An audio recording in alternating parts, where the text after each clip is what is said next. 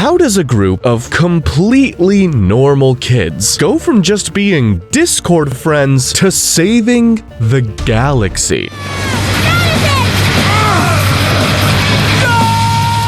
With the power of those iconic plastic spheres. That's how. Bakugan Battle Brawlers, the anime that started in 2007, is in many ways just a 189 episode commercial for the Bakugan toys. But that doesn't mean it isn't sick as hell too. So if you stick around to the end, I promise it's worth it. So let's jump in. So the first episode sort of kicks off with an intro sequence telling us everything we need to know about the world of Bakugan. Remember when that was a thing? One fateful day, playing cards rained down from the sky all across the earth. Our young protagonist, Dan Kuso, and his online friends used these cards to invent a game called Bakugan. It's basically Pokemon or any other card battle game, but the creatures start out as tiny balls that pop open just like the toys. Neat, huh? Anyway, Bakugan fever swept through the world, but unbeknown to everyone, there was a far more serious battle going on in a parallel world called Vestroya. Now, Dan and his friends, the blue-haired Runo, nerdy little Marucho, stylish Julie, cocky Shun, and the mature Russian Alice are the Bakugan Battle Brawlers. Now, if any of that went over your head, don't you worry one bit, because they'll repeat that at the start of every single episode. The first episode really starts with Dan checking out his Bakugan collection at home while his mom does some crazy yoga. Then Dan walks through his hometown of Wardington and heads to the park to battle with Shuji, a local tough guy. When the battle starts, the two boys are transported to an otherworldly arena in Vestroya, where their toys come to life as giant beasts. Dan uses the brilliant strategy of choosing a card that's a higher power level than Shuji's. But Shuji then changes the terrain to give his mantis creature a power boost. Dan's creature is destroyed, and Shuji takes the first round.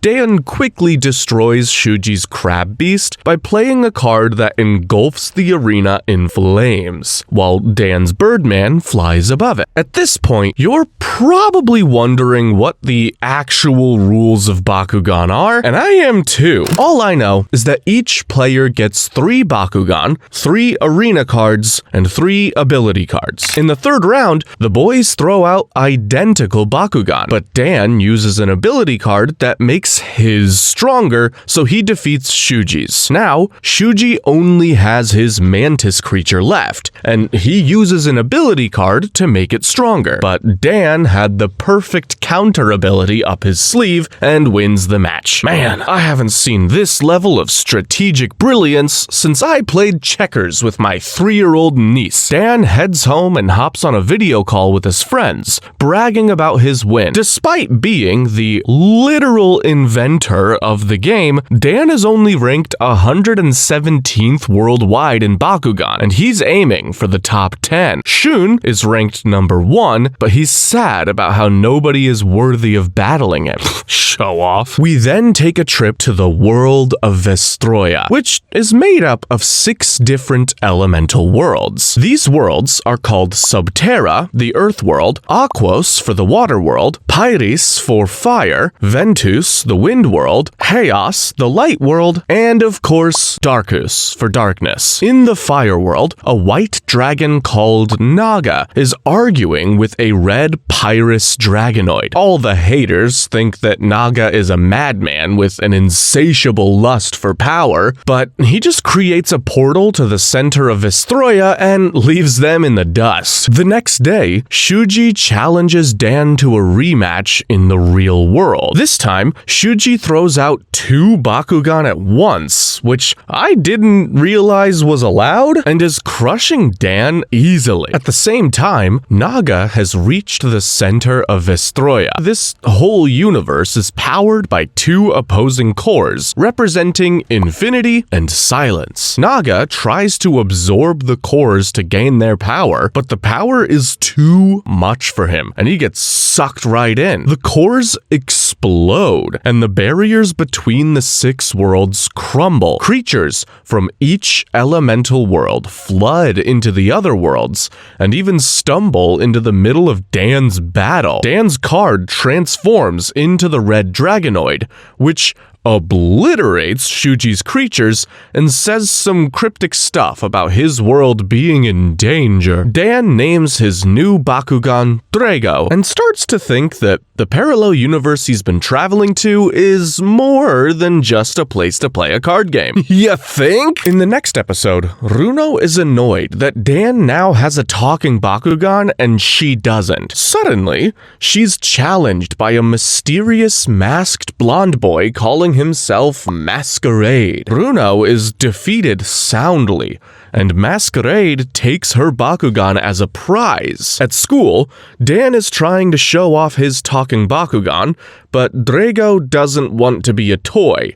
He wants to save Vestroya from Naga. He rolls right into the teacher's feet and gets Dan in trouble. Yes, ma'am! Do I make myself clear? How did I get myself into this? Thanks a lot, Drago. Later, Dan learns about Runo's defeat and immediately challenges Masquerade to a battle. But Masquerade doesn't show up.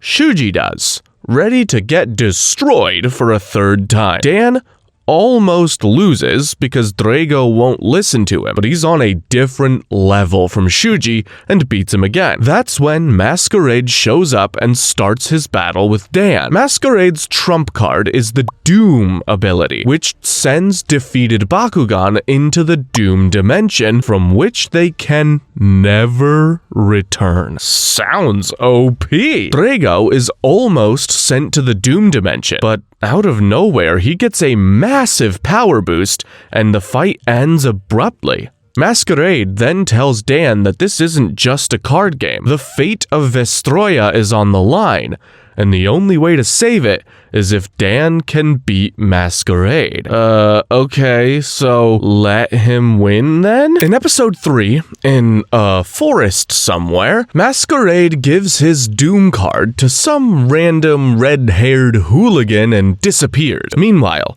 Dan is crushed that he almost lost his Bakugan to the Doom dimension, and he trains hard to beat Masquerade. He continues to have problems with Drago ignoring his instructions, but eventually, Drago realizes he'll never make any progress towards saving his world unless they work together. Also, Runo manages to find a talking Bakugan of her own, a Chaos Tiger named Tigrera. The next day, Dan is challenged by Rikimaru, the punk with the Doom card. Both boys throw out all their Bakugan right away, but Rikimaru uses a devastating combo attack. He summons a tidal wave that sends all Dan's creatures into the Doom dimension except for Drago. Dan throws out Drago and plays an ability card on him, but Drago cancels the ability card to make himself weaker, much to Dan's frustration. However, Drago only did this because he knew that Rikimaru was going to play a card that swapped the power levels between 2 Bakugan. They win the match thanks to Drago's quick thinking, but Drago is pissed that Dan doesn't listen to him. Also, watching Bakugan go into the Doom dimension is no biggie for Dan, but for Drago, it's genuinely traumatic. You don't understand, Dan. They can't come back. All Bakugan are alive, but the ones that fall into the Doom dimension are gone. Dang! The two have a big fight, and it ends with Dan throwing Drago into the ocean. Not a smart move there. Dan tells his friends about the fight he had with Drago, and they pretty much tell him he's an idiot for throwing away a powerful sentient Bakugan. Also, Runi is absolute besties with Tigrera, which doesn't make Dan feel any better. Dan goes through his day miserably and meets a classmate named Rio. Rio tells Dan that Bakugan isn't just a game about having the biggest numbers. There's also strategy involved. Then it's possible to defeat even the strongest enemy with less power than him. What? Are you serious? Dan's mind is blown. This realization, on top of everything else, is just too much for Dan, and he shoves Rio to the ground. Damn! The next day, Dan tries to apologize, but Rio immediately challenges him to a battle. What Dan doesn't realize is that Masquerade gave a Doom card to Rio as well. Seems like all Masquerade cares about is screwing with Dan. Rio proves that strategy is more important than raw strength, and sends all of Dan's Bakugan into the Doom dimension with counter abilities. After watching 3 more of his Bakugan basically die in front of him, Dan realizes that maybe Drago was right, and he needs to take this more seriously. Dan runs to the ocean and miraculously finds Drago right where he threw him. Drago accepts Dan's apology, and the two become a team again. Dan challenges Rio to a rematch, this time with strategy. Dan guesses that Rio is going to self-destruct one of his Bakugan and swaps its location so that Rio blasts his own team. After Dan wins, he and Rio actually become friends, while Masquerade just watches creepily from a distance. But now that Dan has learned to use his brain, can anyone stop him and Drago? In the next episode, Dan wants to spend all day talking to his online friends, but his mom makes him go to the grocery store. Shut up, Mom! Silence from you! Okay. You're cut off from talking! Meanwhile, Masquerade is still using his Doom cards to destroy local children, cause that's really his whole thing. Runo is sent to the grocery store by her parents too, and she happens to run into Dan. This wouldn't be very significant, except they don't really hang out in person anymore. They're just Discord friends now. Runo says that they should have a friendly battle, but Dan just runs off. Guess he's only comfortable talking to girls through a screen. In his panic, he drops his portable Bakugan computer, the Bakupod, and Runo picks it up. On it, she sees that Masquerade has challenged Dan to another battle, and she decides to go battle him in Dan's place.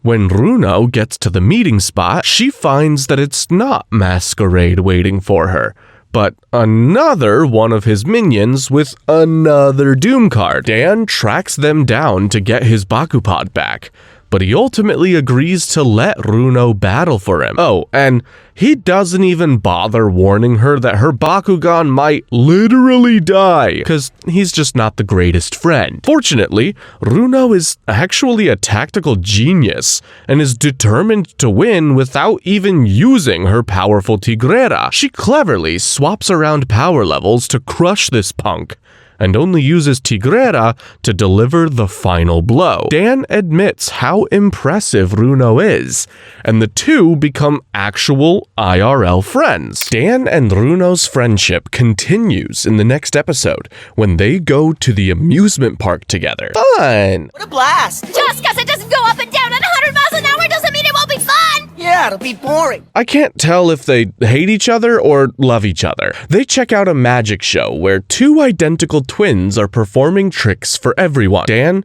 and Runo get called up on stage as volunteers and are asked to pick a card. And of course, it's the Doom card. Can these kids have one day of peace, please? The twins, Kento and Kenji, are more of Masquerade's goons, and they challenge Dan and Runo to a 2v2 combination battle. Dan and Runo accept, but can't figure out how to work together. Didn't Dan just learn an important lesson about teamwork like 2 episodes ago?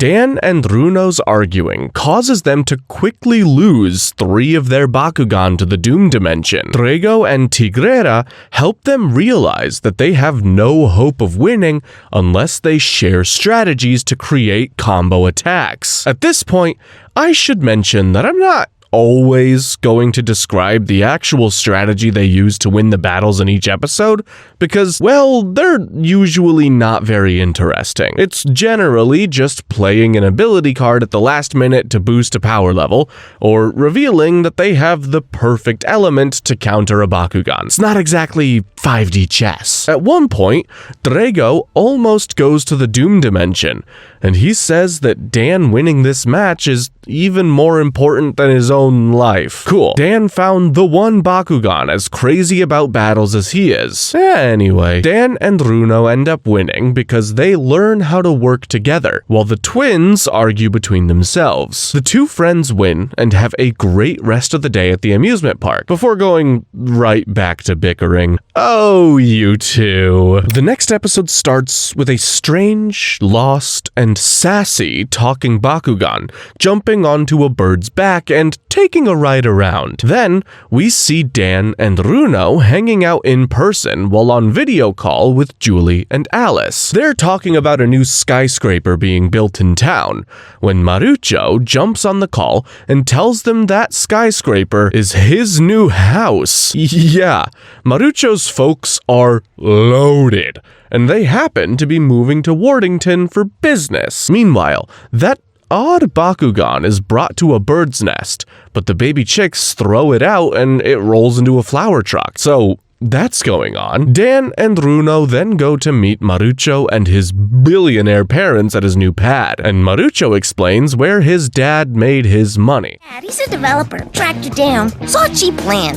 Evicted a school. Tore a few homes down, and that's how he makes his millions. So he's an evil land developer. That's a choice.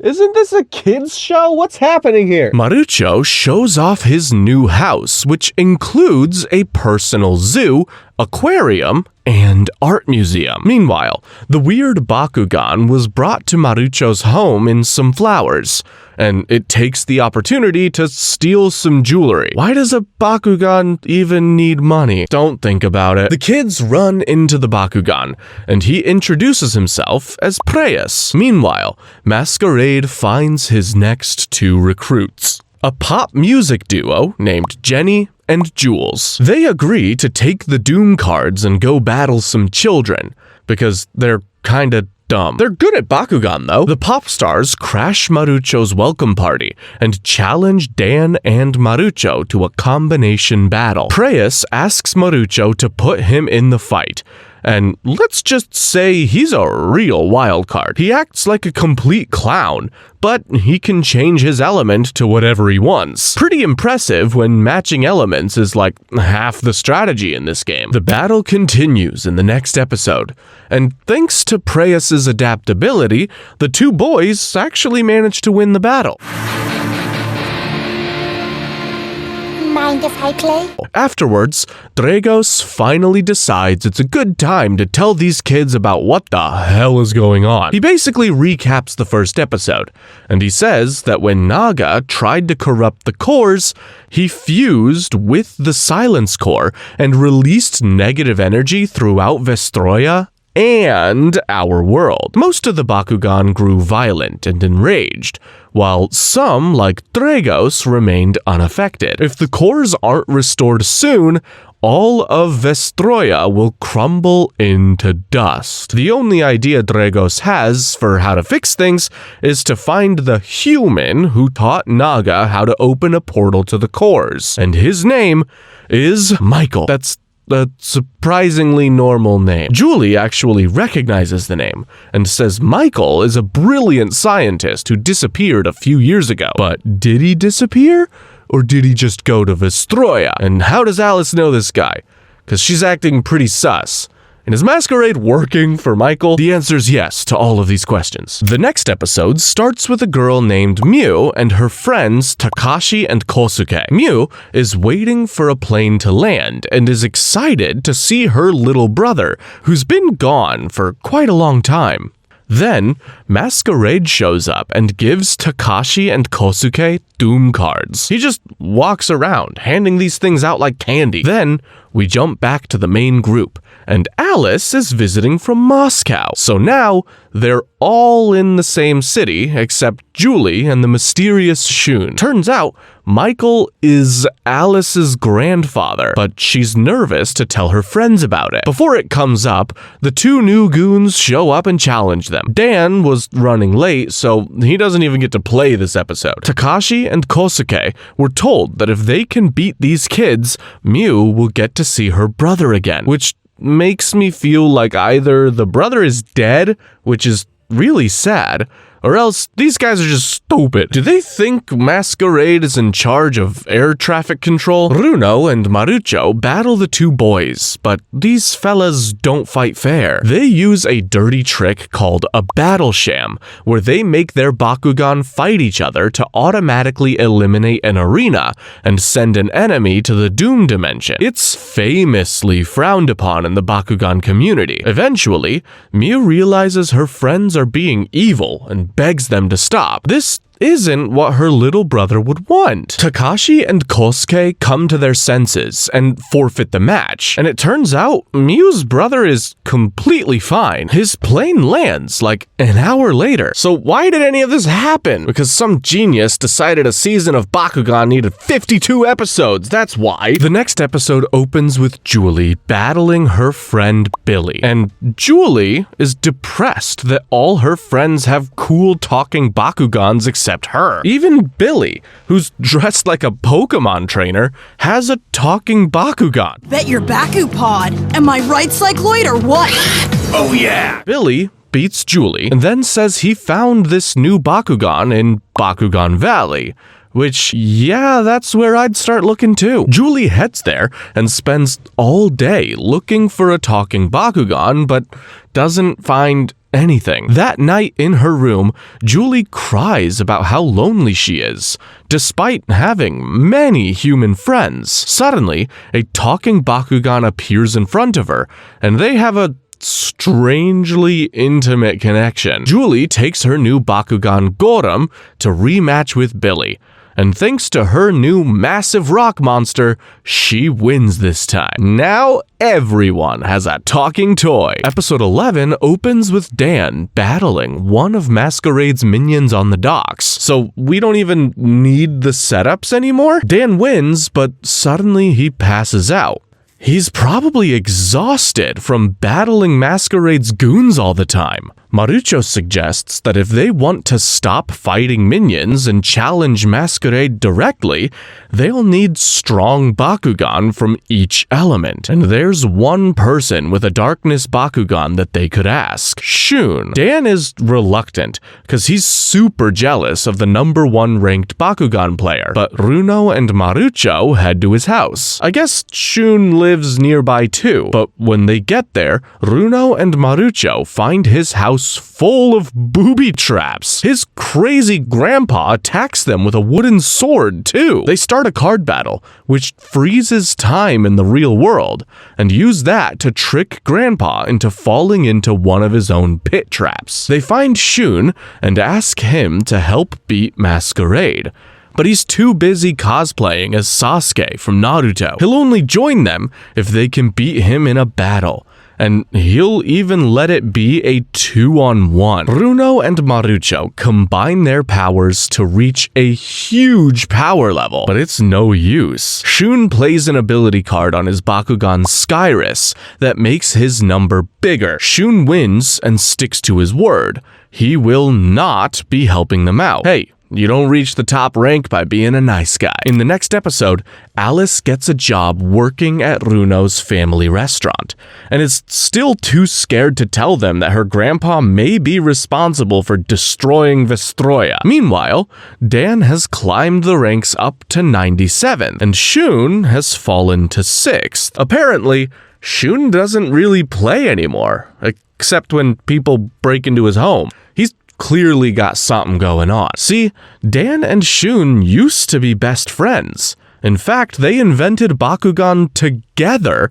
when they were even younger, a plot point that still makes zero sense to me. Why do they keep saying they invented it? It's like finding a Monopoly box in the forest and saying you invented Monopoly. Whatever. Shun used to be a much happier boy, but then his mom got sick. His crazy grandpa started raising him and told him that Bakugan is just a children's game and that Shun needed to focus on what's really important: ninja training. Seriously. We're not going to get a chance to play with it because you'll be practicing ninja moves with me. This show is insane. Anyways, in his mother's last moments, she gave him a Bakugan, which is hilarious, but also gives me hope that someday Shun will remember the joy of playing a simple game with his friends. Now that we know his tragic backstory, in the next episode, Dan, Marucho, and Runo all go pay Shun another visit. Runo and Marucho fall into another trap,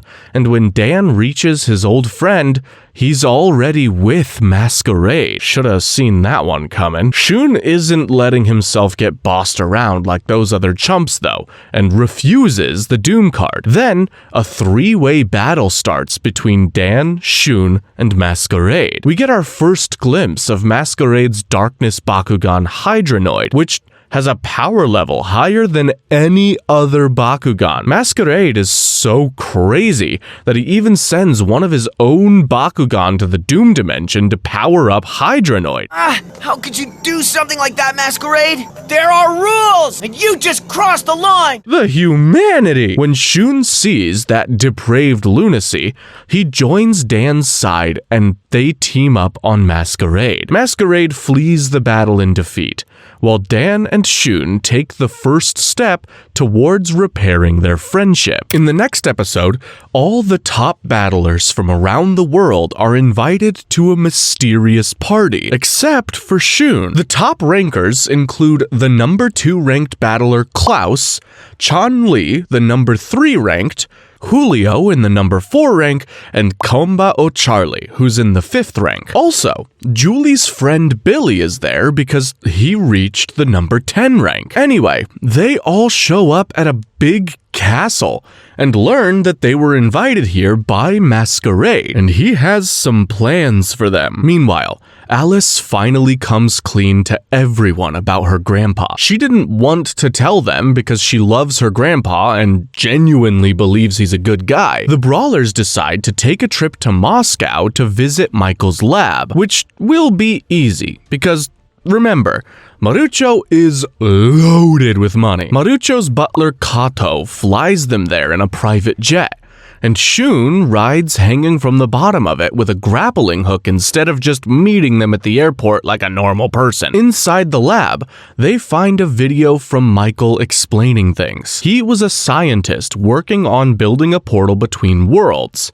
when one day, the portal went crazy and sucked him in. He went to Vestroya, where Naga stole the portal technology from him and sent him back to the human world. Then, they see another video from Michael, only this time it looks like he's been possessed by a wrinkly green demon. The guy calls himself Hal G and vows that he and Naga will destroy all worlds. Apparently, Naga has the power to hypnotize people and make them do his bidding, which is exactly what he did to Michael, and it's what Masquerade did to all the top-ranked battlers.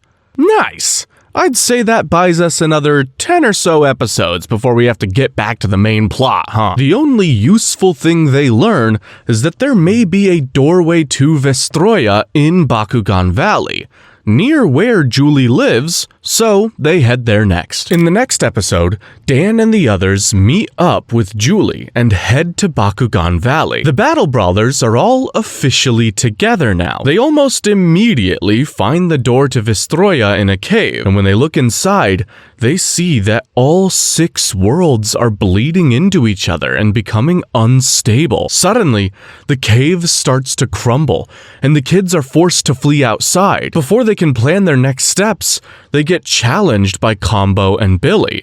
Julie tries to talk her friend down, but Billy is deep under Masquerade's control. Julie and Shun agree to the battle, and Julie and Shun ultimately win the match. Billy stays hypnotized though, and Julie breaks down in tears over losing a friend.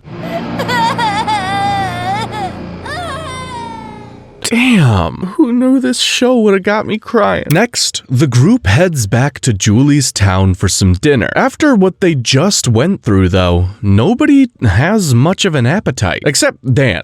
He's hungry as hell. The next day, everyone starts looking for a new doorway to Vestroya, preferably one that isn't in a cave. Shun says he's found another valley just like Bakugan Valley, only for Skyrus to mention that this valley is nothing like Bakugan Valley. What is this sneaky ninja up to? While on the plane to this next location, the battle brawlers realize how suspicious it is that Masquerade always knows exactly where to send his minions. They might just have a mole, or, as Shun points out, it could be Webmaster Joe, the guy who runs the official Bakugan discussion board and has access to all their data. Should have used private browsing mode. Shun is bringing them to a random valley as a trap for Webmaster Joe. If Masquerade's goons are there, then it confirms he's a spy. Sure enough, they land and are immediately challenged by Chun-Li. Dan takes this one, but soon finds himself in a position where Drago is his only remaining Bakugan. Chun-Li is about to land the final blow, but then Drago somehow increases his power level without an ability card. It's not explained how he did that though. Cheating, I guess? Then, Dan uses an ability card that he claims is going to increase Drago's power level by 10 times. But it only goes up by like 30 points total. They win the match anyways though. Man, Dan just beat the number 2 ranked player in the world, and all it took was a completely unexplained ass pull. Is there no limit to his powers? The next episode starts with Klaus looking at information on Preyas, and ominously saying he wants a Bakugan like that for his collection. Then, we join the Brawlers as they continue to search for another portal, with no luck. Dan suggests asking other Brawlers for information online, but it's too dangerous now that they know Webmaster Joe is a total scumbag working for Masquerade. Still, with no other options, they decide to upload a video asking for help. They get a response from someone saying they found a portal in Germany, but when the private jet gets there, it's a trap set by Klaus. It's not even a good trap. These kids just aren't that smart. Klaus challenges Marucho, and this time there's no ass pull. Marucho is way out of his depth and genuinely gets whooped. In the end, he even loses Preyas to the Doom Dimension. Well, that's that then. Immediately after the battle, Klaus laughs in Marucho's face and opens a portal to Masquerade's castle. Marucho and Runo go in after him, and they find themselves in the heart of the enemy's base. There, they access Masquerade's computer and learn that Bakugan can get stronger through a process called evolution. When Drago got a random power-up 2 episodes ago, that was him evolving. However, if a Bakugan evolves too much, it might eventually just explode. So, there are trade-offs. Suddenly, Runo and Marucho are challenged by Julio, and somehow Dan gets pulled into the fight despite being nowhere near them. Julio takes on Dan and Runo at the same time, which was dumb because he loses pretty easily. Once again, Drago gets stronger without doing anything. But this time, Dan is worried about him exploding. After the fight, Drago says that he's figured out Masquerade's true goal. Just like how Naga fused with the Silence Core, Masquerade wants to fuse his Bakugan Hydronoid with the Infinity Core to make him all-powerful, and that would be bad, to say the least. The Brawlers agree to try and fuse one of their Bakugan with the core before Masquerade can. In the next episode, Marucho and Preyas are playing together at the beach. Suddenly, Preyas disappears and Marucho wakes up. It was just a dream, and Preyas is still dead. I'm sorry, buddy. The rest of the brawlers are conflicted. Dan and Julie want to focus on finding a way to break people from Naga's hypnotism, while Runo thinks that they should focus on cheering up Marucho after his favorite toy died. I'm gonna side with the team that actually wants to help real people. Dan and Julie head back to Germany because Billy always wanted to visit there.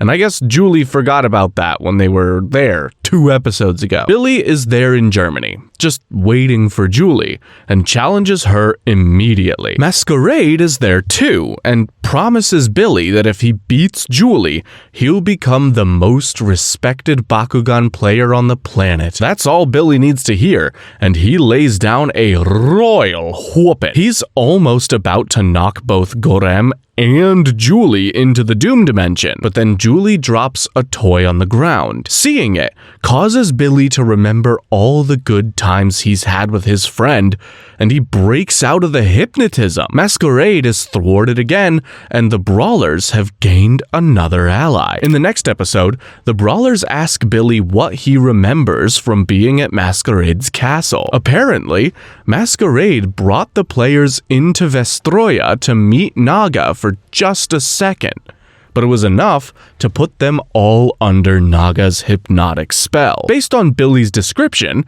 Drago realizes that Naga hasn't finished absorbing the silent core yet, so they still have some time before he becomes the ultimate Bakugan. Shun realizes that his friends are always arguing over petty crap, so he goes out on his own. Alice chases after him and tries to convince him he can't beat Masquerade on his own. Then, Shun is challenged by Komba, a lone wolf who doesn't need anyone else. Seeing Komba makes Shun realize how sad it is to play a children's card game all by yourself, and he agrees to return to the Brawlers. Also, he beats Komba so badly that the kid breaks out of his hypnosis and starts begging Shun to become his ninja teacher. Probably think I'm just some creepy little kid, but I want to be your student. I want to learn from you, Shun, and I'll never leave your side ever. Shun doesn't want some snot-nosed kid following him around, but he does feel bad.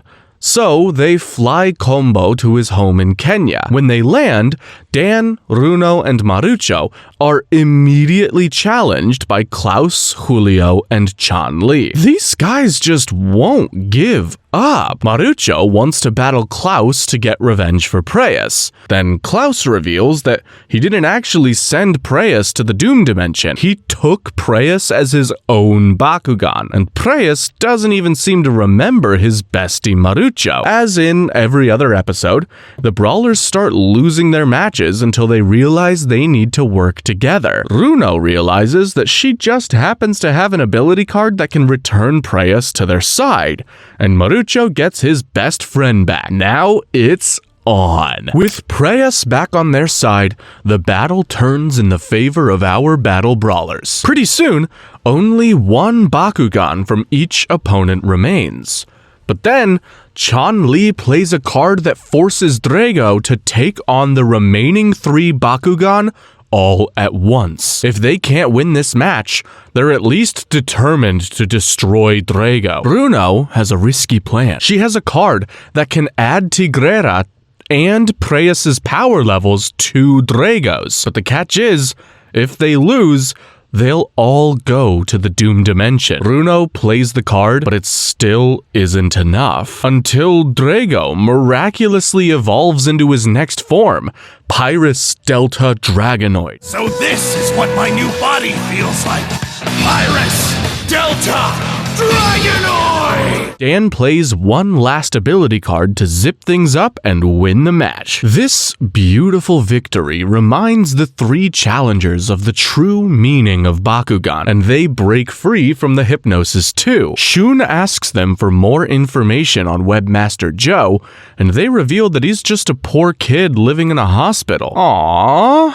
I'm sorry I called you a scumbag, Joe. The brawlers then head to Joe's hospital to see if they can get him on their side. Dan somehow gets lost inside the hospital because he's really, truly a thick child. But the others reach Joe's room and meet his mother. She says that he's actually fine and gonna leave the hospital tomorrow, which is anticlimactic. Meanwhile, Dan runs into Joe, who brings him up to the roof. I don't know if he's under hypnosis, but something's definitely off. Must be Joe!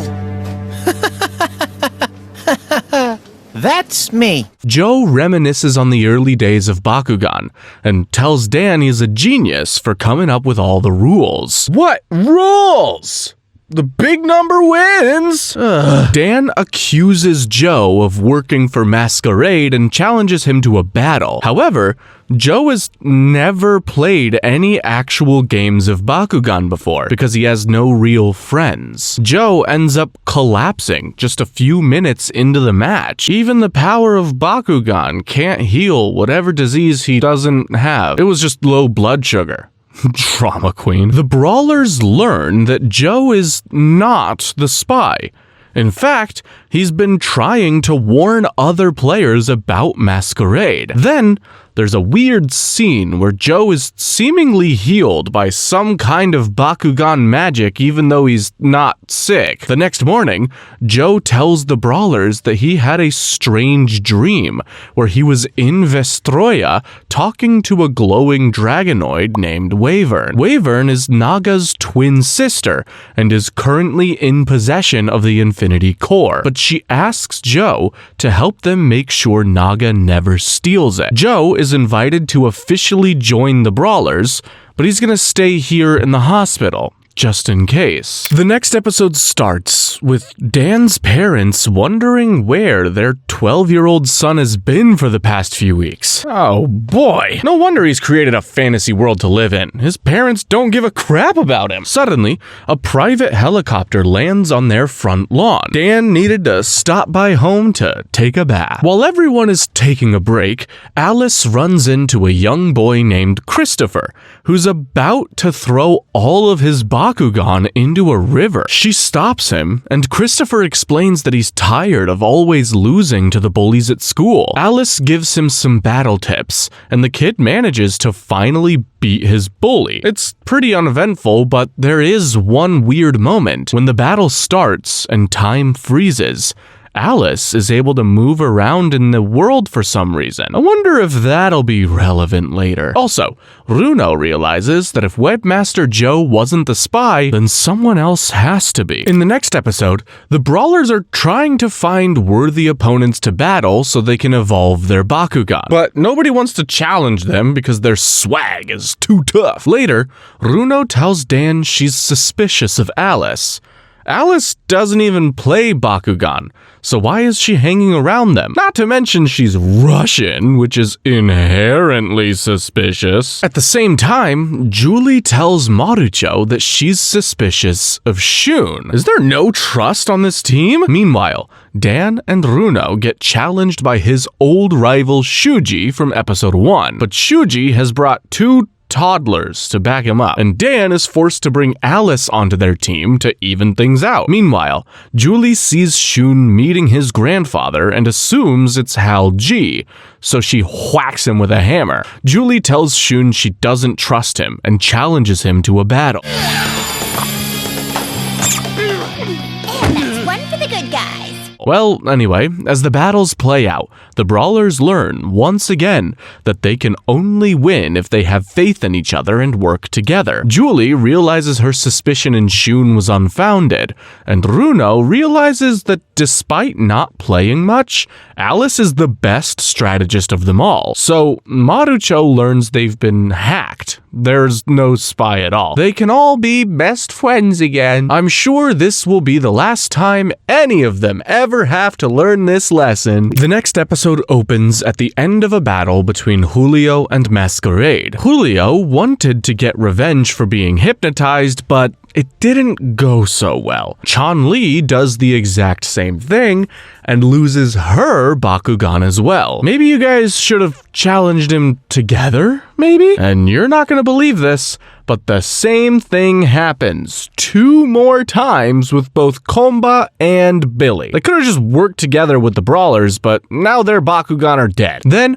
we see that Runo is so scared of losing her bestie Tigrera to the Doom Dimension that she's sworn off Bakugan battles completely. Next up, Klaus challenges Masquerade, and he actually almost beats him, but Hydronoid evolves into Darkus Dual Hydronoid and makes Klaus's Bakugan go bye-bye. Well, that was 15 unnecessary Bakugan deaths. The brawlers don't even know that this is happening, but Runo decides to come out of retirement and rejoins the team. Just kind of being silly, and maybe a little selfish. Kind of feeling sorry for myself. Yeah, you sure were, Runo. The next episode starts with Julie and Marucho at a jewelry store. Marucho is worried someone will see him there, which will ruin his reputation as a badass brawler. Aren't you 11? They spot Dan buying a frog necklace and assume it's a gift for Runo,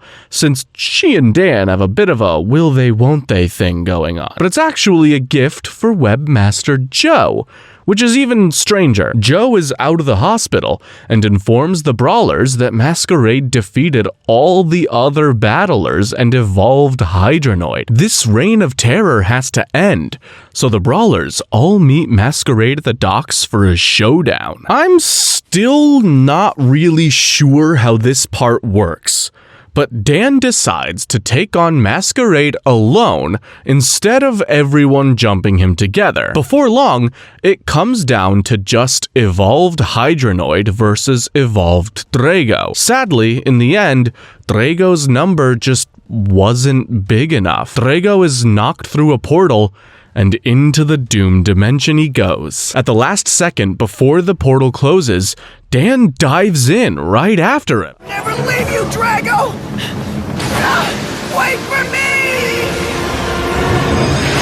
Oh man, it was one thing when it was toys that were dying, but now a human child? Masquerade gloats, and the brawlers look on in horror. Their friend just died. Meanwhile, Dan's parents couldn't care less. The next episode starts in Vestroia, with 6 voices representing the 6 worlds, having a conversation. They say that they have all sacrificed themselves to stop Naga for the time being, but now they need 6 new warriors to replace them. Then, we join Drago in the Doom Dimension, where he's faced with a terrifying Bakugan named Reaper. Reaper tells Drago that he will never leave this place, but Drago's spirits are lifted when he reunites with Dan. Well, at least they're in hell together. Back in the real world, Dan's mom asks the brawlers where her son is, but they're too afraid to tell her that he got sucked into a death portal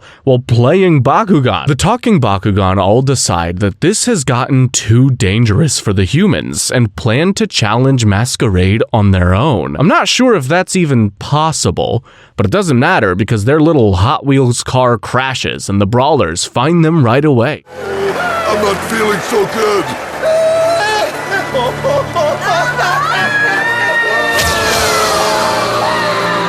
Everyone agrees to challenge Masquerade together, get him to open the Doom Dimension, and then all dive in to try to rescue Dan and Drago. Dan's mom rolls up to find Masquerade standing there alone, and she's like, "Where are all the kids?" And he just says, "Doom Dimension." Doom Dimension.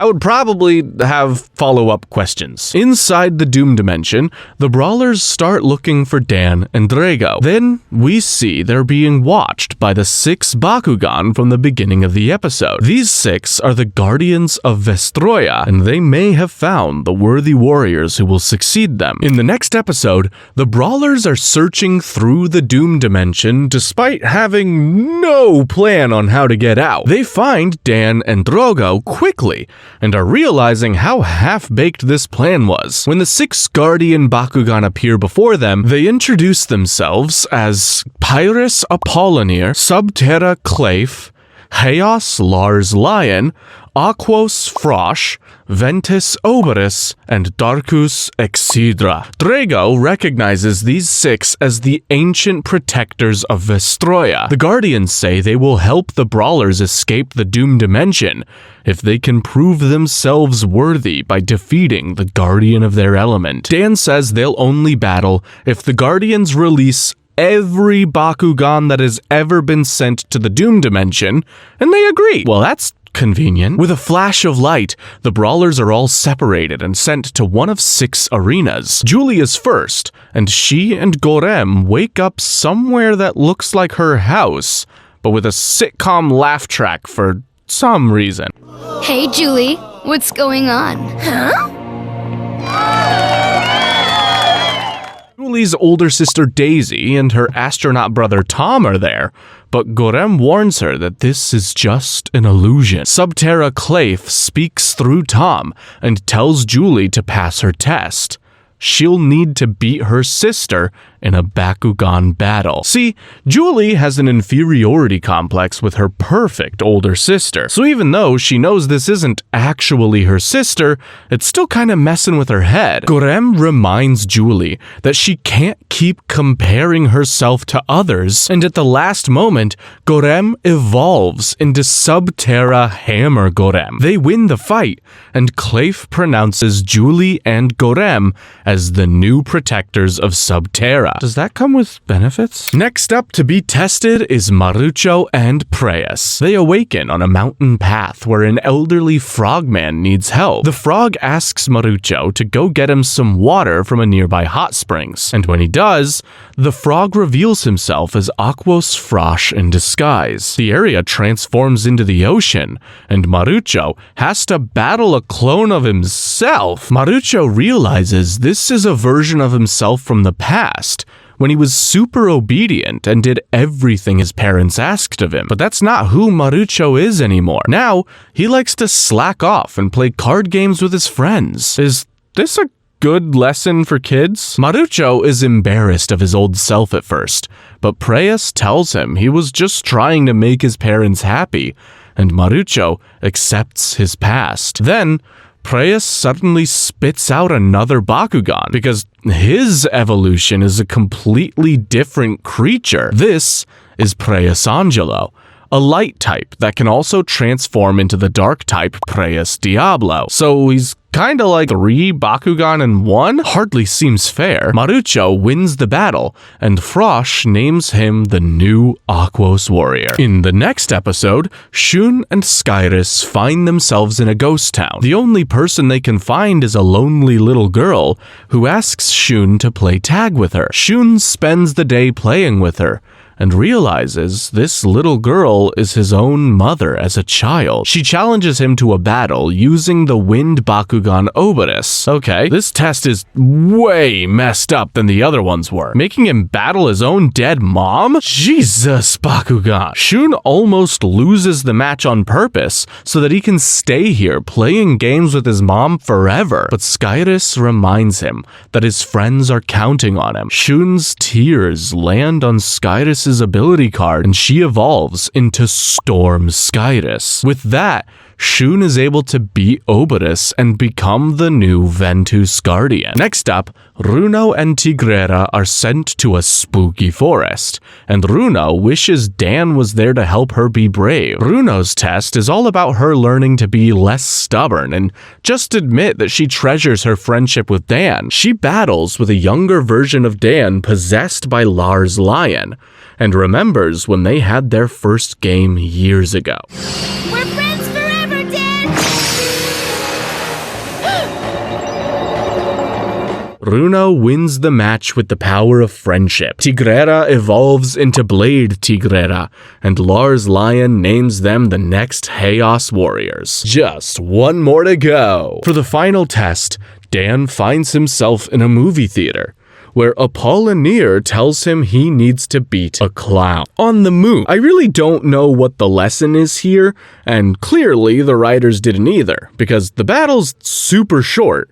Dan wins, but Drago doesn't evolve. Apollinaire tells him that in order to become the ultimate Bakugan, they're going to have to battle their own friends. Maybe they can just let him win. Back in the real world, something much more interesting is happening. Webmaster Joe is moving into a new house in Wardington when a wyvern suddenly appears before him. She tells Joe that she'll need his help to stop Naga, but then Masquerade appears behind them both. After passing each of their tests, the brawlers wake up back in the real world with all of their Bakugan restored. Dan knows that he's supposed to challenge the other brawlers now, but it's kinda awkward. Meanwhile, Joe and Wyvern are facing Masquerade and Hydronoid. This may be Joe's first real match, but Wyvern is a beast, and Joe has been practically eating, sleeping, and breathing Bakugan his whole life. Masquerade fails to steal the Infinity Core from Wyvern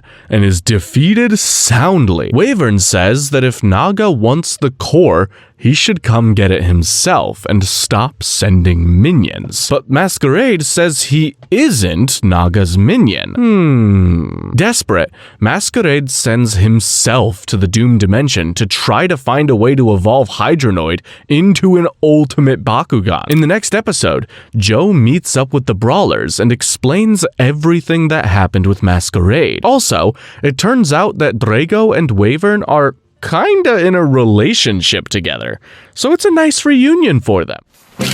Is that you, Wyvern? Nice to see you again, Drago Rooney.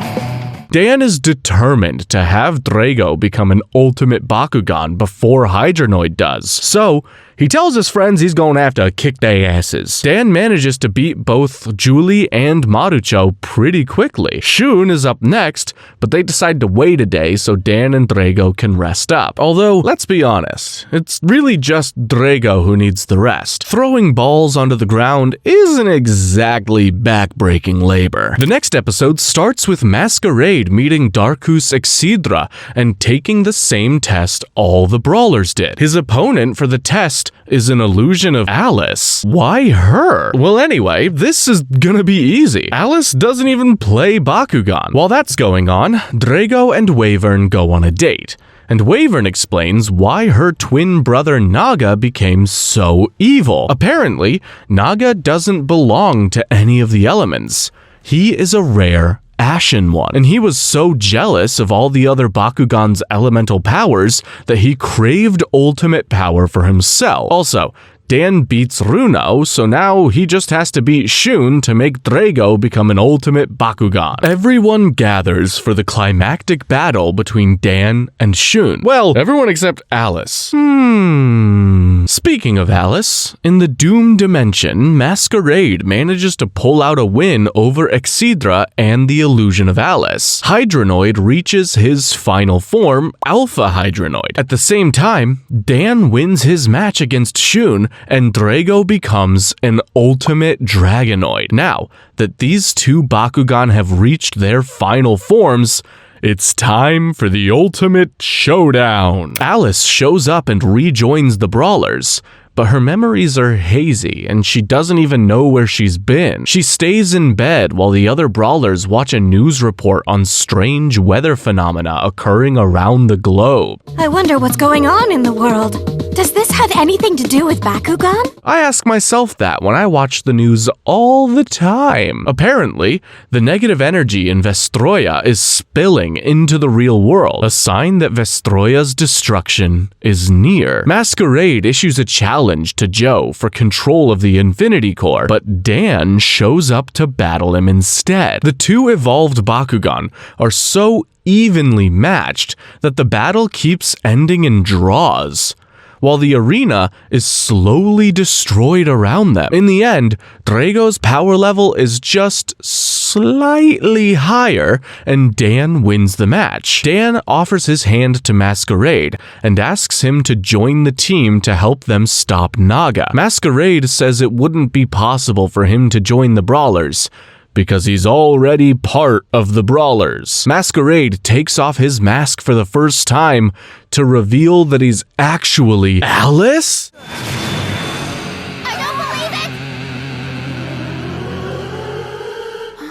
What the what? In the next episode, Alice seems confused. Apparently, she had no idea she was masquerade all this time. It's like Fight Club. Suddenly, a giant hologram of Hal G appears and explains everything. Alice and her grandpa Michael were both directly exposed to the Silent Core's negative energy in his lab, which created the alter egos of Hal G and Masquerade. Alice's memory of her time as Masquerade comes flooding back, and she's overcome with guilt at all the Bakugan she sent to the Doom Dimension, even though they're all back now. The Brawlers are all willing to forgive her, but she can't forgive herself and leaves through a portal that Hal G creates. No, Alice! Time goes by and none of the Brawlers hear a peep from Alice. Strange weather events keep happening across the world. The northern lights appear in New York, rivers are drying up,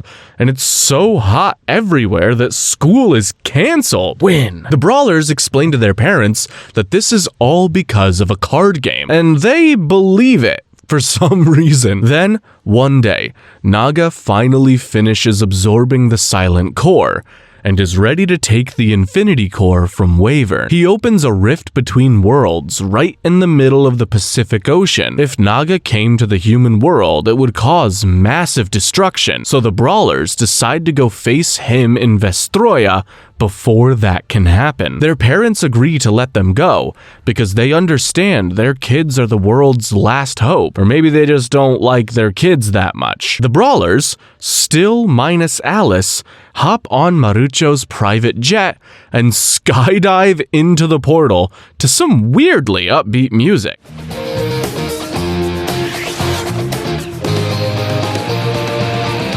I guess fighting an all-powerful dragon in an alternate dimension still beats going to school. Alice, still haunted by all the things she did as a blonde man, is staying with her aunt and uncle. When she sees local kids playing Bakugan, she flees in terror. Though, to be fair, that's usually the same reaction I have. While running away, she notices a castle she never saw before and walks in. It turns out to be Klaus's castle, and Alice apologizes for hypnotizing him and sending his Bakugan to the Doom Dimension. Klaus refuses the apology and challenges her to a revenge battle. In the end, it's revealed that Klaus wasn't actually mad.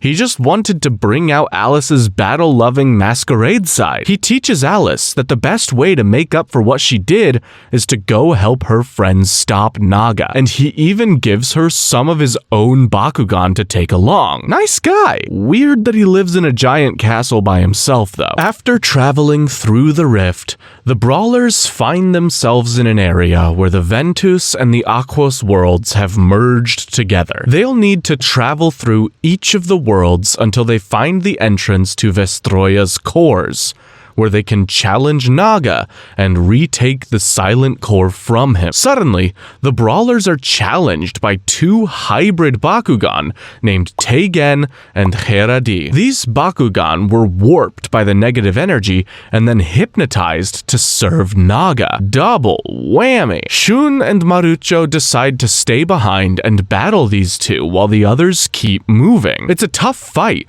since these Bakugan have both wind and water attributes, but with the evolved Skyrus and Preus, Shun and Marucho eliminate the hybrids. Episode 42 is kind of the exact same thing. The Brawlers are now in a world where Subterra and Chaos have merged and are challenged by two Earth-Light hybrids. Only this time, the hybrids aren't interested in having a Bakugan battle, but a race. Also, for some reason, they both have a crush on Dan. This 12-year-old's quite the ladies' man. The Brawlers agree to the race, but the hybrids use their abilities to play dirty. Ultimately, Runo and Julie have to stay behind and try to slow down the hybrids so Dan can win the race and move on to the next world by himself. In the next world, Pyrrhus and Darkus have merged together, and it's basically just hell. Dan and Drago are attacked by a swarm of demon Bakugan, but use Drago's evolved abilities to incinerate them. They are confronted by this world's hybrids, Drumin and Centaurio, and these guys have a bone to pick with Drago, since he was more popular than them in high school. You'd think sentient super monsters would be smarter than humans. Guess not. Centaurior shoots a fireball at Drago, but he and Dan are saved by the lightning-fast Nova Lion. Nova Lion is an old friend of Drago's, and has been trying to put up a resistance against Naga's minions all by himself here in Vestroya. He says he can show Dan and Drago the entrance to Vestroya's center, but it's blocked by the two hybrids. The Bakugan have a fight where they don't take turns playing cards and actually just go at it, which is so refreshing. Nova Lion is wounded in the fight, and Drago flies him to safety. Then, Nova Lion reveals that long ago, the two cores of Vestroya were one, and all the different elements of Bakugan got along peacefully. One day, the cores split apart. The 6 worlds were created, and the Ashen ones were born. Then, tragically, Nova Lion succumbs to his injuries and dies. Like, for real. Damn. Dan and Drago head back to the battle with Druman and Centaurior, but it looks hopeless. Meanwhile, in the real world, Alice asks Klaus if he can help her get to Vestroya. Klaus uses his private jet, or one of them at least, to fly Alice to the rift. She jumps through and summons her mask to become Masquerade one last time. She arrives with Hydranoid just in time to save Dan and Drago from certain death. I guess she got the fast pass to Darkness Fire World? They still aren't strong enough to take down Druman and Centaurior though, so they retreat to make a plan. It seems like they've kind of forgotten that they have cards that can make their Bakugan way more powerful.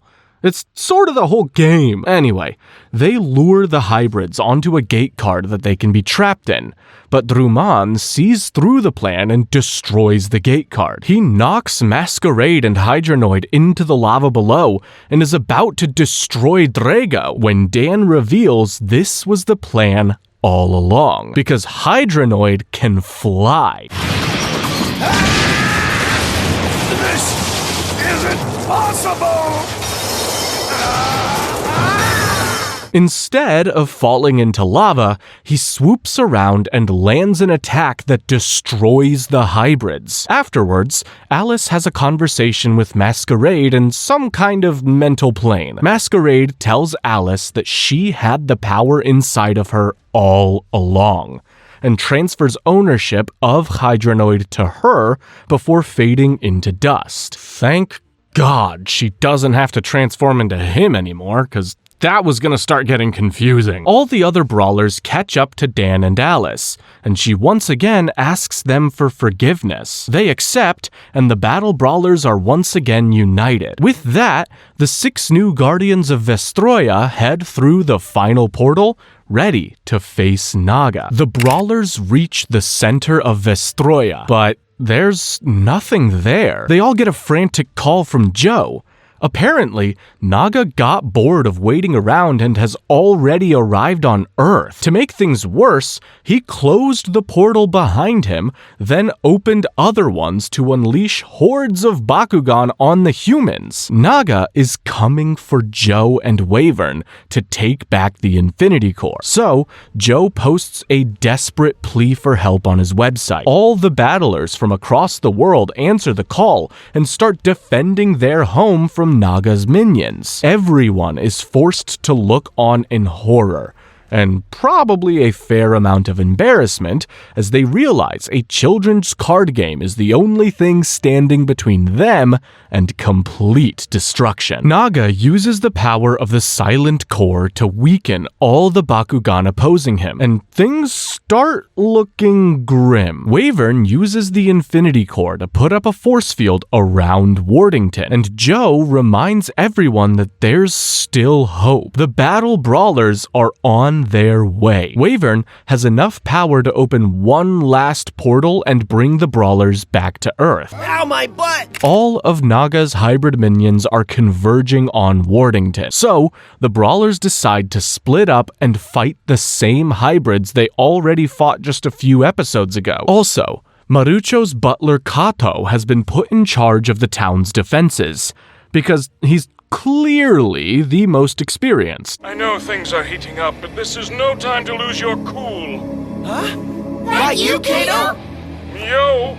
Marucho fights Teigen again, and this time he's getting a helping hand from Jenny and Jules. It's a strange trio, and the pop stars don't really know what they're doing, but in the end, they manage to beat Teigen. Then, Marucho gets a kiss on the cheek from each of the girls. I'm sure this is one Bakugan battle he will never forget. The next episode opens with the hybrid Bakugan Cycloid. She's a gentle Bakugan at heart, but Naga tells her that if she ever wants to see her little sister Rabadir again, she needs to destroy the battle brawlers. Mind control wasn't enough. Now this dragon is resorting to blackmail? Julie and Billy are searching for Cycloid when they are joined by Shuji, along with his younger siblings Akira and Nene. And take my advice, dorks! Quit pretending you don't want to go out with each other! Finally! Someone says it. Julie and Billy mainly just seem to be enjoying a romantic afternoon together at this point.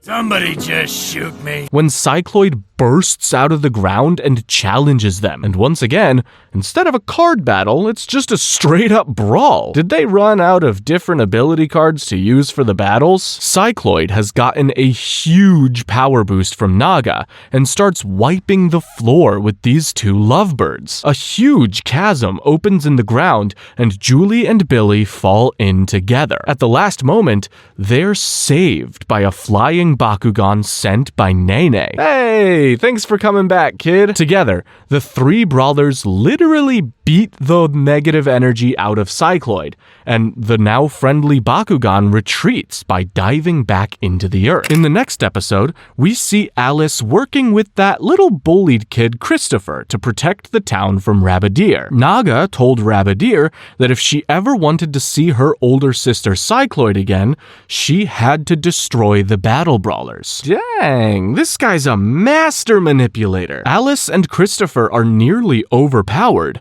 but Klaus steps in to save the day like the prince he is. Also, at one point, Wyvern makes Drago promise that if Naga is about to get the Infinity Core, Drago will gobble up the core first. You know what they say. Don't let the evil dragon destroy the world. Or at least they should say that. We're almost to the final showdown. In episode 49, Shun teams up with Komba against the hybrid Heredi. And Shun actually gets the chance to show off his ninja skills.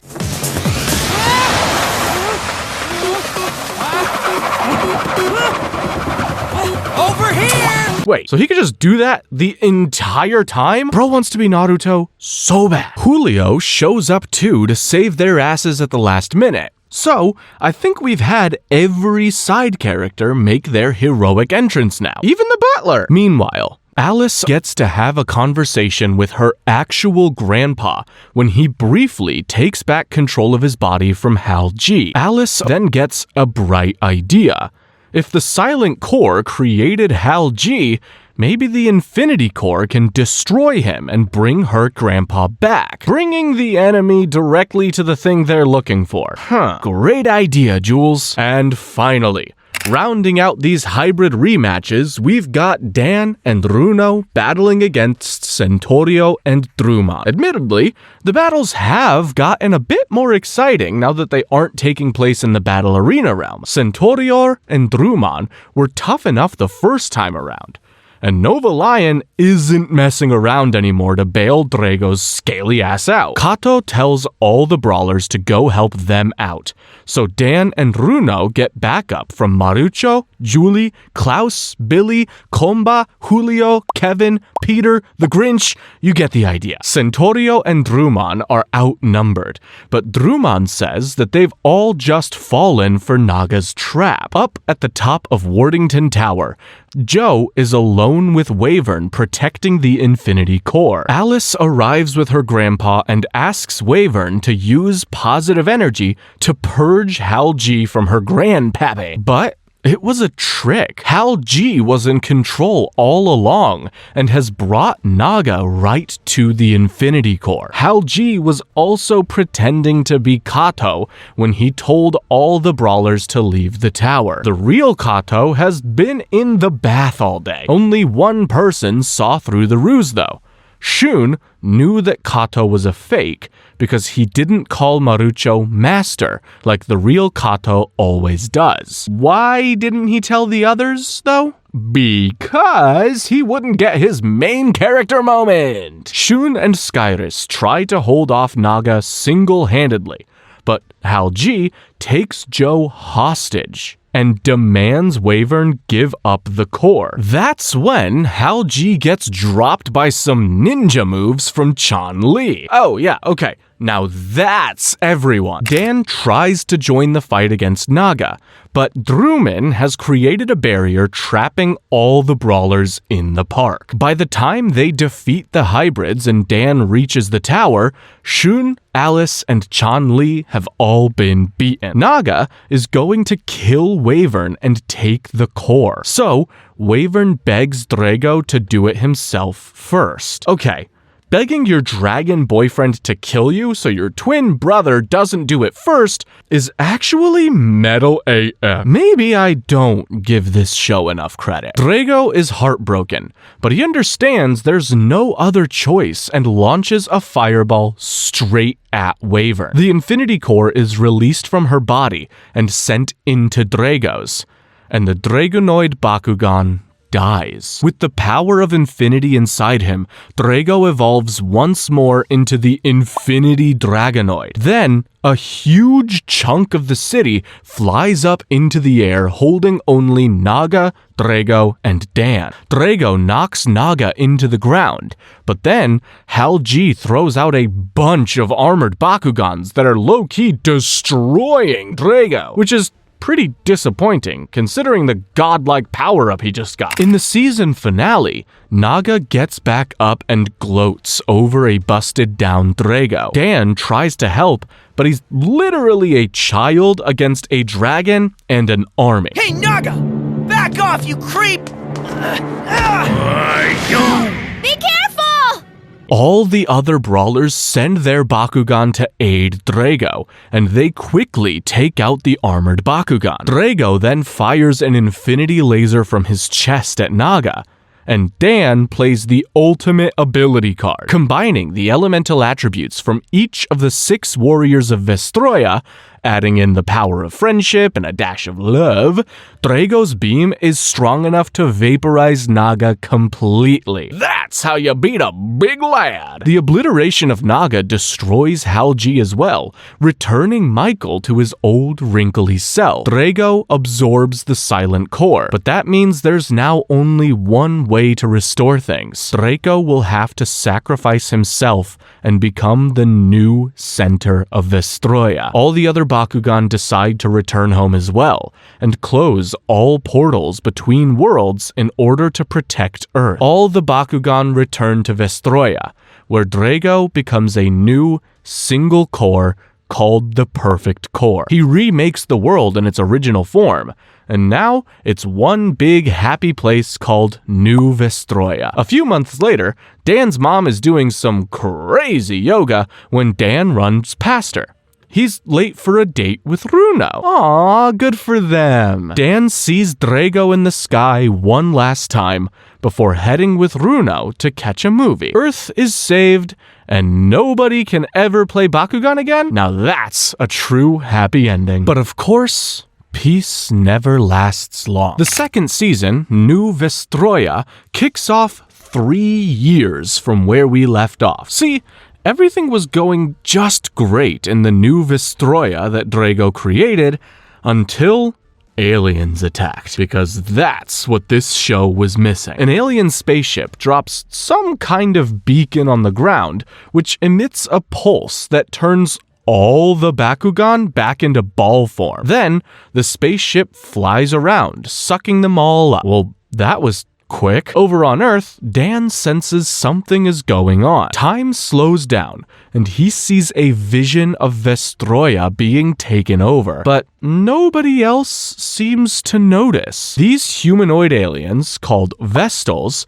just want to use the Bakugan as toys for their own amusement, which is kinda what all the humans did, but hey, at least they didn't know any better. As the Vestals continue taking over Vestroya, the 6 Guardian Bakugan go down pretty easily. The Vestals are using enslaved Bakugan and forcing them to take over their own world. There's one Vestal named Baron who's actually fighting to protect the Bakugan, but he gets beaten down too. Drago can see all of this happening from inside the perfect core and is horrified that the world he sacrificed everything for is being destroyed. The spirits of the 6 original Guardians appear to Drago and tell him that they can restore his body, but he must leave most of his strength behind to sustain the perfect core. Drago becomes a toy once more and is sent back to Earth to get help from his old friends. Drago appears right in front of Dan, who is 15 now,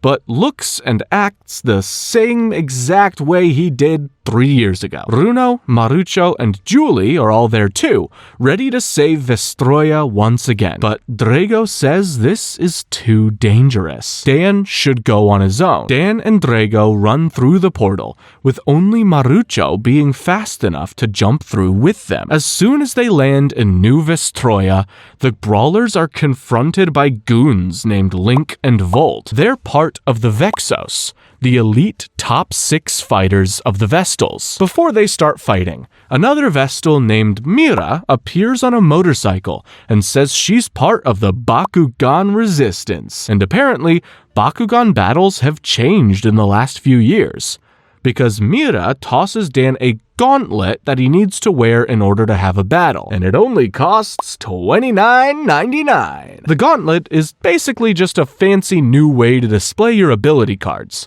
Also, instead of just comparing 2 power levels, they added health bars for each player. Anyway, Dan gets the hang of this new system pretty quickly, and even this weakened form of Drago is still enough to destroy the Vexos' Bakugan. The Vexos recognize that Drago is the last of the 6 Guardian Bakugan that their Prince Hydron wants in his collection. They make a retreat, and Mira tells Dan that this fight is just beginning. Everyone hops on Mira's bike and heads back to the Bakugan resistance base. Mira explains that only the top members of the Vestal government actually know Bakugan are sentient creatures. Most of the population thinks that they're just toys, and that colonizing their world is a-okay. Mira's father was part of the effort to capture the Bakugan, and when Mira learned the truth, she was outraged and created the resistance with other like-minded Vestals. When they reach the base, they meet with Baron, a resistance member who's a super big fan of the original battle brawlers. The Masters! Masters? I think he fell on his head. And you must be Master Drago! Apparently, the stories of their heroics last season have spread throughout the galaxy. Oh, and back on Earth, Runo is pissed that her boyfriend Dan ran off to have another adventure without her. You can do better, girl. Next, they meet with another resistance member, Ace. But this guy is human-phobic. He doesn't think the resistance needs help from some dirty humans, so he challenges Dan to a battle to prove Vestals are superior. The 2 boys prove to be evenly matched and battle all day with neither health bar hitting 0. Eventually, they decide to just call it a draw and become best friends. Then, Mira explains that in order to save the Bakugan, they'll need to destroy the 3-dimension controllers that are being used to force them into ball form. And this resistance base is actually a mobile tank that can head straight for the first one. While the Resistance heads toward their first target in Alpha City, Dan trains Baron in the ways of Bakugan. The Resistance members each have a few Bakugan, but Marucho is super bummed because he doesn't have any. Meanwhile, the leader of the Vexos, Spectra, sends out 2 more of her elite fighters, Shadow and Mylene, to intercept the Resistance. Back at the base where the gang is camped in a mushroom forest, Baron proves to be an excellent student and learns the most important lesson of Bakugan, how to mentally prepare yourself for battle. Get psyched! Get psyched! Get psyched! Get psyched! Is it gonna be like this every time he brawls? Hope not. Baron lacks confidence because he was beaten by Spectra and lost Tigrera as a result. The 2 Vexos members crash the party, and Mira suggests Baron takes them on alone so he can boost his confidence. Is this a Resistance fighting group or a self-esteem workshop? Baron battles Shadow, and he's on the back foot for most of the battle because he's so afraid of losing another Bakugan. Once he realizes everyone in the Resistance believes in him, he gains his confidence back. He pulls a BS move that swaps power levels if the difference is over 500, and sends the Vexus members retreating again. Marucho is bothered by how completely useless he is without Preyas around, so he heads out on his own to see if he can find any wild Bakugan to take. But, you know, with their consent. He realizes this is a terrible idea when he starts starving and has no idea how to get back. Suddenly, this little nerd is caught in a snare set by the Bakugan Elfine. They get to talking, and it turns out Elfine used to know Preyas, and even had a little crush on it. Hey, who doesn't, you know? Elfine doesn't really think Marucho is worthy of being her partner, but if it's to save Preyas, she'll help him out for the time being if he can pass her test. And he absolutely can't. To be fair, she asks a puny 14-year-old to catch all the driftwood falling down at the base of a waterfall and to avoid needles shot at him by flowers. He's not Shun. In the middle of this testing, Mylene swoops down in a ship hunting for any free Bakugan. Marucho sees that Mylene has no respect for Bakugan and challenges her to a battle. Elfine decides to fight with Marucho, but Marucho has never been the best battler on his own. He impresses Elfine by standing his ground, but they're about to be destroyed when a hooded figure appears and tosses out some wind Bakugan. Mylene says she's tired of this figure interfering with her plans and offers him a spot in the Vexos, but the man says nothing. When Marucho comes to, the figure is gone, and Elfine has agreed to become Marucho's new partner. She'll never be Preyas, though. In the next episode, another Vexos named Gus is pretty embarrassed that his group keeps getting beaten by these weakling resistance members. And that's pretty fair. I don't think we've seen a Vexos win a fight yet. Gus calls together a meeting just to tell his comrades that they are weak sauce and he'll take down the resistance himself. Meanwhile, Mira gives Dan a new type of Bakugan, a trap Bakugan named Coin Scorpion. The trap Bakugan are a mysterious sort with unique abilities, and they either can't or won't talk to anyone. Dan runs off to train with Scorpion on his own, when he's confronted by Gus. Only, instead of challenging him, Gus finds Dan so weak that he heads back to challenge Spectra, the only person he sees as worthy. Spectra is the top Vexos, though, and he completely crushes Gus. So Gus is like, okay, maybe Dan's not actually too weak to fight me. So Gus flies back and challenges Dan with his most powerful Subterra Bakugan, Primo Vulcan. Dan cleverly uses Scorpion to reflect one of Drago's fireballs at Vulcan's weak point, but Vulcan is basically an indestructible cyborg. It fires its fists at Drago and knocks him out. Conveniently, though, there's a rule that you can't take another battler's Bakugan unless you beat them by a lot. So Gus doesn't take Drago. Gus then heads back to Spectra, who says he has brought pride back to the Vexos. But I'd say he hasn't actually accomplished anything. After all, the Resistance are still headed towards Alpha City. In the next episode, Prince Hydron seems to realize the same thing I did, because he commands Gus to get back out there and not come back until he actually has Drago. And for the record, the prince isn't like scary or anything, he just seems like a petulant child. What is going on? You defeated the human and yet I still have no Pyrus Dragonoid in my collection! The Resistance is almost to Alpha City, but Mira wants them to take a detour to pick up her brother Keith. Ace says it's too dangerous, and he seems to have feelings for Mira. Gus then sends a holographic message to Dan challenging him again, and predictably, Dan sneaks off on his own to accept the challenge without backup. That always goes well. This time around,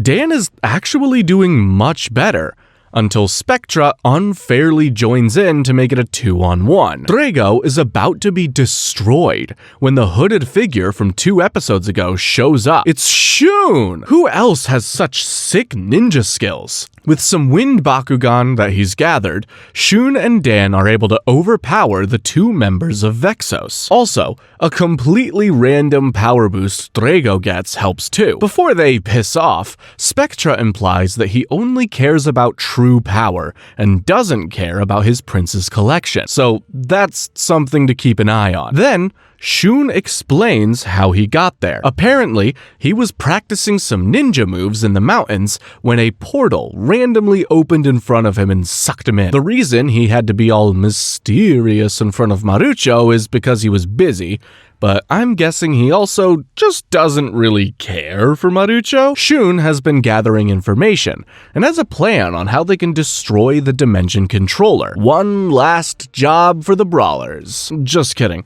There's a ridiculous amount of episodes left. The Resistance arrives at Alpha City, and Mira goes straight to her old house to search for clues about where her brother could be. Her father, Professor Clay, arrives and tries to convince Mira to join the Vestal government in colonizing New Vestroia. Mira refuses and asks where Keith is, to which Clay only says, "Your brother is no more." Jeez, don't sound so beat up about it. Clay leaves to head to his Bakugan testing lab, and Mira follows sneakily behind. Inside, she sees Clay running experiments to try and create his own Bakugan. You're playing God there, Professor. Man wasn't meant to create Bakugan.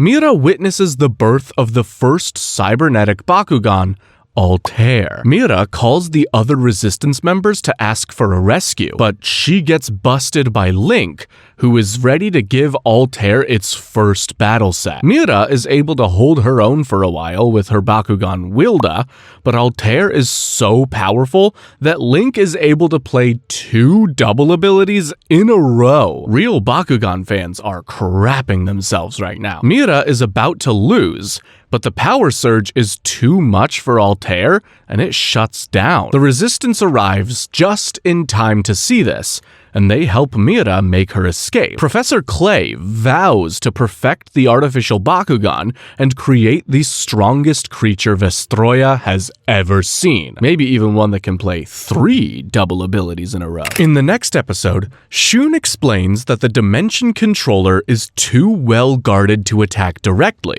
but he has a plan to shut it down. See, the controller draws its power from Bakugan battles, so the city is constantly holding massive Bakugan tournaments to juice it up. Shun and Ace enter the next tournament as masked brawlers, while the others search the arena for a way to overload the computer and blow it up. Unfortunately, Ace and Shun are too similar to each other and don't get along very well. There's only room for one mysterious, brooding guy in this show. They almost lose to their opponents in the first round, but eventually put aside their differences and actually strategize in order to win. You know, the only thing that ever happens in this show. The Vexos are here too, and Mira happens to notice Spectra tossing his Bakugan in the air the exact same way her brother Keith used to. No. Impossible! Although, After the whole Alice masquerade thing, anything is possible. Shun and Ace have reached the finals now, where they'll face Link and Volt with a newly improved Altair. Dan, Mira, Baron, and Marucho sneak around looking for the arena's control room when they get captured by the guards. Drago then shocks the guards by talking to them. They thought these things were just mindless toys. They seem like they might be about to switch sides when Marucho crashes through the ceiling vents and crushes the guards, killing them instantly, I assume. Meanwhile, Shun and Ace are struggling. Altair is a beast with a seemingly unlimited power level. Eventually, though, Shun figures out its weakness. It can only focus on one enemy at a time. Shun creates shadow clones to overwhelm Altair's sensors and attack it from behind. Somebody get this boy to the Hidden Leaf Village! At the same time, Dan finds the control room and hurls Drago at the lever, overloading the controller and blowing it up just as Shun and Ace win their match. Dan then explains to everyone in the crowd that Bakugan are people too, and frees all the Bakugan that were being held in Alpha City. The Resistance is really building up an army now, and heads towards the next controller in Beta City. In the next episode, Runo is finally fed up with not being a part of this season. She and Julie get Kato to fly them to Moscow, where they visit Alice and her grandpa. They all ask Michael if he can transport them to New Vestroya, but he refuses. Probably because he has PTSD from his body getting hijacked by a goblin last time he activated the portal. The girls sneak into the lab that night and activate the portal themselves, but Runo is the only one who loves Bakugan enough to go through. Runo goes through to Vestroya, but only sorta halfway. She's like a ghost. She can see and talk to everyone, but when she tries to hug Dan, she goes right through him. Michael is able to briefly talk to the Resistance, and he tells them they must bring Runo to a dimensional gate where she can return to Earth, or else she'll be trapped between worlds forever. The Vexos intercept this message and plan to block the gate. Everyone gets there at the same time, and after a quick battle, Runo reaches the gate. The Vexos figured they might as well conquer Earth while they've got this gate here though, so Spectra, Gus, and Link follow after her, and Dan, Mira, and Baron follow after them. Thanks a lot, Runo. Now humans are all gonna get turned into toys. The gate closes, and Marucho, Shun, and Ace are left behind with Shadow, who they defeat pretty easily. They can't really do anything from here, so they might as well continue towards Beta City to destroy the next controller. Back on Earth, everyone finds themselves back in Dr. Michael's lab. I guess Spectra has some ninja training of his own, because he quickly grabs Runo and jumps through the ceiling with her. Outside, Spectra tells Dan to join the Vexos, or else Runo will get it. Spectra then claims that he is actually working against Prince Hydron, and wants to temporarily team up with the Resistance. He even releases Runo as an act of goodwill. When Mira sees this, she starts to suspect even more that Spectra is actually her brother Keith, working to take the Vestals down from the inside. But Spectra insists he just wants to take over as the Vestals' new leader. Gus is on Spectra's side with all of this, while Link is super loyal to the prince, but he's too busy fighting barons somewhere else. Dan is pretty reluctant to join up with Spectra, but Alice ultimately makes his decision for him. Out of nowhere, she throws a warp card that sends Spectra and Gus back to the lab, where the portal is waiting to suck them back into Vestroya. After that, the teleporter overloads, and Dr. Michael says it'll take a couple days to fix. Now, Dan and the others are trapped here for a bit with Link, and Dan figures he might as well go check on his folks. Link may be the enemy, but he would probably get up to more trouble if left alone, so they invite him along too. In the next episode, Dan gives his mom a call, and she's either really chill or a really bad parent. Dan, are you back? Yeah, Mom. Sorry, I got hung up. Dan, you know the rules. Always call if you're going to be late. The gang decides, let's not spend time with our families. Let's go to Six Flags! Mira and Julie get separated from the others at the amusement park, and when Mira spots Spectra and Gus, they follow them all the way to the docks. How are they back here again? Well, Spectra claims that they can use their gauntlets to teleport between worlds now, but it kind of feels like the thing they're gonna forget about and only use in one episode. Anyway, Mira wants to know once and for all if Spectra is her brother, so she challenges him to a battle. Gus offers to fight in place of his precious leader, and they make a deal. If Mira wins, Spectra will take off his mask, but if Gus wins, Mira has to join the Vexos. I guess they'll just take anyone at this point. Mira struggles in the battle at first, but she gets some tips from the OG Subterra Master Julie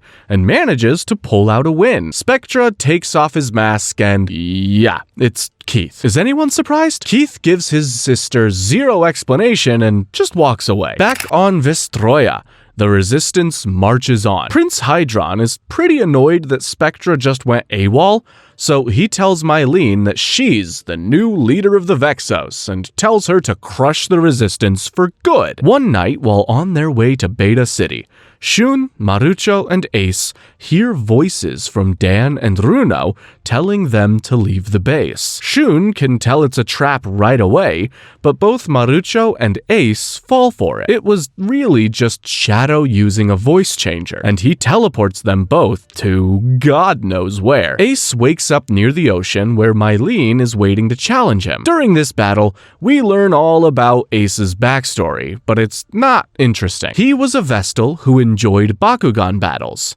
and when Mira told him Bakugan were sentient, he decided to join the resistance. Anyway, remembering his past does not give Ace a sudden power-up, because he loses the battle and ends up knocked into the ocean, where it looks like he drowns. Marucho, meanwhile, finds himself in the middle of a scorching desert, an Aquos's worst nightmare. He almost gets sucked into a quicksand pit, but is saved by Volt. Volt then proceeds to challenge Marucho, beat him, and toss him right back into a quicksand pit. At least he gave him a warrior's death. In the next episode, we learn that Ace and Marucho are not dead.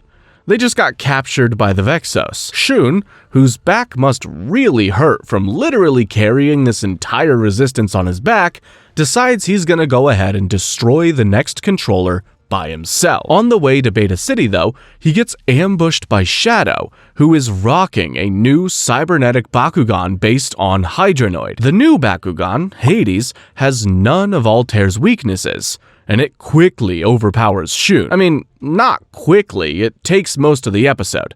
To be fair, Shun is fighting with some rando Bakugan named Ingram, and not his main squeeze Skyrus. Shadow pulls out a new trap Bakugan called Fortress that is the final nail in Shun's coffin. He loses the battle, passes out, and is taken in by the Vexos, who are planning to use the brawlers as bait. Now the Vexos are racking up those wins. Next, we see that Spectra and Gus are stuck on Earth waiting for the portal to get fixed. Guess I was right about them forgetting how to use their gauntlets to teleport. Spectra gets bored and decides that if Dan won't join him, he'll take Drago by force. On the way to challenge Dan, a fortune teller tells Spectra that the path he's currently on leads to his own destruction. Ooh, it's really bad. You'll suffer a terrible fate if you stay on the path you've chosen. Does fortune telling even work on aliens? Spectra ignores this and challenges Dan, and they battle in the same arena where Dan beat Masquerade last season. Dan reflects more projectiles using Scorpion, which pisses off Spectra's Bakugan Pyrus Helios. Helios demands more power, and Spectra plays a forbidden ability card on it. It makes Helios get super jacked and his power level skyrockets. Dan and Drago are horrified by this unnatural power, but Spectra only cares about winning. He crushes Drago and takes him for himself. Dan is crushed at losing his best friend after just getting him back. On his way out, Spectra walks past the fortune teller again, who says his future just got even worse. But he does not give a damn and just breaks her crystal ball with his mind. I guess that's something he can do? In the next episode, Dan is lost without Drago, and he trains with the other brawlers non-stop so he can get strong enough to beat Spectra. On Vestroia, Mylene is enjoying her new spot at the top of the Vexos and thinks they should just close the portal between worlds for good. But Prince Hydron demands that they keep it open so that he can add Drago to his collection. Elsewhere, remember Apollonier, the Bakugan that used to be the Pyrus Guardian before Drago took over? Well, apparently without Drago, the perfect core is becoming unstable. So Apollonier appears before Dan and tells them they gotta get Drago back stat. And conveniently, he has the power to locate Drago instantly and teleport everyone there. How convenient! Dan calls for a rematch, and this Apollonier dude is no joke. He takes out Helios and Spectra's trap Bakugan in one hit. Spectra brings out his final Bakugan, Drago, but it's no longer the Drago we know and love. Spectra has used his forbidden power to twist Drago into a mindless monster. The next episode shows us the most heartbreaking Bakugan battle we've seen yet. This new version of Drago is even more powerful than ever before, as he's actually able to access the power of the perfect core. However, the abilities put a massive strain on Drago's body, and he's clearly suffering. Dan actually sees Drago crying while being forced to fight. Apollonier says their only hope is for him to transform into pure energy and enter Drago's body to help handle the immense power of the perfect core. Dan just needs to throw a trident filled with Apollonier right at Drago's chest. And if he misses, everyone on Vestroya might die. No pressure, though. Of course, our boy charges straight at Drago and nails the shot. Apollonier helps Drago overcome the dark energy and return Drago to his original form. Dan and Drago are happily reunited, and Spectra seems unbothered. He just says things will be different next time and peaces out. What a classic villain thing to say. Now that all the brawlers have an OP Bakugan like Apollonier who can create portals, they don't even need to wait for Michael to finish his repairs. This time, they plan to strand Spectra, Gus, and Lynch on Earth while they head to Vestroya to beat the other Vexos. And Runo, Julie, and Alice insist on coming along as well. Mira suggests that the humans spend one more day with their families before heading back, which is a pretty weird priority coming from the leader of a planetary resistance. After some good quality family time in which I'm sure Dan continued to be ignored,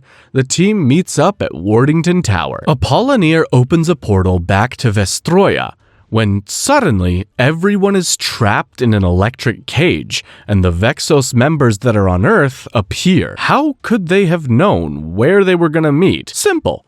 Mira betrayed them. Really, girl? Apparently, she chose her brother over her friends, even though he's been a huge asshole to her. Mira and the Vexos go through the portal, leaving the resistance behind. Apollonier doesn't have enough energy to make another one, so hey, Michael, yeah, we're gonna need that teleporter after all. The team flies back to Russia, but Dr. Michael explains that due to some super legit science, only people with gauntlets can use the teleporter safely. So Runo, Julie, and Alice will have to stay here after all. Better luck next season, ladies. Dan and Runo have a beautiful, heartfelt goodbye. Then, Dan and Baron step through the portal. Back in New Vestroya, Dan and Baron see that the enemy base is near Beta City, but the other resistance members are nowhere to be found. They assume that Shun, Ace, and Marucho must have gone to destroy the next controller and head into the city to provide backup. Meanwhile,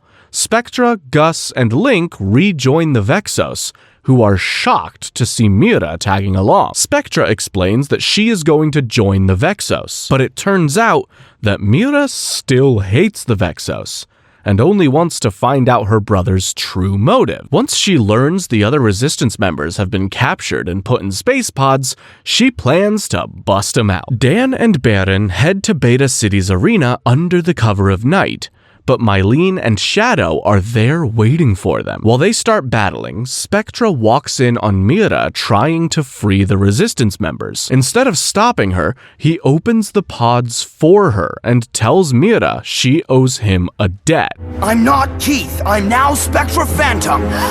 Back at the battle, Baron is knocked out while defending Drago. Drago is enraged, and he seems to have unlocked something during his time fighting for Spectra, because he can now tap into the power of the perfect core. His power level shoots up, and he manages to not only beat Mylene and Shadow, but destroy the Dimension Controller too. Dan and Baron escape the city and reunite with the rescued resistance members. Back at the Vexos base, Mylene accuses Spectra of freeing the prisoners, but he says, "You're the one who lost a battle," and everyone just kind of accepts that. They're a pretty forgiving group, it turns out. The Resistance, which has become a real sausage fest at this point, heads to the final Dimension Controller in Gamma City. Ace refuses to believe Mira betrayed them because he loves her, and she did free them. Meanwhile, Mira is feeling conflicted about her brother when Spectra invites her to dinner. Mira asks why he's doing all this,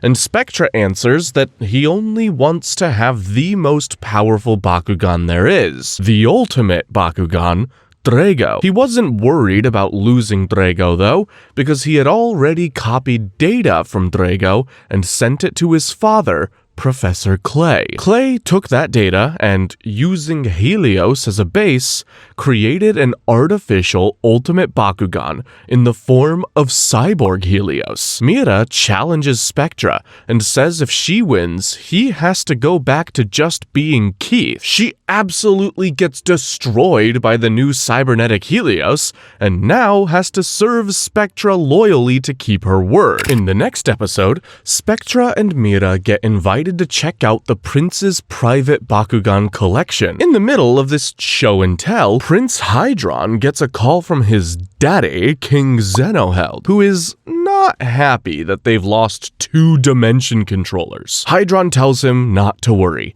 because the last controller is in an underground research facility being guarded by all the Vexos. The Resistance reaches the facility, and they decide to go with the time-honored tradition of, let's get drawn into individual fights one at a time until only Dan is left. As they head down, Baron gets drawn into a fight with Link, and then Shun and Marucho stay back to face Mylene and Shadow. Meanwhile, Spectra shows Mira and Gus that his father has not only created Cyborg Hydroid, but 6 other mechanical trap Bakugan as well. He orders Gus and Mira to use these Bakugan in a battle against Dan and Ace to collect more data. Ace refuses to believe that Mira would actually fight against them, and he's kinda right. Dan and Ace win their battle and end up taking all 6 of those mechanical Bakugan pretty easily. But it's only because Mira was doing poorly on purpose. Baron, Shun, and Marucho all win their fights too, and catch up just as Dan is wrapping up the fight. And just like that, the Resistance blows up the final controller and welcomes Mira back in their ranks. Well, that was surprisingly easy. Now, all that's left is to storm the Vestal Palace, free all the Bakugan in Hydron's collections, and chase these alien bastards off New Vestroya for good. Wasting no time, the Resistance flies on their Bakugan up towards Hydron's Sky Palace. Only right then, Hydron activates a 4th Dimension Controller, and all the Bakugan turn back into balls. Shun quickly grapples onto a passing elevator to save Marucho and Mira, because he's just that guy, and the others are saved by their Bakugan flapping their tiny little ball wings. Another ability that I'm sure we will never see again. There on the ground, Dan Ace, and Baron are immediately challenged by Spectra with Cyborg Helios. Shun, Marucho, and Mira reach the palace and sneak inside to find the 5 Guardian Bakugan have been turned into bronze statues. Suddenly, they are confronted by Prince Hydron himself. Also, the other members of Vexos are worried the battle between Drago and Helios could be so crazy that it destroys Vestroia, so they're heading for their spaceship. Anyway, Spectra reveals that he has 6 more mechanical Bakugan, which he combines with Helios to create the unstoppable Maxis Helios. He's too strong, even for Drago, so Dan has no choice but to do the exact same thing with the 6 Bakugan he won, and create Maxus Dragonoid.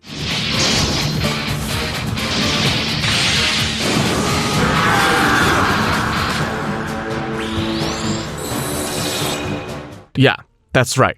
Drago's in a frickin' mech suit now. The 2 armored Bakugan face off for the final battle. In the next episode, Mylene goes to grab Prince Hydron and let him know that they should probably get out of here. So they head to a spaceship and just leave Shun, Marucho, and Mira alone in Hydron's private quarters. On her way out, Mylene does at least activate the palace's self-destruct sequence. The Resistance members start frantically looking for a way to reverse the process that turned the Bakugan into statues, but the machine needs a code that they don't know. Meanwhile, the Drago v Helios fight is going nuts. I'm talking attacks with every element at once, power levels in the high thousands, non-stop lasers. They start battling high up in the air and end up crashing down into the palace.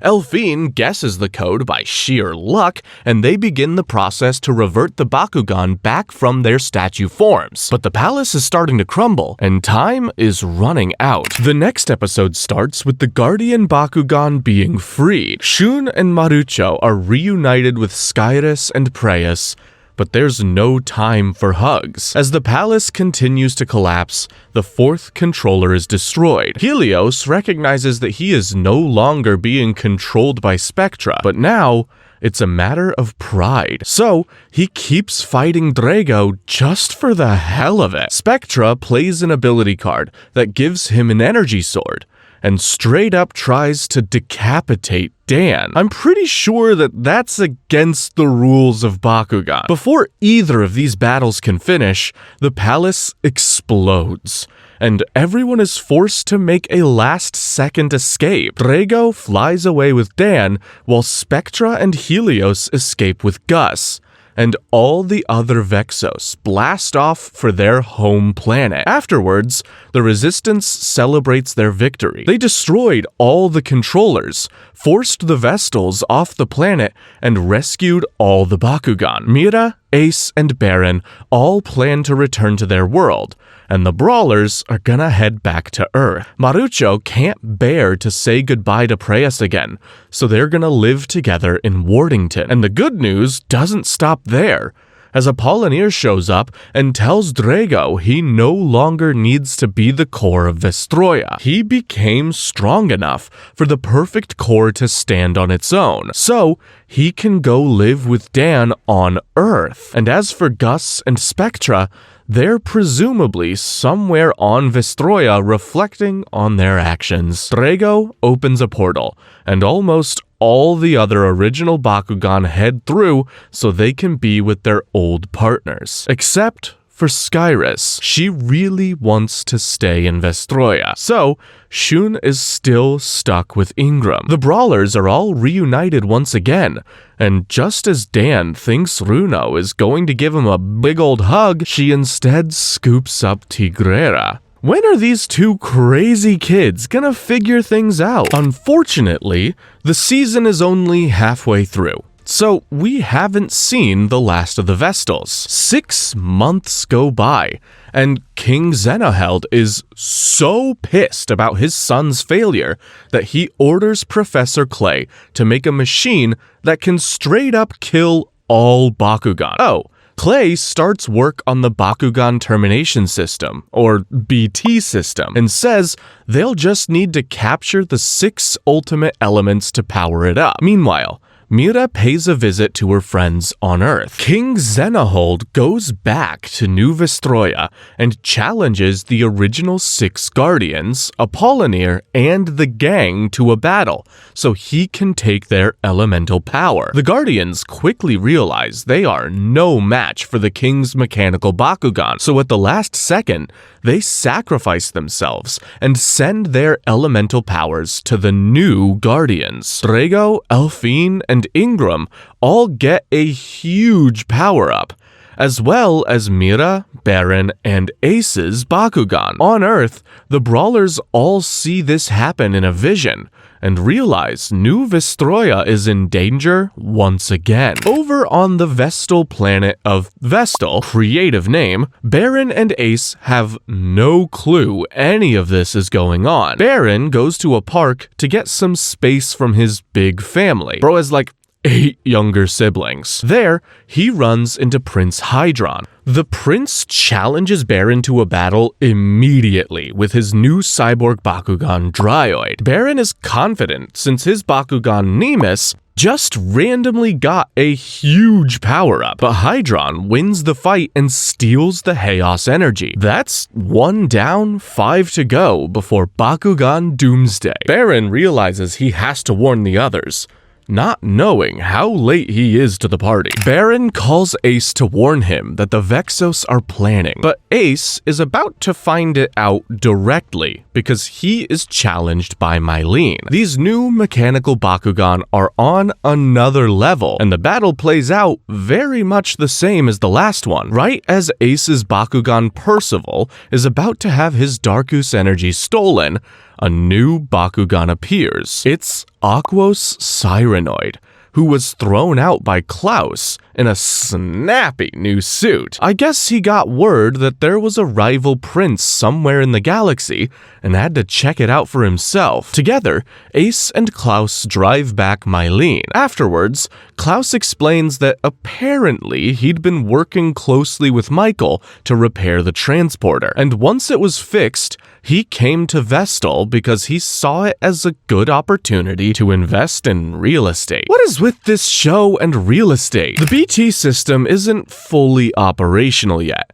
but King Xenohold decides to send a prototype version of it to New Vestroya. All the Brawlers decide to head to Vestal to face the Vexos head-on, which kinda feels like they're playing right into the enemy's hands. Dr. Michael teleports the Brawlers there, except Shun, who goes to New Vestroya to make sure the prototype BT is destroyed. Once he gets there, Shun finds that all the Bakugan are trapped in ball form again by the prototype. He tries to destroy it, but the device is protected by a force field. Suddenly, Link shows up to challenge Shun and steal his Ventus energy. Ingram is feeling shy about his new power-up, so Shun calls on Skyrus for help. Skyrus is overwhelmed by the mechanical Bakugan, but at the last second, Ingram steps back in and uses his new power to defeat Link. Shun accepts Ingram as his true partner and bids farewell to Skyrus for good. The next episode opens on Spectra's spaceship that he got at some point. He and Gus are using a forbidden card to evolve and control 3 Bakugan that the Vexos discarded. Then, we join Mira, Dan, and Marucho, who have arrived at Klaus's gigantic Vestal mansion. Honestly, at this point, the exclusion of Julie, Runo, and Alice just feels spiteful. Then, Volt strolls right onto the mansion grounds and challenges Dan to try and take Dragos' Pyrus energy. Before their battle can start, Spectra and Gus appear out of nowhere. Spectra displays his new Bakugan and tells Volt that he's a fool for discarding useful Bakugan. Volt seems bothered to see his old Bakugan Brontes fighting for someone else and lets Spectra have first dibs on battling Dan. This is one of those battles where they decide it's okay for everyone to jump in, so Mira and Marucho toss out their Bakugan. Helios has all kinds of new mechanical upgrades though, and uses them to blast Elfine and Wilda away. Drago is ultimately able to defeat Helios with his new power boost from Apollinaire, but Spectra beams back up to his spaceship. Volt doesn't want that smoke, so he pieces out too. The next episode starts with Spectra broadcasting a message across all of Vestal from his spaceship. He tells everyone that the royal family is evil and wants to take over all dimensions.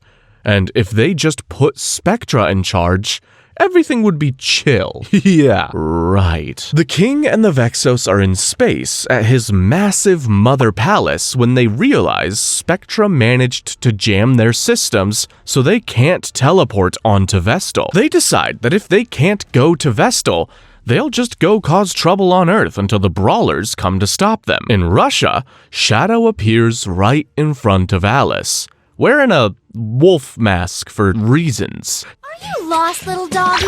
Little doggy? I'm a werewolf! A werewolf with red nail polish? What? Are you kidding me? You should be terrified right now! He chases her through the forest, but Alice has sworn off Bakugan since the whole masquerade thing. Suddenly, Chun-Li from last season appears. Apparently, Klaus asked her to go check in on Alice and Michael. Chun-Li starts battling Shadow, and when Alice sees her friend putting it all on the line, she decides to tap into her masquerade side and start battling again. The two brawlers destroy Shadow's Bakugan Hades, but Shadow throws out a new mechanical spider Bakugan that wins the battle in one move. Shadow then blows up the teleporter so that the brawlers are stuck on Vestal, which defeats the whole purpose of their plan. Weren't they trying to lure the brawlers to Earth? After this defeat, Alice heads to Marucho's house in Wardington to use his interdimensional communicator and talk to the brawlers on Vestal. Dan recognizes this is possibly a trap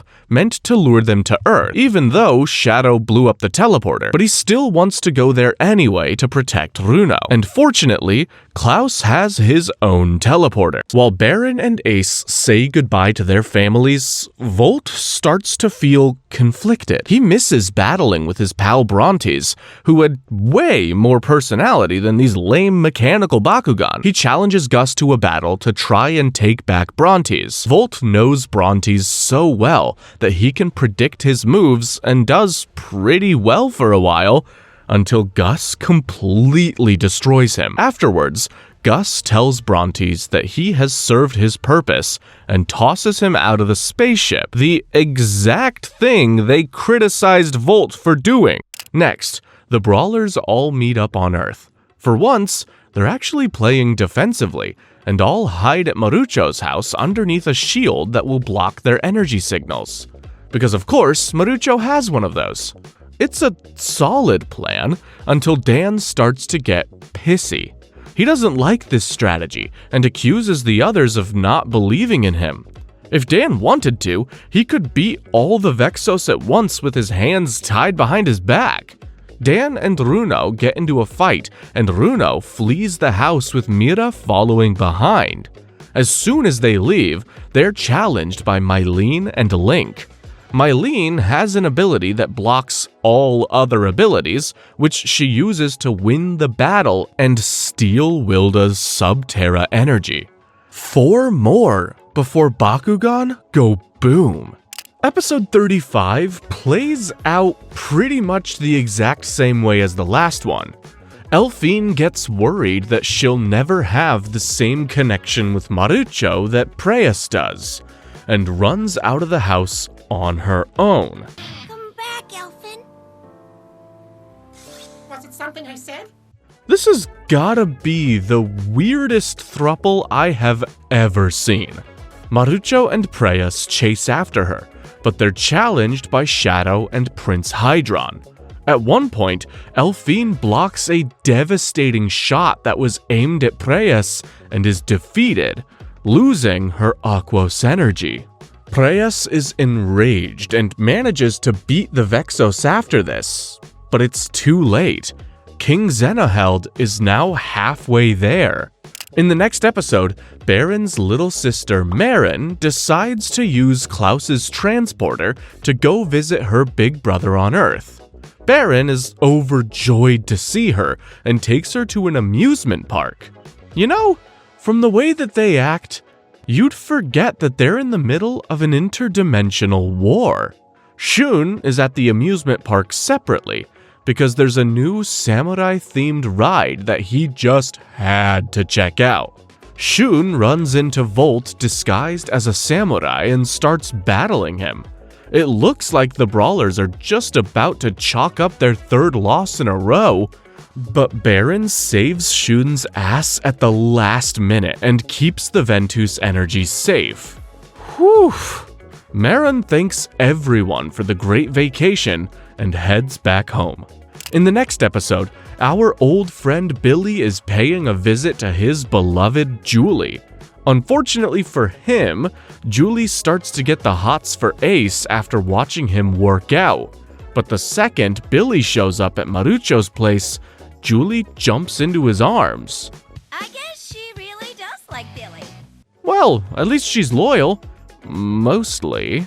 Meanwhile, Marucho, who's taken a lesson from his father and decided to prioritize money above all else, has just finished turning Bakugan into a virtual reality game. Now, people from all over the globe can log on to the Bakugan interspace and play as though they were having a real battle, without needing to subjugate living beings. Everyone enters the virtual world, and Julie, Billy, and Ace all have a friendly battle in there. Julie is impressed with how much stronger Billy has become, and still finds him attractive. Meanwhile, Shun checks some security footage and sees that the Vexos followed Billy to Marucho's house. Their cover is blown. Now that the Vexos know where they are, the brawlers decide to go on the offensive again. They plan to teleport to the Mother Palace and destroy the BT system directly. If only they could talk to someone who knows the coordinates of the Mother Palace. At that second, Spectra teleports Dan and Drago right onto his ship. Yeah, Keith is back, and this time he's brought his whole ship to Earth. Man, people are gonna think aliens have arrived, but they're gonna look so dumb when they realize it's just the aliens of a different dimension. Spectra wants, again, to take the perfect core power from Drago and use it to make Helios even stronger. Dan accepts the challenge and says if he wins, Spectra has to bring him to the Mother Palace. During this fight, Spectra starts to realize that the reason Dan and Drago keep getting stronger is because of their intense bond and teamwork. All the cybernetic upgrades in the world can't give him and Helios that. Spectra loses, but understands why this time and upholds his end of the bet. As he brings the brawlers aboard and heads towards Mother Palace, Spectra even calls Dan his friend. All it took was like 200 battles and he's finally starting to chill out. Well, not completely. Spectra tells Helios he is going to use information on evolution he got from an anonymous source to make Helios even stronger. In the next episode, Spectra warps his ship to the Mother Palace and teleports the brawlers right onto its surface. Then, Spectra tells everyone that their deal is over, and teleports himself and Gus to the center of the palace where the king and Vexos are waiting. Zenaheld thinks that Spectra brought the brawlers to him as a peace offering, but Spectra insists he really brought them here so they can destroy the BT system. He even tells the king that if he leaves the brawlers alone, Spectra will stop trying to overthrow him. So he is a good guy now? Hopefully. Spectra leaves, but Gus is so angry at the way the king spoke to his precious Spectra that he is out for revenge. He takes Zenaheld hostage with his energy sword. But instead of just killing him, which would solve everyone's problems, he takes Zenaheld up to the roof and challenges him to a battle. And Gus gets wrecked. The king's mechanical Bakugan are super powerful and decimate their opposition completely. At the end, Gus presumably dies? It's not confirmed, but nobody really brings it up, which is just depressing. Poor Gus. Meanwhile, the brawlers hack into a flying robo-taxi to get around the palace, but none of them are old enough to drive, and they crash it pretty quick. Then, they split up to cover more ground while looking for the BT system. Shun and Baron run into Mylene and Volt, while Marucho and Ace are facing Link and Shadow. Both these battles seem to be going well for the brawlers, until it turns out that this entire plan was a trap from the beginning. The very ground they're fighting on has been rigged so that it can steal energy from organic Bakugan and give it to the mechanical Bakugan. The only way the brawlers could win is if their base power levels were higher than the robots. And they aren't.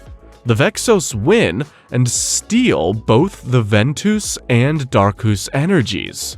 Now, Drago's Pyrus energy is the only thing the king needs to power his death system. With that, Dan and Mira are about to face off with Prince Hydron over the fate of all Bakugan. The next episode starts with Spectra paying a visit to his dear old dad, Professor Clay. Spectra asks Clay to betray King Zenaheld so they can take over the kingdom together as father and son. But Clay rejects him. He's a loyal Vestal to the core. Feeling rejected, Spectra goes to join Mira and Dan in their battle against Hydron. King Zenaheld comes to back up his son, but the Hydron says he can handle this on his own. The other brawlers show up to warn Dan about the trap arena, so Spectra pulls out a new toy to boost Helios's base power, a battle gear. Basically, just a small cube Bakugan that becomes a huge mounted cannon on Helios's back. So, brawlers, how do you like me now? In stores now. This boost is enough to take down Hydron, but then King Zenaheld himself steps in. Spectra and Dan fighting together is a force to be reckoned with. Spectra plays a card that doubles the power of the battle gear, and the trap arena they're fighting on starts to get overloaded. In a last-ditch effort, Zenaheld sacrifices his own mechanical Bakugan to steal the Pyrus energy. Why play by the rules when you're trying to destroy the game itself? It works, and the Vexos now have a fully operational Bakugan Doomsday device. The battle brawlers lost? It's only a matter of time before the BT system activates, so the brawlers warp back to Spectra's ship and head for New Vestroia to evacuate as many Bakugan as possible. Spectra opens a portal to send all the Bakugan to Earth. Oh wow, it must be Dan and the others! They're back! Fortunately, Marucho's house is probably as big as Vestroya itself, so they should be fine. Drago, always the drama queen, insists on staying behind to make sure every Bakugan makes it out. Helios chases after him, angry that Drago would throw his life away when they haven't settled the score between them. Drago and Helios decide to try using their combined power to destroy the BT system, but its shield is too strong. So Drago just picks up the whole dang thing and flies it up into the atmosphere. Clay isn't worried though. Apparently, this thing has an enormous range. The BT system activates right in Drago's arms, and he suddenly has a vision of Wyvern. She tells Drago not to give up and gives him the power to reabsorb all the elemental energies from the BT. He evolves once again into Helix Dragonoid, and with his new power, he easily destroys the device. He didn't even need to sacrifice himself this time. He's alive and stronger than ever. Everyone celebrates their victory and returns the Bakugan to Vestroia. Mira asks Spectra to join their side for good, but he insists that he works alone and goes back to his ship. Did he forget about Gus? Did everyone forget about Gus? In the next episode, things start to go back to normal-ish. Mira, Baron, and Ace all decide to stay on Earth for a while and train with the brawlers in case the Vexos return. Suddenly, Marucho tells everyone that some mysterious phantom data has appeared in the Bakugan interspace. Everyone logs on and sees 4 enormous Bakugan that were sent from an unknown source.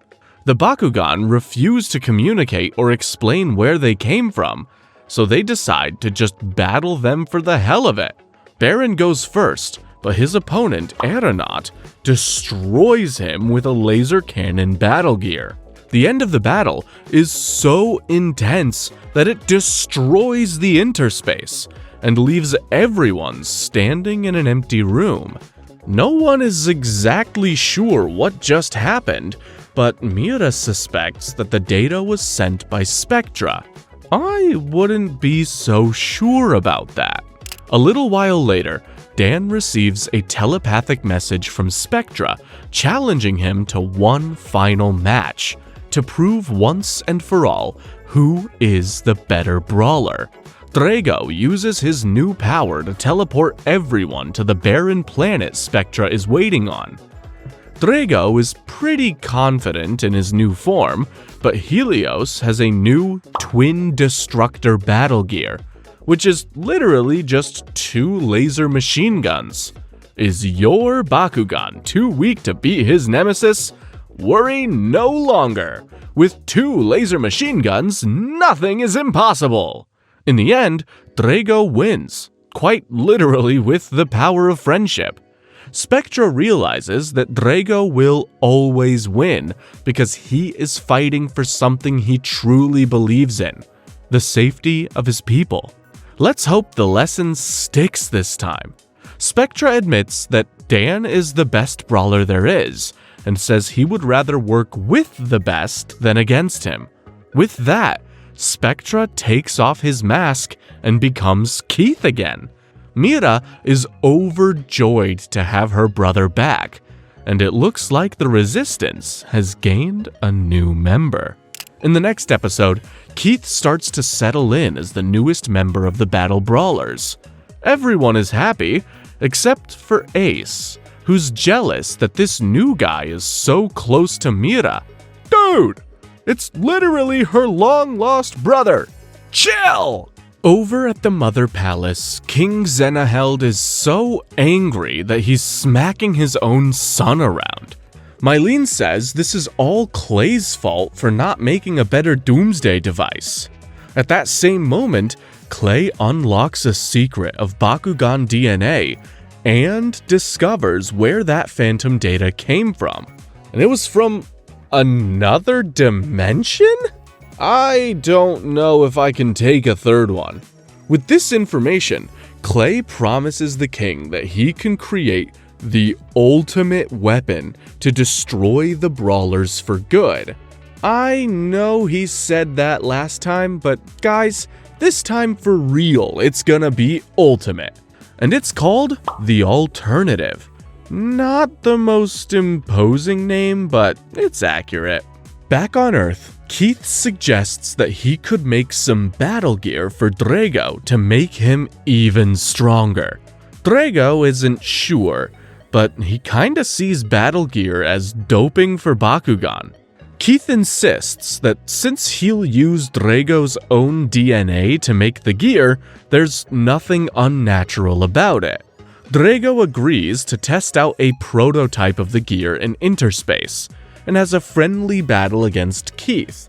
Except Keith can only battle when he's pretending to be Spectra. Drago's battle gear is a jetpack called Jetcore. Can't he already fly, you may ask?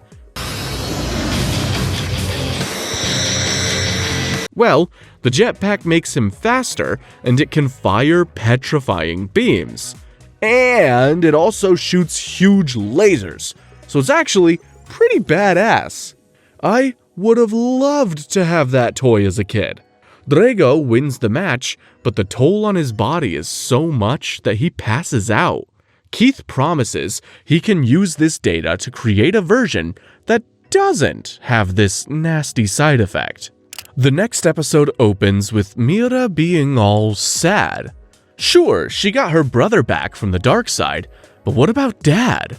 Keith offers her a way to talk to Clay using a little robotic bee that belonged to Gus. Wait, who? But Clay just disowns his daughter and says he'll never stop working for Zenaheld. Speaking of, the king has moved on to Plan C. He just wants to kill everything. Human, Bakugan, Vestal, anything that stands in its way. Maybe you need to start setting more realistic goals, pal. This is a little too far for Volt. So he takes a trip back to Vestal to try and find himself. He meets some kids who cheer for him, believing that the Vexos are heroes. But Volt knows the truth and starts to regret everything.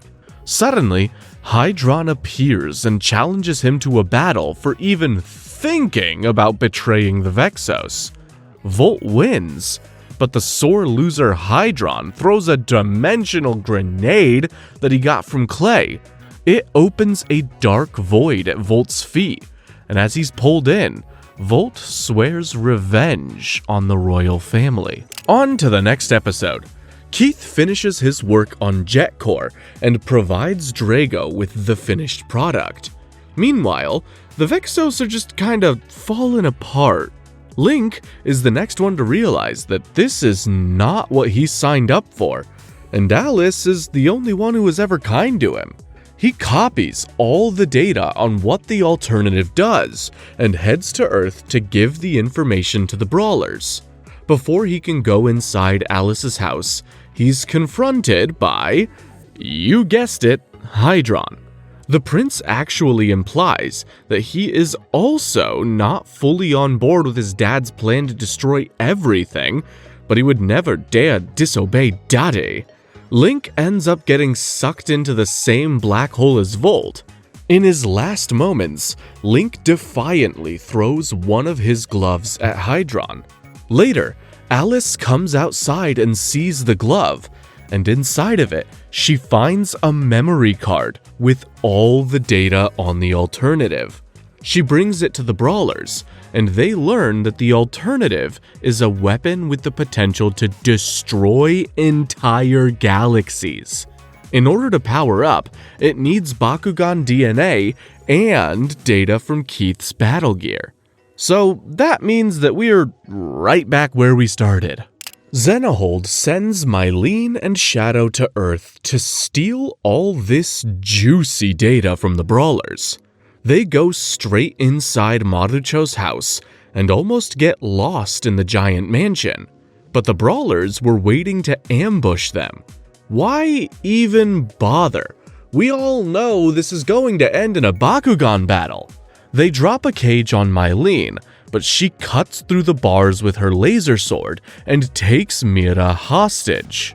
Keith immediately agrees to hand over the data in exchange for Mira's life, but he sneakily leads the Vexos into the Bakugan interspace room. Everyone says it's a genius plan, and it's really not, but it works and Mylene lets Mira go for no reason. Mira and Keith start battling Shadow and Mylene while trying to convince them to defect from the Vexos. The resistant siblings come out on top, but these sore losers are too Hydron-pilled. They throw a dimensional grenade as well. What happens when you throw a dimensional grenade while inside a virtual reality space? Well, nothing good. The next episode starts with Bakugan Interspace collapsing in on itself while the four battlers are still inside. Mira and Keith actually try to help the Vexos escape, But Mylene says she would rather die an honorable death than accept any help. Really? Dying to your own grenade inside a spoiled kid's video game room is honorable? As for Shadow, he doesn't mind the idea of exploring some unknown dimension with a baddie like Mylene. Mira and Keith are pulled out of the game, while the Vexos are sucked away to an unknown fate. So, if I'm understanding correctly, one of the Vexos turned good, and the other 4 all got warped to some random dimension. Am I forgetting anyone? That night, Hydron has a dream where Link and Volt tell him to do the right thing and rebel against his father. Hydron immediately challenges Xenohold, and he gets spanked. Xenohold has repaired his mechanical Bakugan Farbos to be stronger than ever.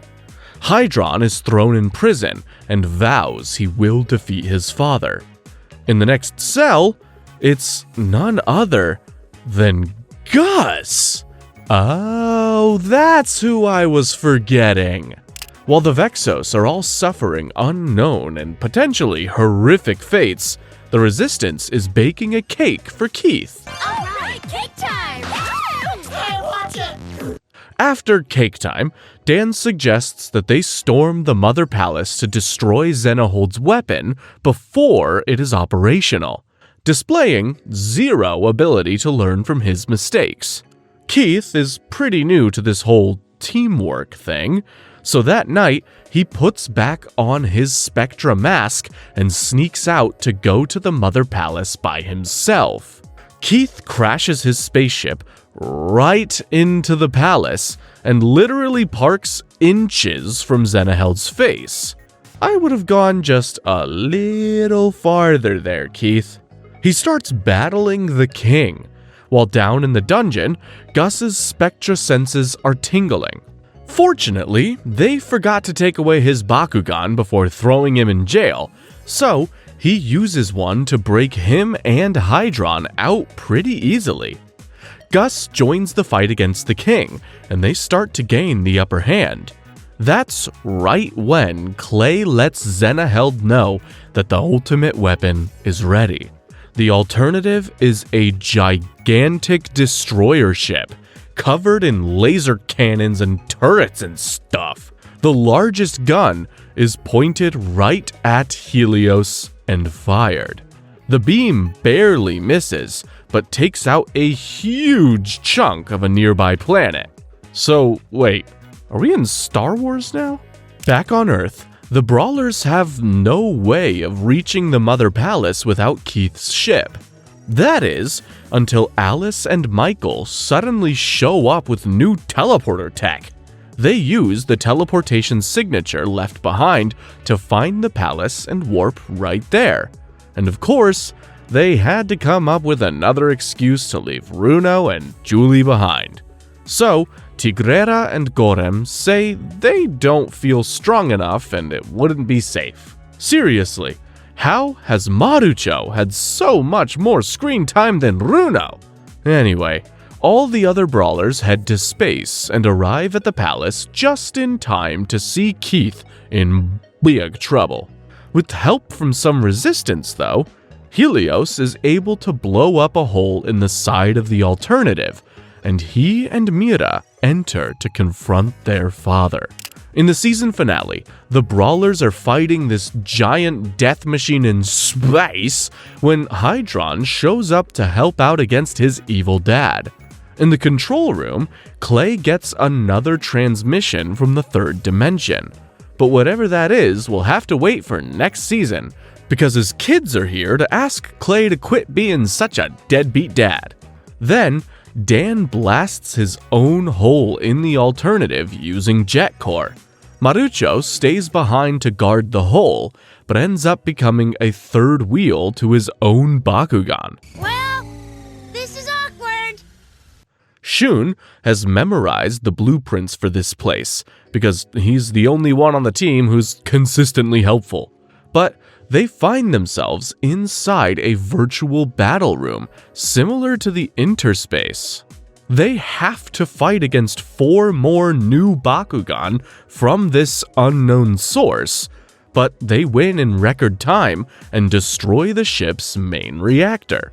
As everyone evacuates the alternative, Clay has something of a change of heart, because he saves Mira from falling debris and tells them to escape without him. King Zenaheld tries to escape, but Hydron grabs him with his Bakugan and says they're going down with this ship together. Hydron, Zenaheld, and Clay all perish as the alternative explodes. While the others all escape, the Resistance has officially won. Hopefully, Vestal can put together some kind of a parliament or something now that their royal family's dead. Everyone heads back to their respective planets, and things really go back to normal. A few weeks later, Marucho has finished rebuilding the interspace and is about to test it with Dan and Shun, when a mysterious young man approaches them. Season 3, with its mercifully short 39 episodes, starts off as it always does. Dan's mom is doing some crazy exercise routine. Anyway, Dan is now a 16-year-old boy, and his family just moved to the peaceful Bayview City.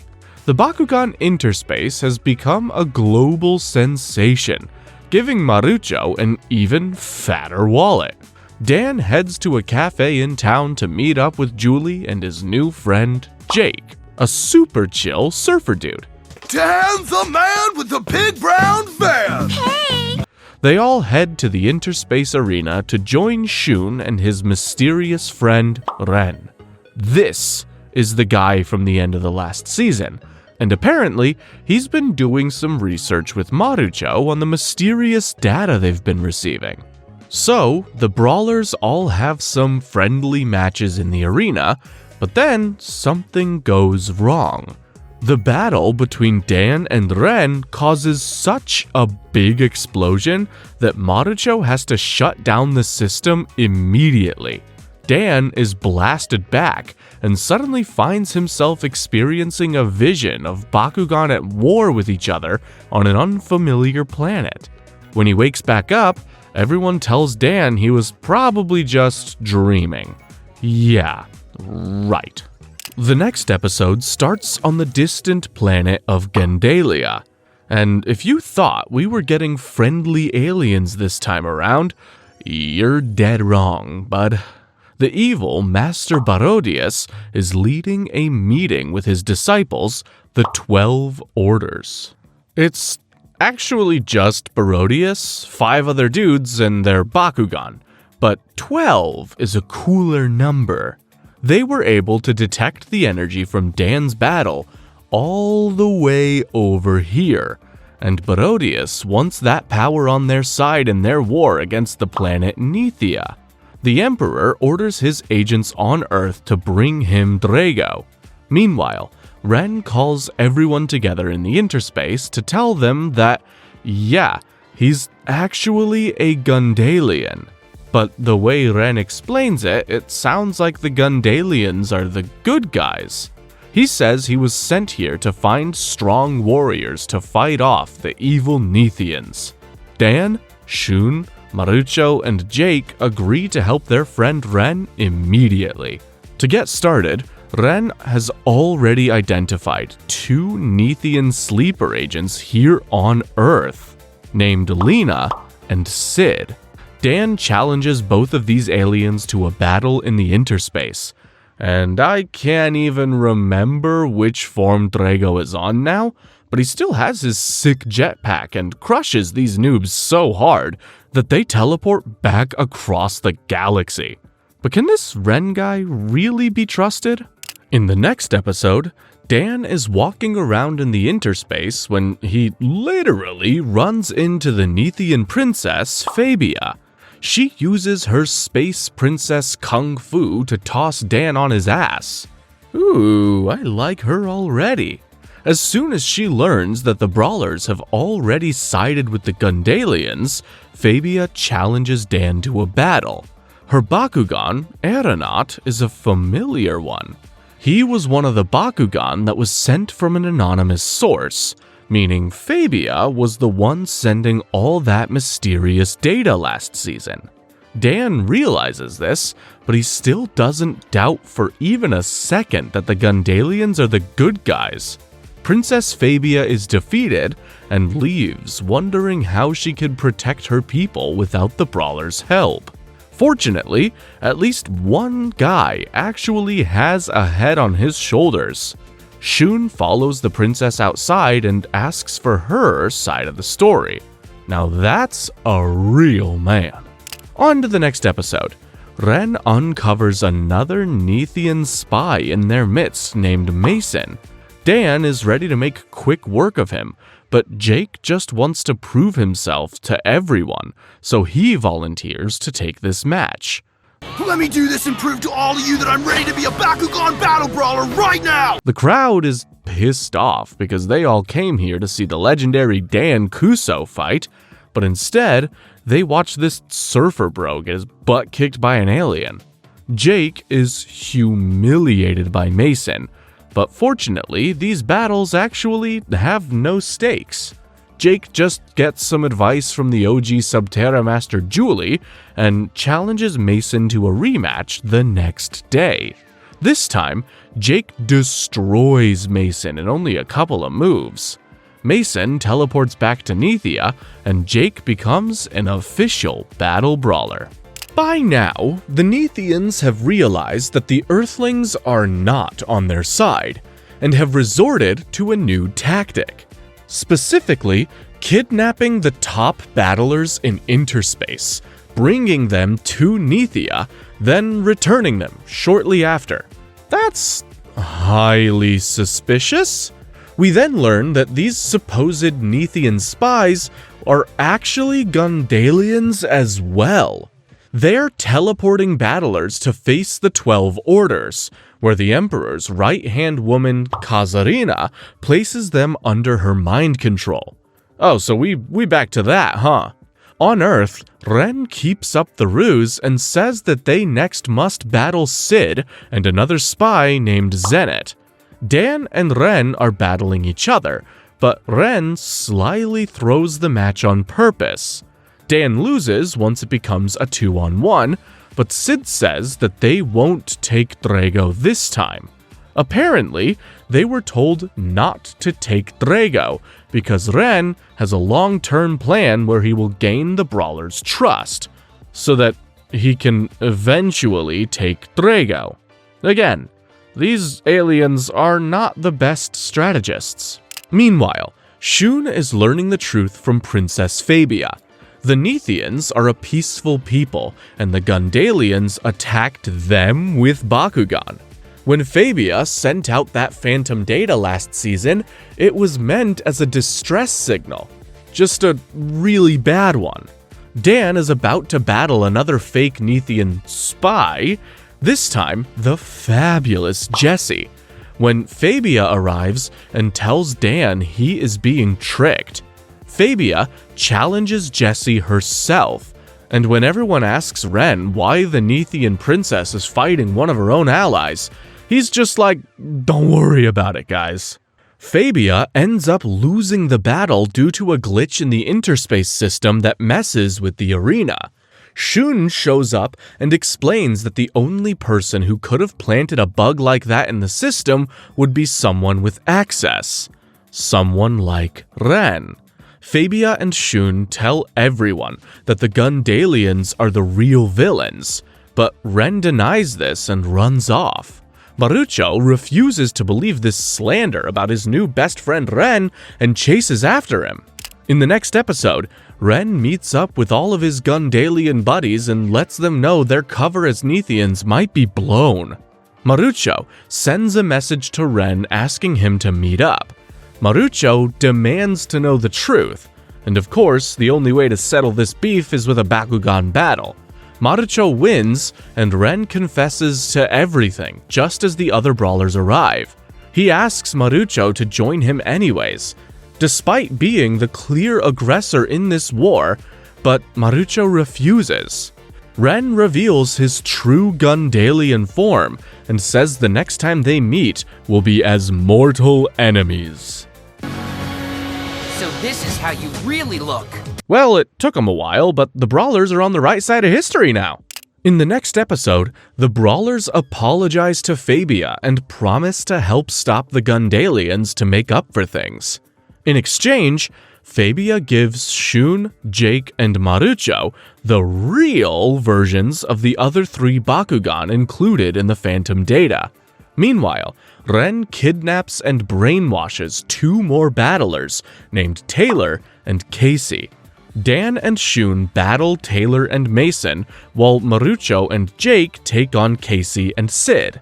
The Brawlers win each of their battles and free the battlers from mind control.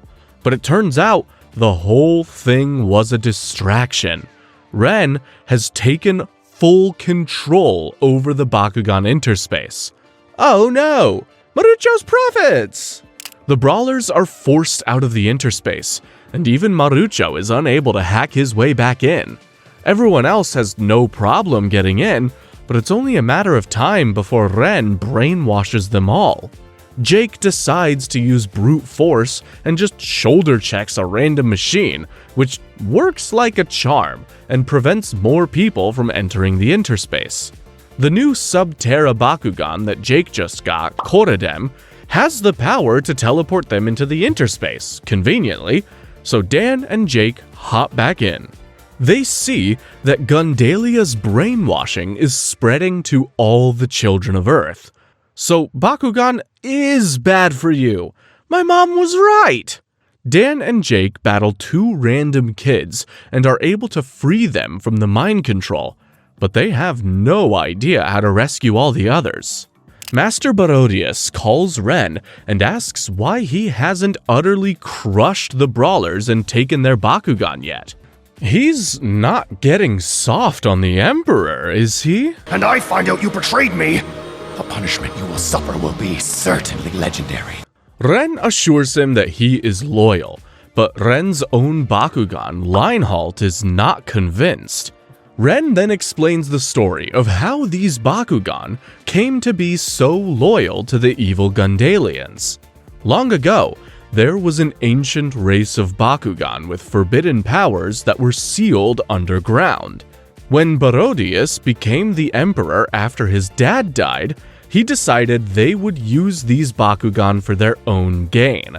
The Bakugan are super grateful at being freed from their underground prison, so they owe Barodius their lives. But his people are also the ones who trapped you there in the first place? Ren himself belongs to a family that have been caretakers to these Bakugan for generations, living underground with them. So Barodius just sorta granted him freedom as well, which is why he's so loyal. Anyway, Marucho manages to hack back into the interspace with Princess Fabia. They battle with Lena and Zenith, while Marucho tries to take back control. But the Gundalians have too much power here. Marucho is barely able to get them out of there before they're brainwashed themselves, but he reveals that he installed a back door that will allow them access to the interspace undetected. Over on Nethia, the war is not quite going so well. With their army of brainwashed children, the Gundalians are razing Nethian cities to the ground, all in search of something they call the element. The captain of the Nethian Guard tells one of his knights named Linus to bring the element to Princess Fabia on Earth for safekeeping. Elsewhere, the Brawlers are using the back door Marucho created to rescue as many children from interspace as possible. Shun is on one of those rescue missions when he runs into Linus and his Bakugan, Pyrus Neo. Suddenly, both of them are challenged by Ren and Jesse. Neo shows immense strength in the battle, but Jesse pulls out a win using a battle gear of his own. Linus is injured and loses Neo to the Gundalians. Shun brings Linus back to the others, and he lets Princess Fabia know that Neo was the one holding the element. So yeah, he kinda messed up big time. The Gundalians now hold all the cards. Neo refuses to open up, so the 12 Orders command Ren to bring Neo back to their planet where they can force him open. But as usual, the bad guys completely shoot themselves in the foot. Sid barges in and snatches Neo, thinking that the Emperor would love it if he defeated the Brawlers by using one of their own Bakugan. You know what the Emperor would like even more? If you followed his damn orders! The Brawlers enter interspace to try and take Neo back, and Dan is immediately challenged by Sid. The second Sid throws out Neo, the Bakugan opens up and transfers the element over to Drago, sacrificing himself in the process. It seems like the element is their version of a perfect core, and Drago evolves again into Lumino Dragonoid. Bro has more transformations than Goku at this point. The boosted Drago easily crushes the opposition. Afterwards, Ren and Sid are brought before Barodius, who is none too happy about this monumental blunder. Sid is dropped through a trap floor, and his Bakugan is taken to be experimented on. Ren is given one last chance to prove himself, or else. With Drago's new power-up, the Brawlers decide they should head to Nethia and help fight off the Gundalians directly. Dan just wants to say goodbye to Julie first, because he's completely forgotten that he has an actual girlfriend, and her name rhymes with Bruno? Oh wait, we don't talk about Bruno. Anyway, Zenith has the ability to completely change her appearance, so she makes herself look like Julie to try and trick Dan. She asks to hold Drago so that she can say goodbye to him, but her plan is foiled when the real Julie shows up. Hand it over. That's it. Hey, Dan. Huh? Both girls claim to be the real Julie, but it doesn't take Dan long to figure out which one is lying. See, the fake Julie asks Dan not to leave her and go to space, but the real Julie just tells him to have fun on his trip.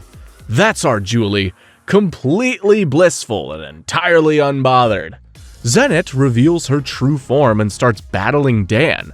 Drago busts out a new 4-wing jetpack battle gear and takes the win. The real Julie then wishes all the Brawlers good luck, and they head to their second alien planet in as many years. The Brawlers arrive on Nethia, and Fabia introduces everyone to her older sister, Queen Serena. And she seems pretty cool. She agrees that Bakugan should be treated as equals, not as tools for conquest.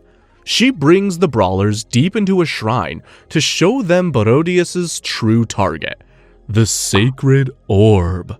The element is just one fragment of the orb, which sustains life on Nethia and is the source of all Bakugan life. If Barodius gets his hands on it, he can control all the Bakugan in the universe. Just then, the Gundalians show up with their child army and start attacking Nethia's shield. The Brawlers all join in the fight to protect the orb, while Dan takes on Barodius and his Darkus dragon Darak. Before any of the fights can really kick into gear though, the Sacred Orb activates all on its own and teleports all the Gundalians back to their planet. Oh, nice! We'll just keep doing that! The Nethians celebrate this temporary victory, and they make Dan, Shun, Marucho, and Jake honorary Knights of Nethia. Nethia only has one working shield right now because the Gundalians brought down their second shield. It's a sticky situation, so Dan, Shun, and Fabia head to the shield generator to restart that second shield. Marucho and Jake act as decoys and fight off a member of the 12 Orders named Erzel, while the others carry out this important mission. Nothing else of interest really happens in this episode. Marucho almost loses a fight, but at the last second, he pulls out a move that freezes all the enemy Bakugan in place, and he and Jake just run away. Dan, Shun, and Fabia make their way through a forest to reach the shield generator. And Dan somehow unlocks the ability to run on water? I think I'll try something else. They run past some carnivorous plants, but are soon blocked by Jesse and a member of the 12 Orders named Stoica. Dan and Fabia start battling these two, but they're just buying time for Shun to reach the generator. Stoica isn't worried as long as Dan is here though, because in order to power up the generator, they'll need Drago to use the element. As soon as it's Dan's turn to battle though, he throws out Shun's new Bakugan Hawktor. Dan and Shun secretly swapped their Bakugan to fake out these Gundalians. I'm just gonna take a guess here and say that that was Shun's idea. In the next episode, Shun and Drago reach the shield generator, but find it blocked by Lena and Kazarina. And yada yada, they battle. Dan shows up to save the day, and Drago uses the element to power up the shield generator. The Gundalians all retreat quickly so they don't get trapped under the shield. Kazarina knows that Barodius will blame her for this failure, so she plans to place all the blame onto Lena. Lena gets tipped off to this by another 12 Order member named Gil, and she plots to assassinate Kazarina with her Bakugan first. Unfortunately, it's not a good plan, and Kazarina literally vaporizes Lena with a wave of her hand before she can react. Damn! Where was all that power when they were fighting the brawlers?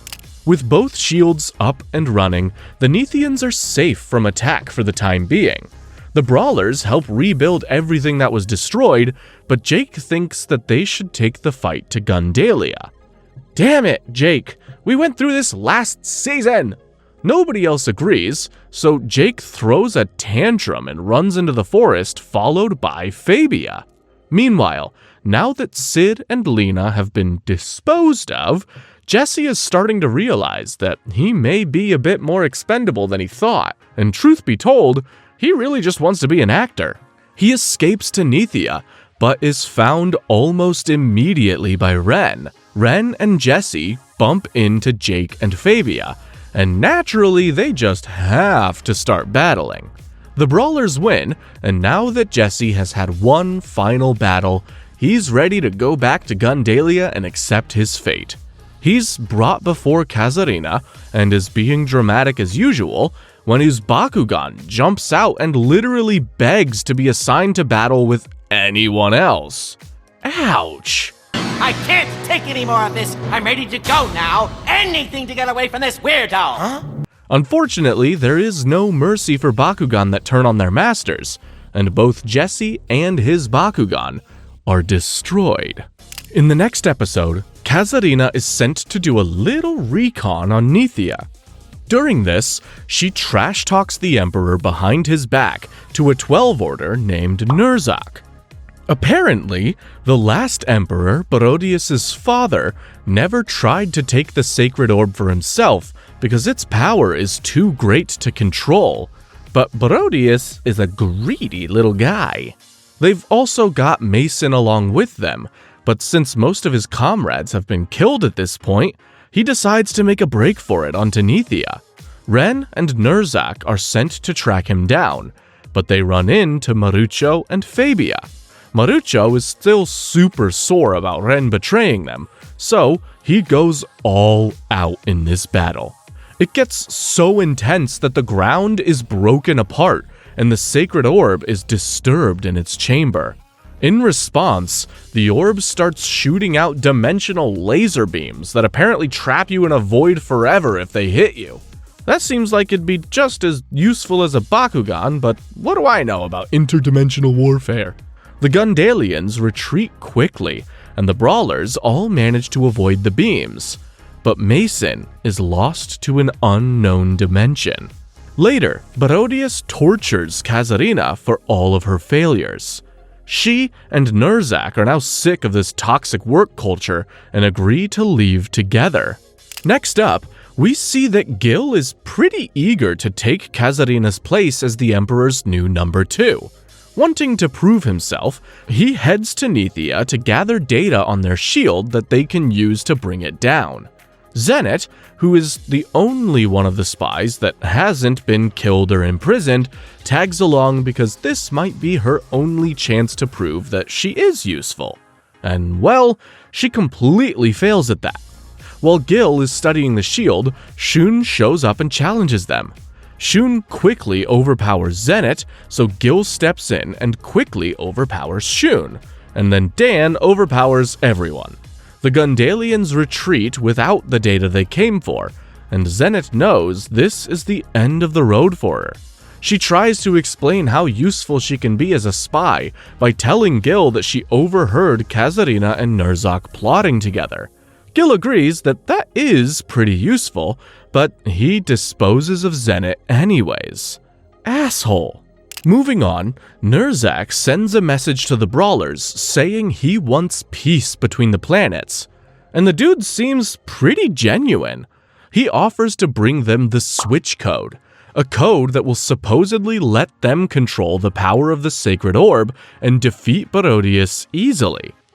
Unfortunately, Gil has already learned of this betrayal and stops Nurzak before he can leave Gundalia. Nurzak asks Kazarina for backup, but turns out she was a triple agent who was actually loyal to Barodius this whole time. Who can you trust these days? They let Nurzak have a trial by combat with Barodius, but Darak is way too powerful, destroying both Nurzak and the very building they were fighting in. Back on Nithia, the Brawlers are waiting to meet with Nurzak, and when he doesn't show, they think that they've been stood up, which really only serves to reinforce the negative biases they already had about Gundalians, and the cycle of hatred continues. With Nurzak gone, Barodius warns the others in the 12 Orders, now the 10 Orders, I guess, that they better fall in line if they don't want the same fate. He then decides, you know what this war needs? More child soldiers! He sends his brainwashed kid army to attack Nithia again, while Ren and Stoica go kidnap more children from the Bakugan interspace. Down on Earth, Julie is doing her part by warning kids not to play Bakugan because they might get drafted into an intergalactic war. But her story is too crazy to believe, and the Gundalians are able to snatch more kids. Maybe you could have just said it was down for maintenance? You know, it's been far too long since we introduced a new toy for kids to buy. Dan and Fabia encounter a brainwashed kid using a Bakugan mobile assault vehicle named Implanton. It's basically an evolved battle gear that has taken the shape of a massive spider tank. This gives Fabia the idea to use an assault vehicle of their own, which leads to Drago having his own freaking motorcycle. Wanna go for a spin? I know what I'm asking for this Christmas. Drago destroys the implantation with his new hog, but the kid remains brainwashed. Dan vows to rescue all these kids. Then, with zero explanation, Kazarina releases her brainwashing effect and returns all the kids to interspace. In the next episode, Sid wakes up in some kind of science pod, where he sees Lena, Jess, and Zenit in the same position. He manages to break out of his tube and sees Ren leaving Gundalia with some troops. Ren leads an assault on Nithia at sunrise, but they're no match for Drago's new sweet ride. Dan and Drago end up battling Ren and Leinhold. Dan tries to convince Ren the Emperor is just using him. Ren says the Emperor gave him freedom, but Dan responds that the Emperor's the one who locked him up in the first place. And besides, Marucho won't stop whining about how much he misses you. Ren rejects this. After betraying his 4 spies, he doesn't believe he can ever be a good person. Suddenly, Sid shows up to help out Ren and lets him know that everyone is still alive, just inside of tubes. Together, they almost beat Dan, but he has another new assault vehicle. This time is a goddamn jet fighter! Yo! The Gundalians are defeated, but Ren is just happy to see Sid alive. That is, until Derek shows up and blasts Sid right off a cliff as a punishment for escaping. Ren tries to save Sid, but Sid just tells Ren to take care of his Bakugan for him before falling into the abyss. Seeing all of this, Dan tells Ren that he can stay here with the brawlers, but Ren just leaves without a word. Dang. In the next episode, Ren is feeling pretty confident about things. He wants to go confront the Emperor about killing his own soldiers, but before he can, Kazarina announces that they've finished their new weapon. It's a battle gear for Derek called Colossus that should be able to destroy the Nethian shields with a powerful beam. And this might be the coolest gear yet, as it is a gigantic scorpion mech with a dragon-sized cockpit. Honestly, I'm rooting for whoever has the sickest toys, and right now, the bad guys are winning. They immediately launch another assault, and this time Derek proves too powerful, even for Dan's entire fleet of shiny plastic assault vehicles. Derek punctures the second shield and knocks Drago to the ground. Barodius orders Ren to finish off Dan to prove his loyalty, which I gotta say is the #1 most classic evil emperor blunder. Ren instead orders Lionheart to fire a laser blast right at Derek. He says he is doing what he should have a long time ago, fighting with his friends. Hell yeah! Ren and Lionheart turn on their master, but that still doesn't make it an easy fight. Derek's assault vehicle splits up into 3 smaller tanks that gang up on Lionheart. And it certainly doesn't help that Ren is refusing help from Dan, despite just saying that he wanted to fight with his friends. Everyone in this show is an idiot. One by one, the brawlers are defeated by the 12 orders and their powerful new battle gears. In desperation, Lionheart taps into his forbidden powers. The sheer aura of it literally starts ripping Nethia apart. In response, the Sacred Orb sends out its last line of defense, a dragonoid colossus that looks a lot like Derek's colossus, but in Drago's colors. The new colossus subdues Lionheart and then flies into Dan's Bakugan system.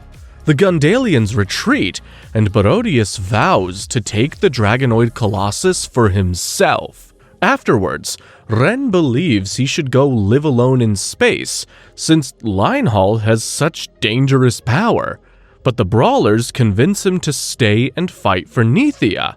Ren shifts back into his human form, which seems like an unnecessary move just to make the brawlers more comfortable, but Fabia is not so sure about letting a Gundalian into their ranks. Before Ren can enter the city, they'll have to bypass the shield that is specifically programmed to reject anyone with Gundalian DNA. Dan asks Fabia to turn it off for just a second so Ren can enter, but she refuses and just runs off. You can't really blame her. They were already tricked by this dude once before. Queen Serena explains why Fabia particularly hates the Gundalians. See, her Bakugan Aeronaut was originally partnered with Fabia's fiancé, Jin. Jin was destroyed in a battle with Kazarina, and Aeronaut was taken to be experimented on. Fabia infiltrated Gundalia by herself and rescued Aeronaut, but he has no memories of his previous partner. Dan tells Fabia that Ren is different, that he's as much a victim of the Emperor as any of them. Fabia says there can only be one way to settle this: a Bakugan brawl. If Ren wins, he can stay, but if Fabia wins, Ren has to leave Nithia forever. Well, Ren is unwilling to use the true power inside of Lionheart, so they lose and Ren is overcome with despair. However, Fabia sees how genuine Ren is and decides to let him stay anyways. She even makes him a knight. In the next episode, a geomagnetic storm starts on Nithis. This really messes with their radar and ability to detect invaders. So, everyone splits into teams to patrol the shield. Dan and Jake are together and soon run into a human boy named Robin, who claims to have escaped the Gundalians. Jake is eager to bring the boy inside, but Dan has been down this road before and warns that it could be a trap. It absolutely is, and Jake falls for it, hook, line, and sinker. Robin runs away, saying he needs to find his sister, and Jake follows, but gets led straight to Kazarina. Jake starts battling her and promises that he will free all the children, but Kazarina lets him know that she already returned all the children to Earth because they were too weak. Well, except for Robin, I guess. Now she's looking for stronger battlers to brainwash. Battlers like Jake. The inexperienced Jake is crushed by Kazarina, and the other brawlers show up just in time to see him taken away. Time for us to leave now. Bye-bye, Jake. Dan is eager to go rescue Jake, but everyone else says that they're not ready for an assault on Gundalia. Suddenly, Jake walks right back into town, claiming to have escaped the Gundalians. Seriously? How stupid does Kazarina think they are? Well, pretty stupid, since Shun is the only one even remotely suspicious about this. Later, when Jake starts suggesting that they make changes to the shield, Dan finally starts to have doubts too. That night, Jake sneaks into the control room to tamper with the shield, but Dan is waiting for him. Jake admits to being brainwashed and the two start battling. Normally, this would be no contest, but Kazarina has given Jake new forbidden powers that put an enormous strain on his Bakugan's body. Dan has to get bailed out by Shun, and Jake ends up retreating to Gundalia, still fully brainwashed. Now, Dan really wants to storm Gundalia to rescue Jake, but Queen Serena is still forbidding it. Suddenly, the Colossus Dragonoid teleports Dan and Drago to a space between dimensions. And hey, Nurzak and Mason are just chilling here as well.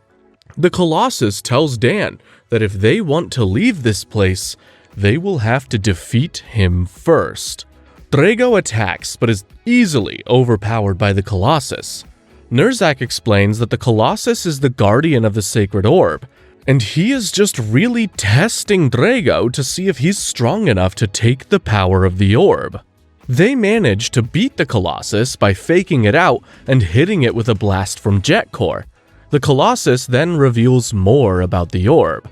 Apparently, all Bakugan come from the first two Bakugan, Dragonoid and Drachnoid, of which Drago and Drak are direct descendants. This makes them the only two who have a chance of possessing the orb.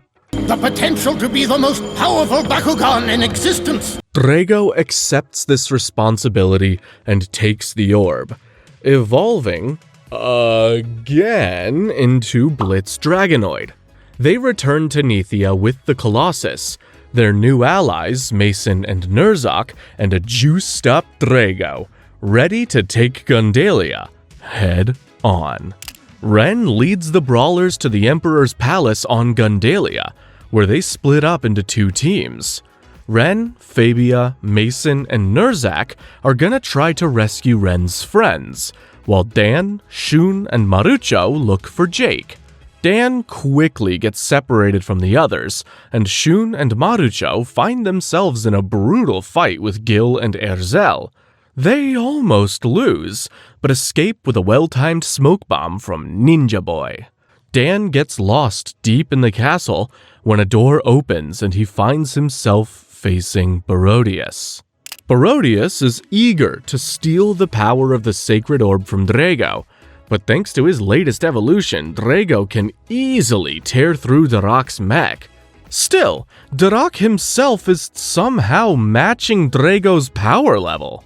Colossus tells Dan that Drago has not yet unlocked the orb's full potential because he doesn't believe in himself enough.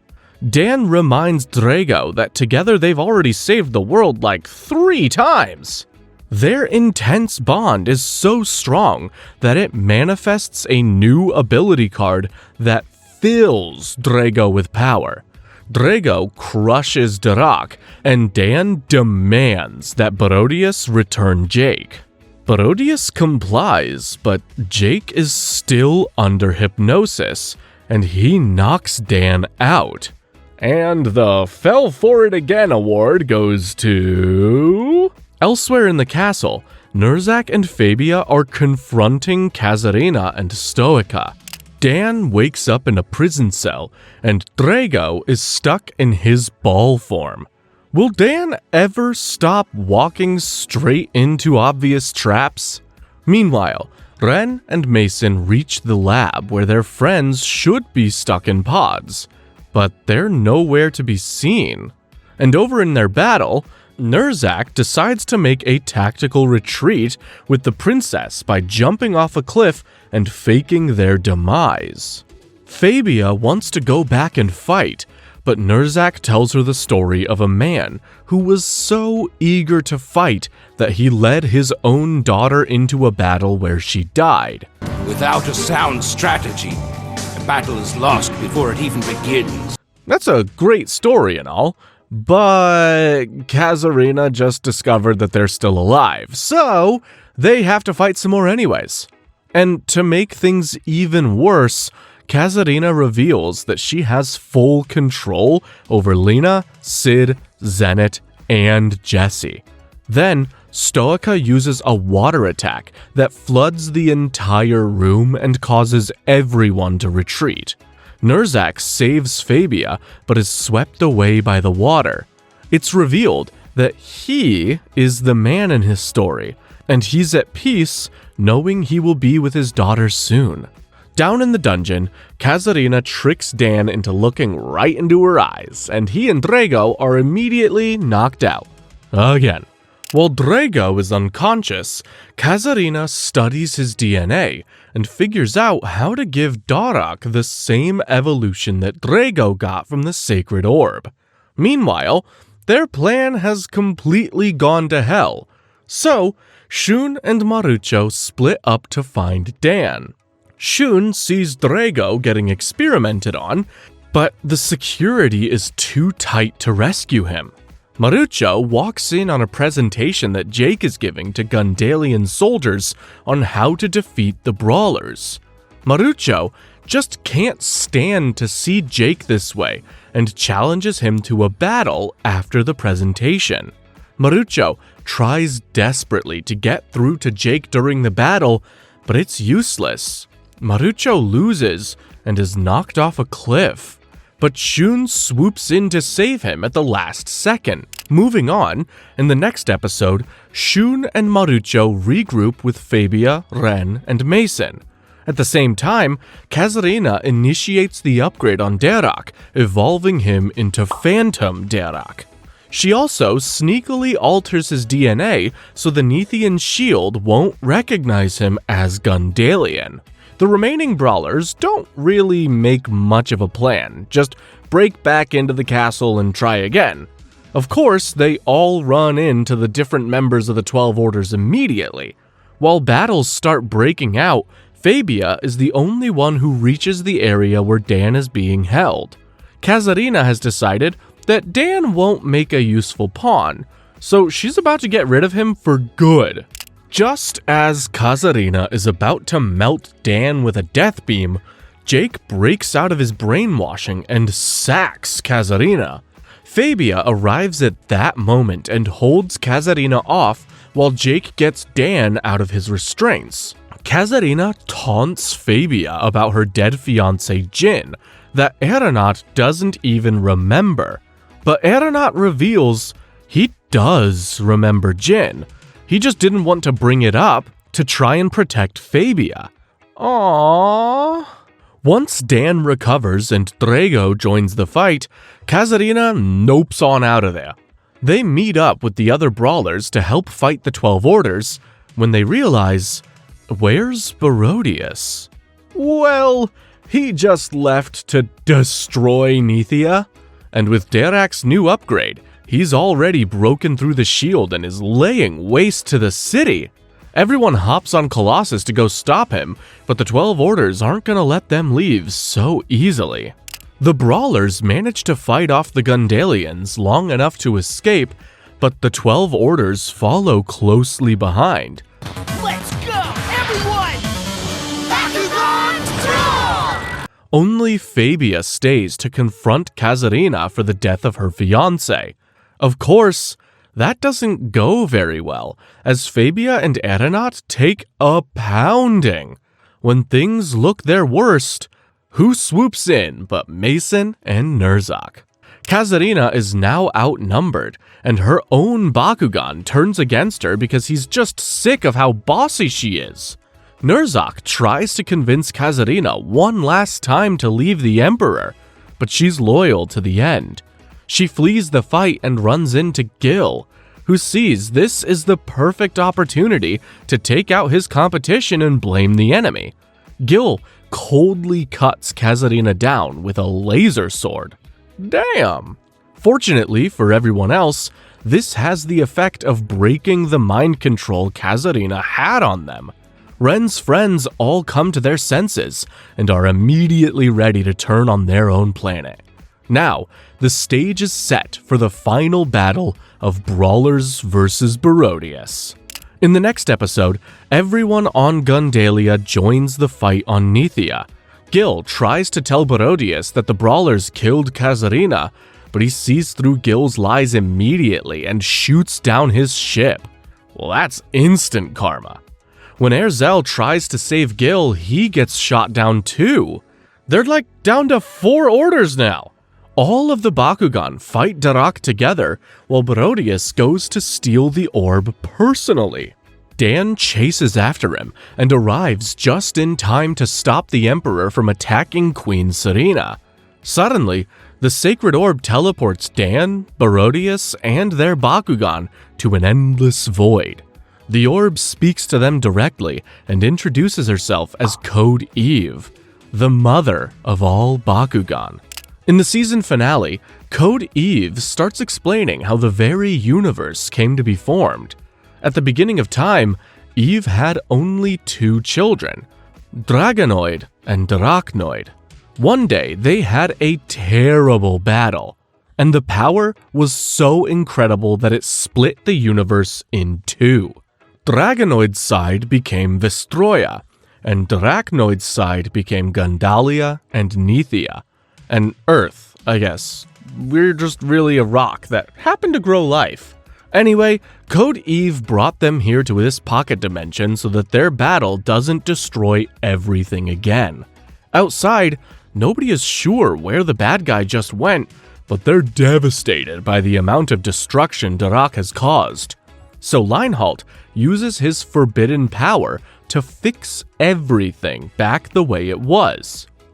Jeez. If you just used your power like that, it wouldn't be so forbidden, would it?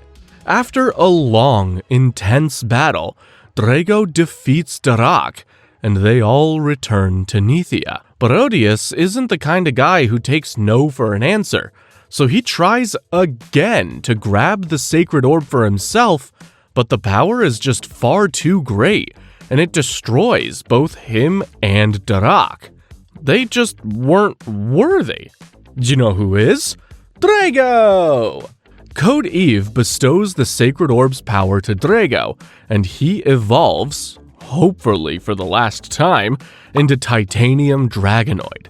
In the aftermath, Nurzak, Ren, and his team sign a treaty with the Nethians and leave to start a new peaceful government on Gundalia. The humans all say goodbye and return to Earth, where Dan's mom once again doesn't seem to mind that her son was just in space for a few weeks. Did you miss us? Mom, I'm home! Mom of the year right there, I guess. In the final season of Battle Brawlers, a year has passed since the victory over Gundalia, making Dan 17 now. Our little man has grown up right in front of our eyes. In that time, Bakugan Interspace has continued to grow in popularity, adding tournaments and a team element to the game. The first episode opens with Dan, Shun, and Marucho engaging in a team battle. Although, Shun and Marucho, along with their new partner Bakugans, Talion and Trickstar, don't have to do anything, since Drago can just win on his own. During the battle, Drago has a strange vision of an unfamiliar Bakugan, but he shrugs it off and wins the match.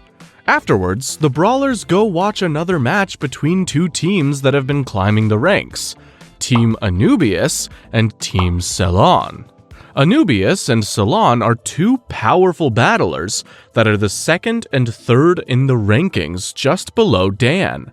But then, some members of Team Anubius show up, including Anubius himself, and they start trash-talking the Battle Brawlers.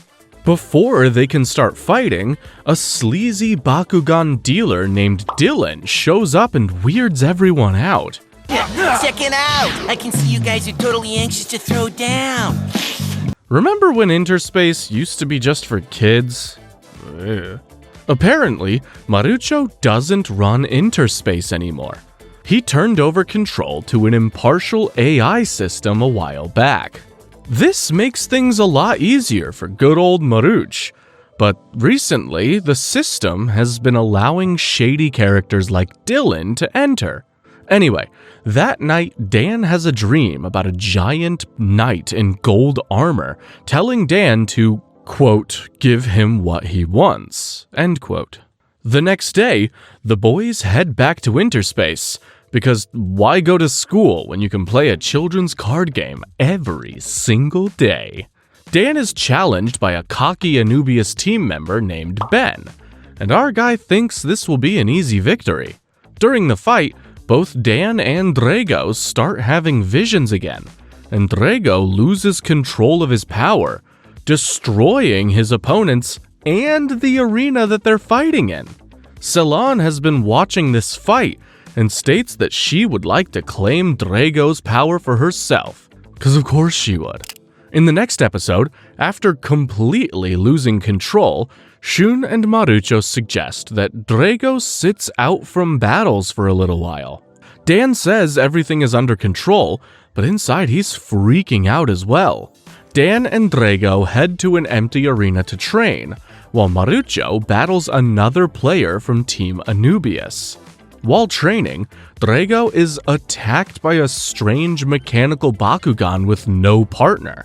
The CGI animated creature, Zenthon, calls itself a Mechtogon, and without explaining anything, it just kinda kicks Drago's butt and then teleports away. The thing then appears in the middle of Marucho's fight, quickly destroying the Bakugan on both sides with a laser cannon. Both Anubius and Ceylon hop in, excited to face a worthy opponent, but Zenthon has a seemingly impenetrable shield. Eventually, Zenthon just gets bored and leaves. Elsewhere, the Gold Knight from Dan's dream is trapped in some kind of organic webbing.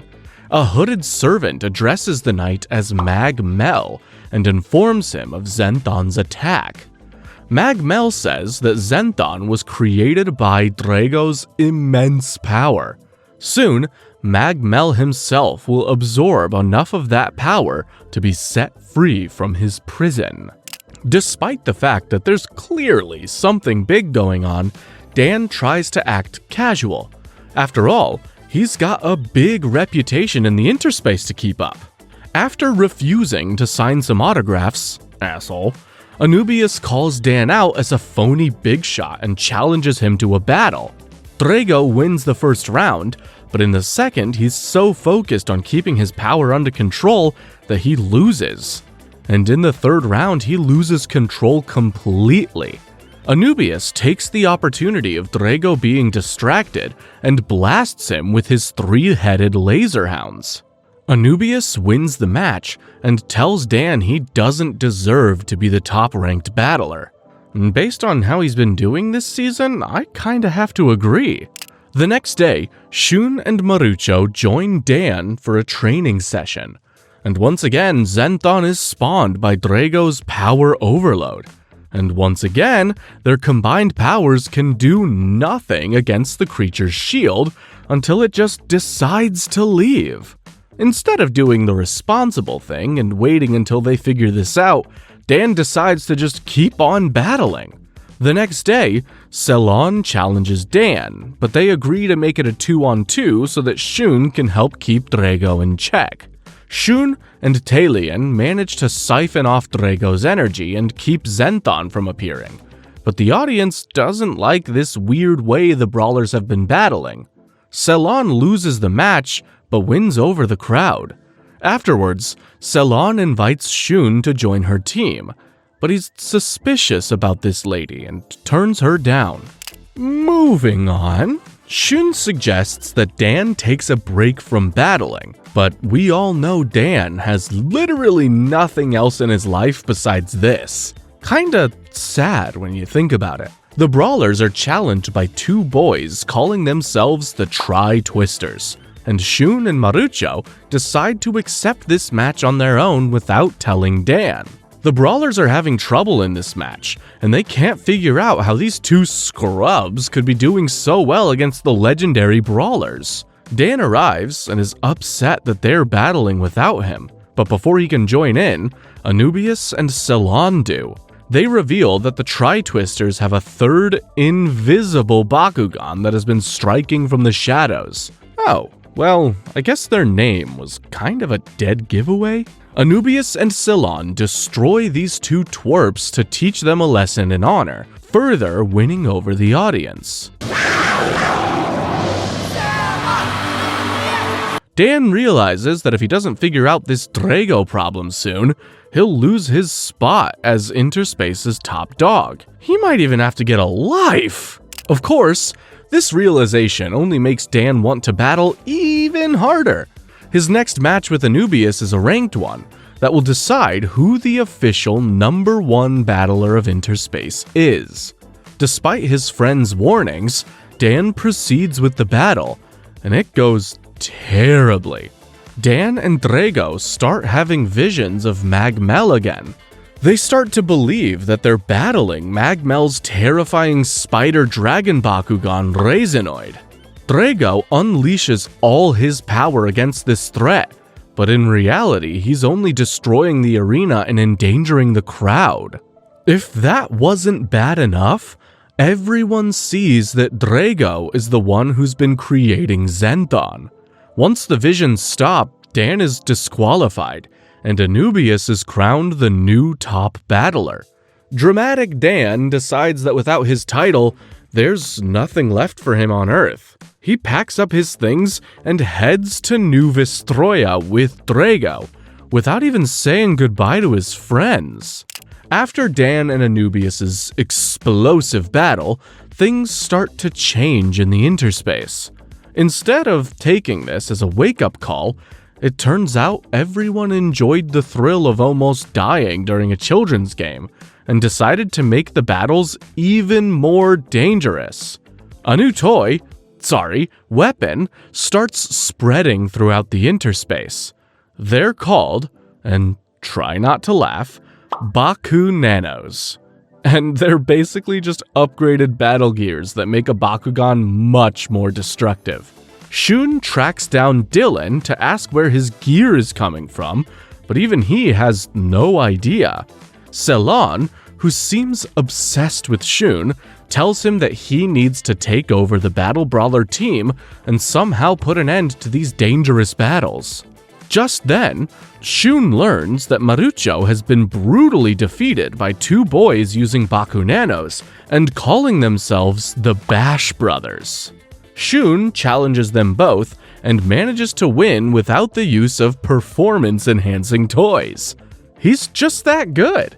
Shun makes an impassioned speech to the crowd, announcing that as the new leader of the Brawlers, he will abolish Bakunanos.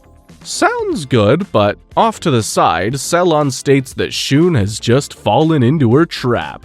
Uh-oh. In the next episode, Dan and Drago reach New Vestroia, looking for a way to control Drago's powers. They run into their old friend Preus and his student Amazon. Amazon has heard a lot about Drago and wants the chance to battle him. Dan stupidly theorizes that Drago has only ever lost control while battling in the interspace, and maybe it'll be different in the real world. Well, it's not. They start battling and quickly they have visions again before passing out. Amazon is disappointed that this is the great Drago he heard so much about, but Preus tells him something is wrong. Back on Earth, Shun is destroying battlers left and right while climbing the ranks.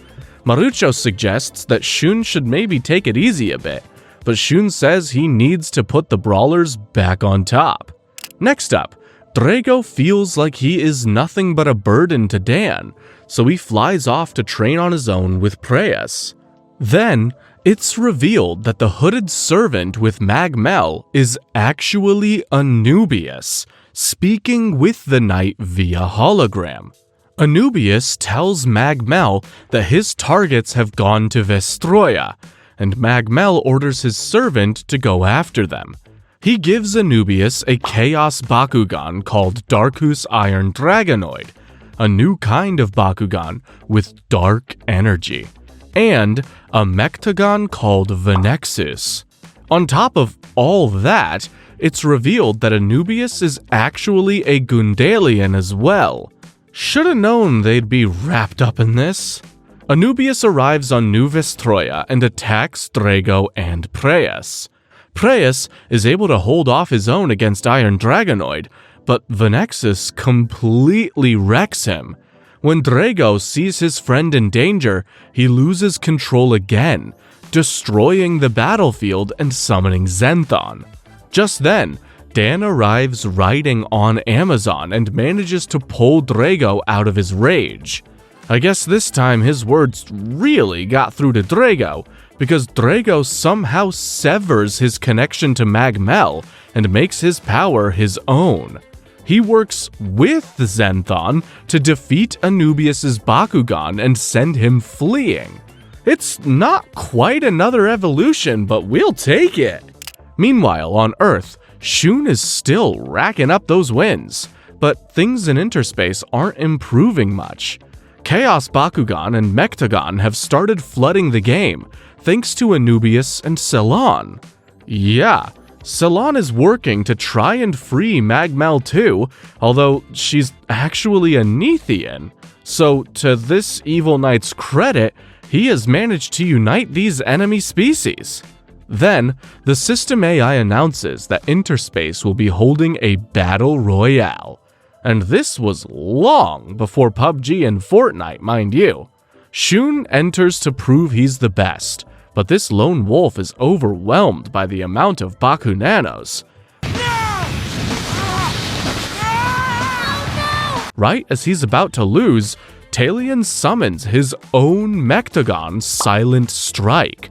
Shun immediately tries to attack it, to no avail. Silent Strike destroys Shun's opponents, but right as it's about to turn on Talion, Shun is saved by two battlers named Rafe and Paige. These two tell Shun that they are a Nethian and a Gundalian respectively. They've been sent by Princess Fabia to teach the Brawlers more about Bakugan.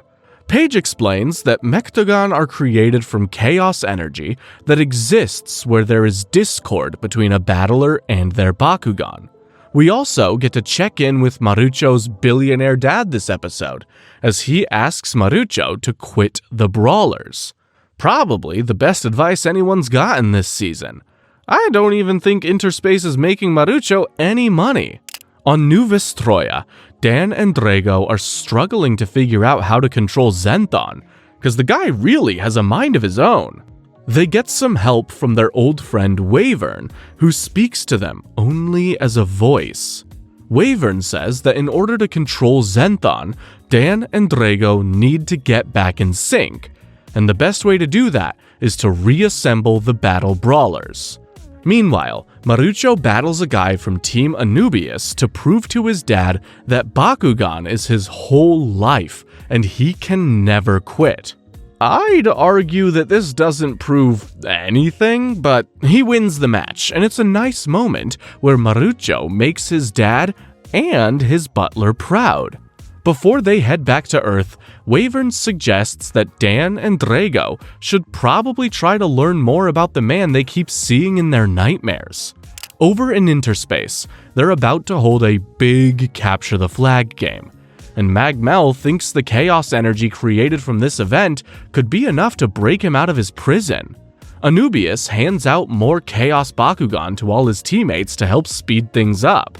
Marucho teams up with Rafe and Paige, while Shun insists on playing on his own. Does he even know how Capture the Flag works? During the event, Marucho really impresses the aliens with his strategic prowess. He uses Trister as a diversion so that Rafe can get the flag. And Team Battle Brawlers takes the win. Rafe and Paige ask Marucho if he will please take them on as students, and he officially adds them to the Battle Brawler team. Meanwhile, Dan and Drago go into a cave where they are supposedly going to learn more about the figures from their visions. In the end, they don't really learn anything aside from the names Magmel and Raisinoid, and that Code Eve is somehow involved.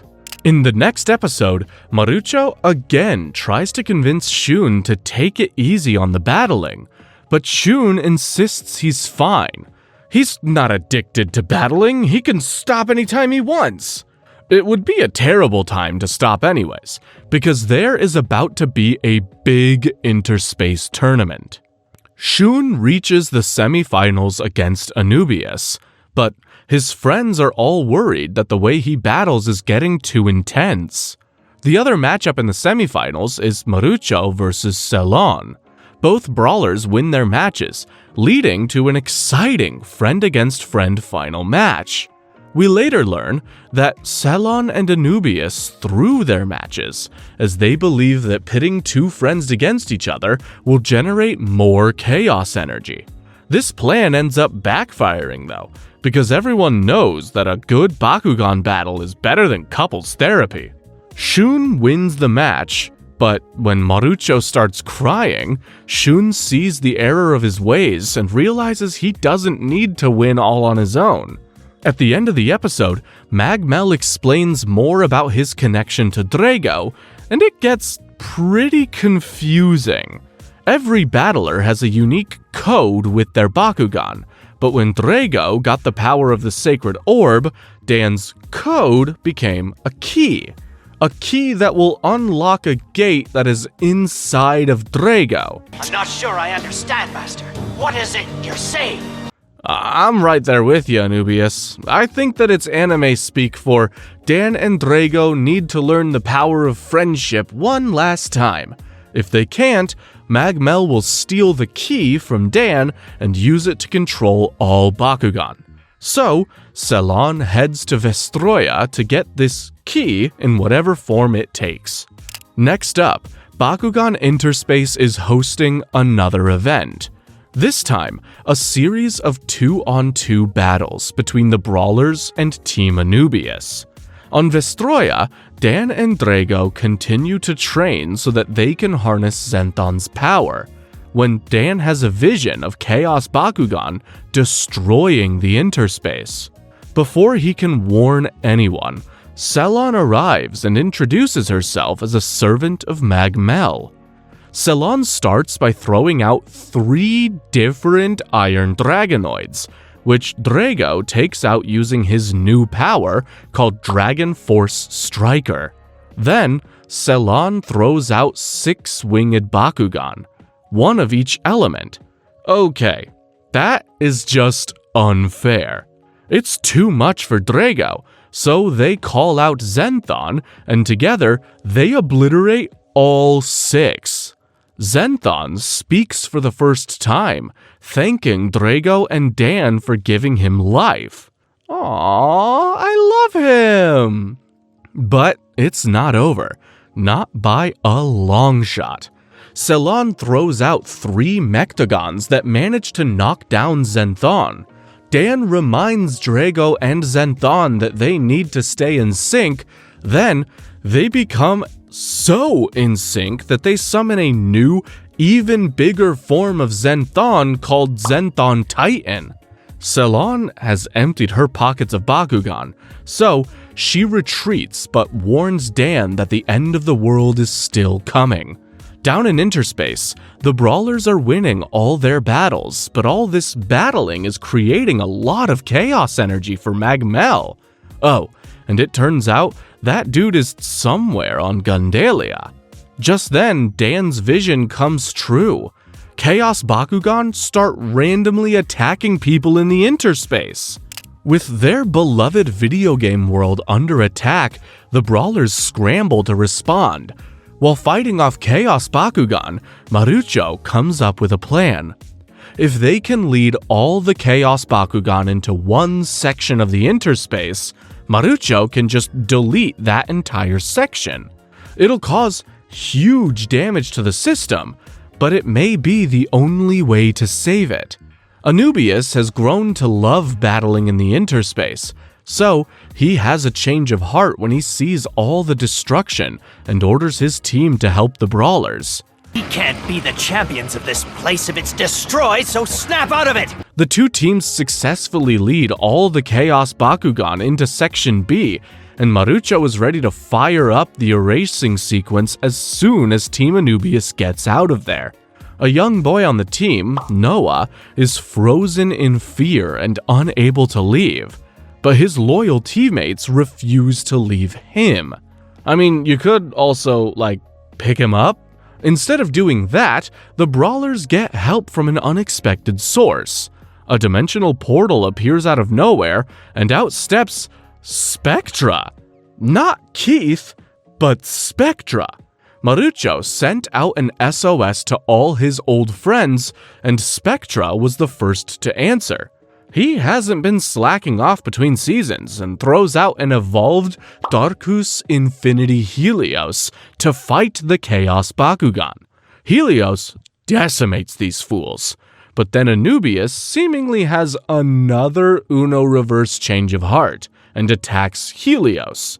It devolves into a battle with Team Anubius and Cylon plus a bunch of Chaos Bakugan against the brawlers and Spectra. Then, Dan and Drago show up to provide support. Dan wastes no time in showing off Drago's awesome power. He easily defeats his opponents and cockily summons Zenthon to finish them off. But of course, they should have trained just a little longer, because once again Dan is hit with visions of Magmel and loses control of Zenthon. The Mectagon starts destroying the interspace and his allies' Bakugan indiscriminately. Before things can get too out of control, Marucho warns everyone to move back and deletes Section B, which contained all the evil Bakugan. Anubius and Cylon retreat, and now that Spectra has made his awesome cameo, he leaves as well. You've changed, my friend. Huh? You're not the same guy who brought me out of my darkness. Shun confronts Dan about him leaving without saying anything, but Dan says it was worth it, because thanks to their training they can now control Zenthon. I mean, obviously not, but they're getting closer. Dan explains about his mysterious connection with this mysterious Magmel, and asks if the brawlers are willing to take the risk of keeping Dan and Drago around. I was fully expecting them to welcome Dan with open arms, but refreshingly, they actually kinda called Dan on his BS. He can't just disappear whenever he wants and expect them to make him leader of the Brawlers when he comes back. He hasn't even asked once how things have been in his absence. While those divas are fighting, Magmel finally has enough energy to break free from his prison. He and Rezenoid snap through their restraints, and his nasty bone castle rises from the ground on Gundelia. He summons an army of Chaos Bakugan to attack the Gundalians. Dan sees this in a dream and rushes to tell the Brawlers about it. The Gundalian page doesn't believe him, but it's quickly confirmed by a report from her home planet. Everyone agrees to go defend Gundelia, but the other Brawlers don't even want Dan to come along. He really has to convince them. I hate to say it, but it's good to see Dan finally get some of the disrespect he deserves. The Brawlers head through a portal to get to Gundelia, and find that the Chaos Bakugan have already decimated large parts of the planet. They're confronted by Gundalian soldiers, but soon, Ren shows up to vouch for his old friends. In the time since we last saw them, Nurzak became the Prime Minister and Ren became the head of the Gundalian forces. Also, Queen Serena of Nithia became an ambassador between the worlds, and Princess Fabia became Queen Fabia. Okay, sure. Everyone tries to get Dan to sit this fight out because Drago is so unpredictable, but he's just as stubborn as usual. He has a vision showing where Magmel is going to attack next, and they set up an ambush. But the Brawlers still end up being the ones getting ambushed from the sky. Apparently, the whole vision thing goes both ways. Rezenoid destroys the Gundalian forces, and soon has knocked out everyone but Dan and Drago. He knocks Dan down and is about to steal the gate and key when reinforcements arrive from Nithia. Magmel retreats for now, but everyone is suspicious of Dan since he's been leading them to so many L's recently. In the next episode, the war on Gundelia rages on. To make things worse, it looks like the Chaos Bakugan are headed for a transporter that will let them invade Nithia as well. Haven't they been through enough? Dan is eager to attack Magmel in his castle, but nobody's listening to him. He keeps fighting with Marucho, and I can't believe I'm saying this, but I'm fully on Marucho's side this time. How many times have I shaved your bacon over the years, huh? Dan has lost it. He and Shun start having a battle, but are forced to put aside their differences when Anubius shows up. The battle escalates until Dan feels like he needs to summon Zenthon, but fortunately he's decided to be a good boy this time. Zenthon Titan helps to defeat both Anubius and Ceylon. Anubius passes out from the energy of using so many Mechtagon at once, and Ceylon teleports him back to the castle. Afterwards, the Brawlers get word that Paige and Rafe are missing, and likely went to Magmel's castle on their own. Dan, Shun, and Marucho catch up to those two, but then a Chaos Bakugan blasts the ground and opens a chasm underneath them. Can't Drago, fly? It looks like Drago forgot his wings today, and the Brawlers all tumble underground. Rafe and Dan get separated from the others, and Rafe is unhappy about this because he really thinks Dan is useless. Drago attacks some rocks that collapse and crush a couple of Chaos Bakugan, and I guess that was enough to win Rafe over. In fairness, he was already looking up to Marucho, and with that pipsqueak, that's damn near impossible. Literally. Dan wants to head through these caverns to reach Magmel's castle, but he doesn't want a scrub like Rafe coming with him. Rafe insists that Dan needs to trust his friends more, so they compromise. Dan will go alone, while Rafe goes to the rest of the Brawlers. How is that a compromise? Rafe joins up with the others, but now he's all Team Dan and defending him. Apparently, all they needed was to hear someone say that Dan cares about the brawlers, even if it wasn't Dan himself. That's not true! He respects you. A lot. Marucho starts tearing up and is immediately ready to forgive his old buddy. Meanwhile, Dan confronts Magmel in his castle, and the Masked Knight explains the connection they have to each other. Magmel and Rezenoid have the same kind of power that Drago got from the Sacred Orb, a power based in the very DNA of all Bakugan. But Magmel's power is incomplete, and he needs to take it from Drago to power it all the way up. Once he's complete, he can control all Bakugan. So pretty much the exact same deal as last season. Ceylon and Anubius arrive, as do the rest of the brawlers, and a giant battle erupts.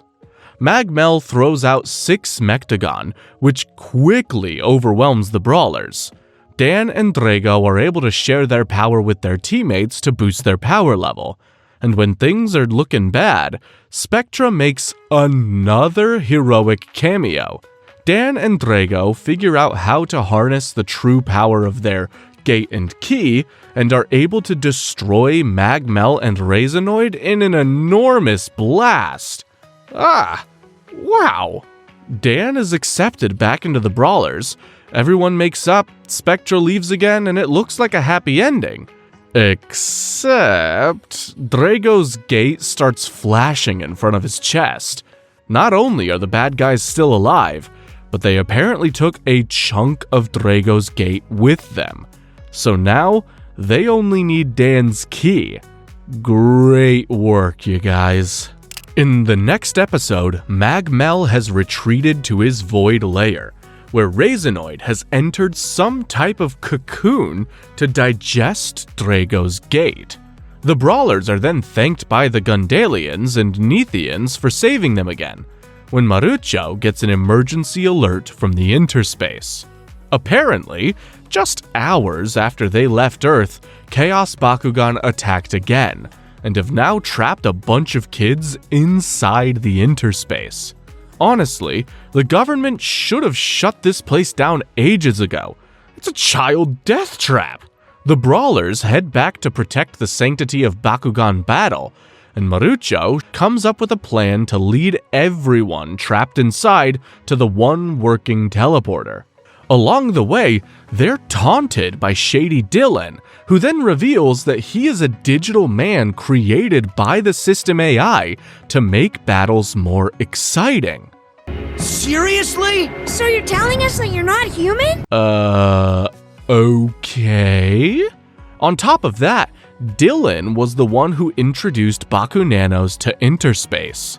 This whole time, they thought Magmel was the one making interspace more dangerous, but it was just their own lust for exciting battles. Dylan even implies that the brawlers themselves could be responsible for the creation of Magmel.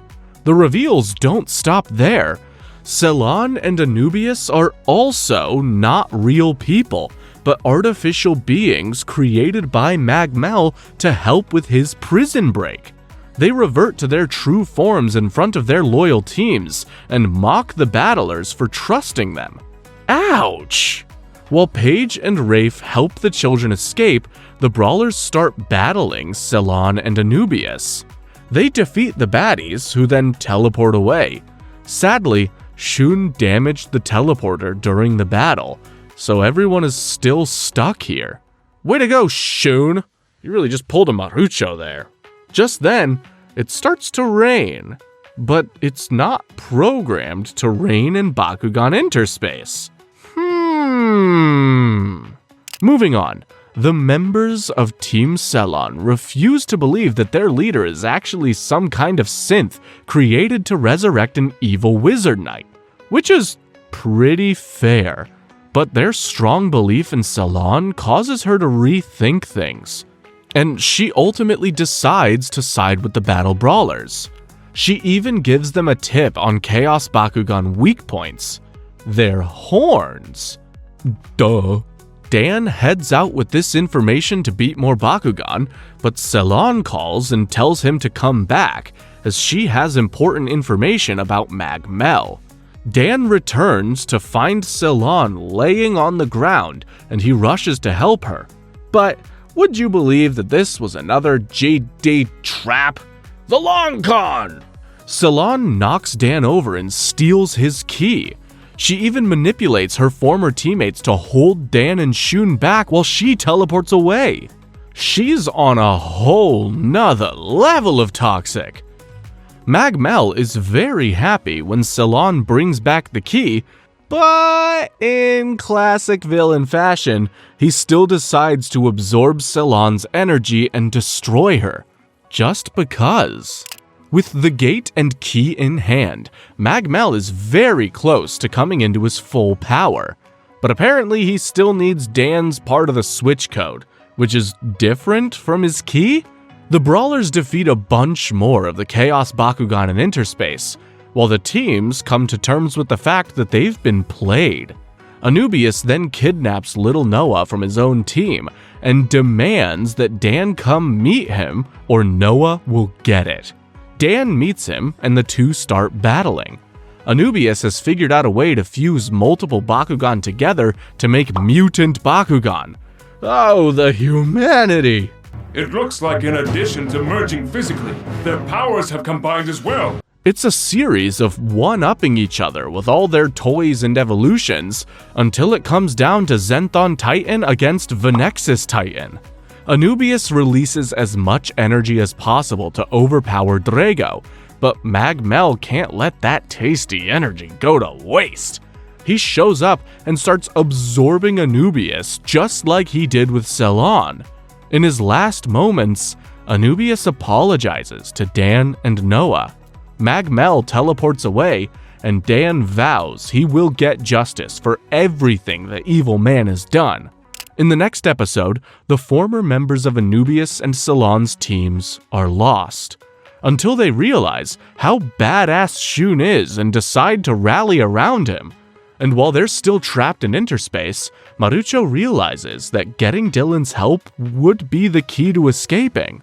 At the same time, Dan tries using his connection to Mag-Mel, but somehow finds himself facing the guy in a spiritual plane of Interspace, while his real body is unconscious. They start battling with their Mechtagon, while Mag-Mel gets his helmet cracked, revealing that he is actually Barodius, the wrinkly old creep.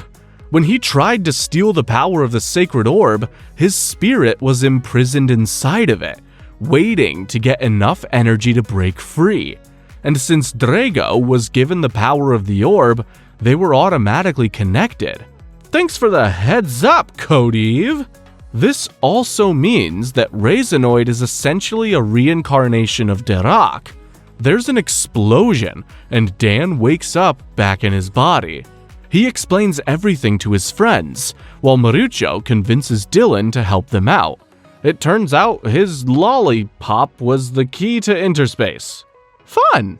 Next up, Marucho gathers everyone in the Interspace control room and reveals his new plan. Mag-Mel has essentially infected the Interspace, but if Marucho just deletes the entire thing, it should prevent Mag-Mel from fully arriving on Earth. Marucho's dad and butler work hard on the outside to reboot a teleporter out of there, and the Brawlers gather everyone remaining in Interspace. Dylan, not wanting to be deleted, spills this plan to the Chaos Bakugan and tell them where the new teleporter is going to be. The Brawlers hold them off while the children escape, and then an unfamiliar Mechtagon falls from the sky. At this point, I shouldn't be surprised. It's Spectra again. Drago suggests taking what they learned from Anubius to fuse Drago and Helios together. Together, you and I will be truly invincible, my friend. They swap some of their parts to create Mercury Dragonoid and Mutant Helios. Mag-Mel keeps sending Chaos Bakugan to try and overwhelm Dan and Spectra so they can't leave before the deletion happens. Spectra stays behind so Dan can escape, and is seemingly deleted. And would you believe the whole thing was another trap? Magmel absorbed the energy from the deletion and has manifested on Earth as a dark moon hanging in the sky. It looks like Barodius has learned a lot last season, and now he's ready to be a proper villain. Magmel appears on Earth and uses the power of his newly evolved Raisinoid to send every non-battler on Earth into a dark reverse dimension. He then summons 5 Raisin Titans to the largest cities on Earth, so they can drill down to the core and explode the planet. They sound delicious, but they're actually quite serious. The Brawlers do their best to take down these Titans, but this form of Raisinoid is unstoppable. With some help from Spectra, Gus, and some more fusion shenanigans, they put up a good fight, but Raisinoid himself can't be beat. Marucho suggests that their only hope is to use the power inside of Dan and Drago to somehow shut down Magmel for good. While everyone holds off Raisinoid, Dan and Drago fly up to the Dark Moon, ready to end this. Raisinoid follows them up to the moon, and the final-ish battle kicks off. While the Brawlers on Earth continue to try and stop the drilling, Drago takes a beating from Raisinoid, and Zenthon isn't much help either. Drago asks why Magmel wanted to destroy the Earth so badly, and he basically says it's punishment for Dan embarrassing him when he was known as Barodius. Petty much?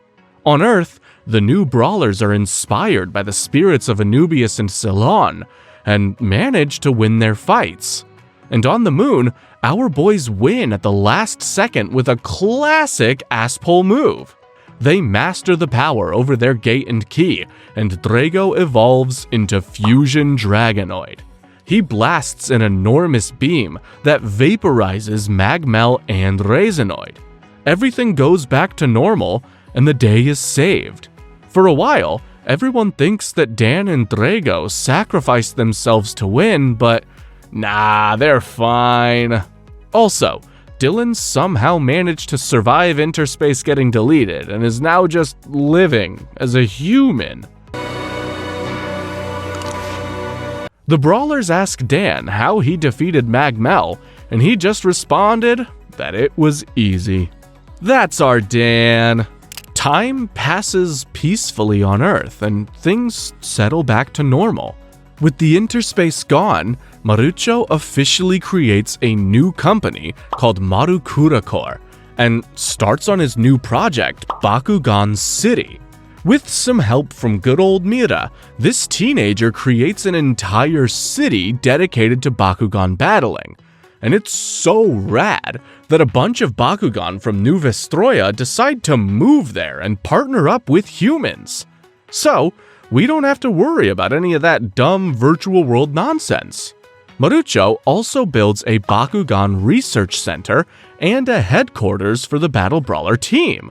And what did Dan get done in all that time, huh? Probably a whole lot of nothing.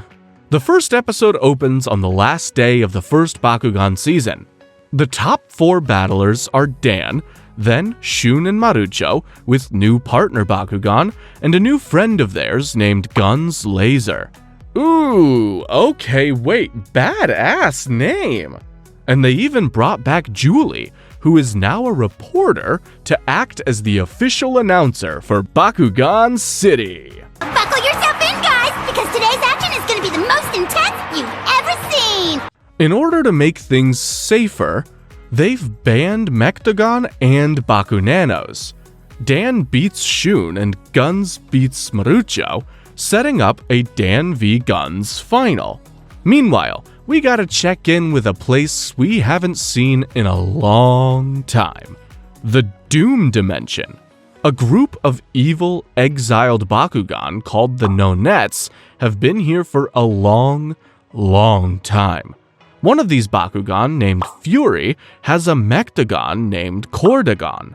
And this Mechtagon is so evil that he destroys Fury and convinces the other Mechtagon to go rogue. The Nonet's leader, Betadron, warns them that if they go to Earth, the battle brawlers will destroy them. But the Mechtagon don't listen and just leave. It's that easy? Drago is battling Guns' Bakugan Reptak when the 4 Mechtagon appear out of thin air and announce they want to make all Bakugan go extinct as revenge. Revenge for being forced into a dimension that they could have just left at any time, I guess. Julie evacuates the stadium while the Brawlers and Guns fight off these fellas, but the Mechtagon combine to create the powerful Mechtavius Destroyer.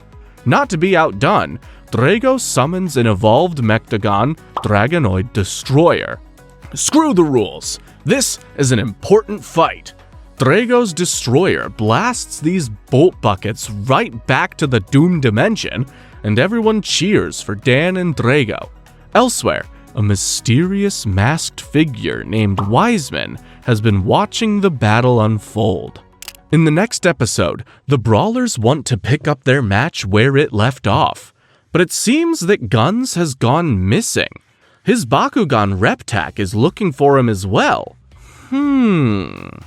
In the Doom Dimension, Wiseman appears before the Mechtagon and the Nonets and says he can help them beat the Brawlers. They all warp into Bakugan City and start causing havoc once again, this time at a construction site. Julie shows up to report on the attack and calls the Brawlers to the scene. Dragonoid Destroyer again pretty easily repels the invaders, and he uses a badass shoulder cannon to launch the other Bakugan at the creeps. The bad guys retreat, and Wiseman escapes before anyone can question him. Reptak mentions the way Wiseman throws out Bakugan is similar to his partner Guns. Next up, Reptak continues searching for Guns. He hears his partner's voice and thinks that he sees him in the crowd. So, he follows the figure into the construction site. The Brawlers follow after, and of course, they encounter Wiseman inside. Are they even trying to be subtle about this? Wiseman throws out 3 of the Nonet Bakugan, which, it should be noted, there are only 8 of. With no explanation for how they've gotten stronger, the Nonet Bakugan start whooping Drago this time. So, Mira sends them a brand new toy, Bakugan Battlesuits. Teleport and attachment complete. Battle system is a go. Sync rate 100%. What are those big fancy suits? With these mech suits, Drago and Reptak turn the tables. The 3 evil Bakugan fuse into a badass giant bird, but Drago and Reptak fuse into an even more badass dragon ninja and take the win. Wiseman escapes once again, and we're all left hoping that maybe, just maybe, Wiseman isn't Guns' laser. Moving on, Shun is training with his new Bakugan Jakor. Once they're done, Jakor says that he wants to stay behind and meditate for a while.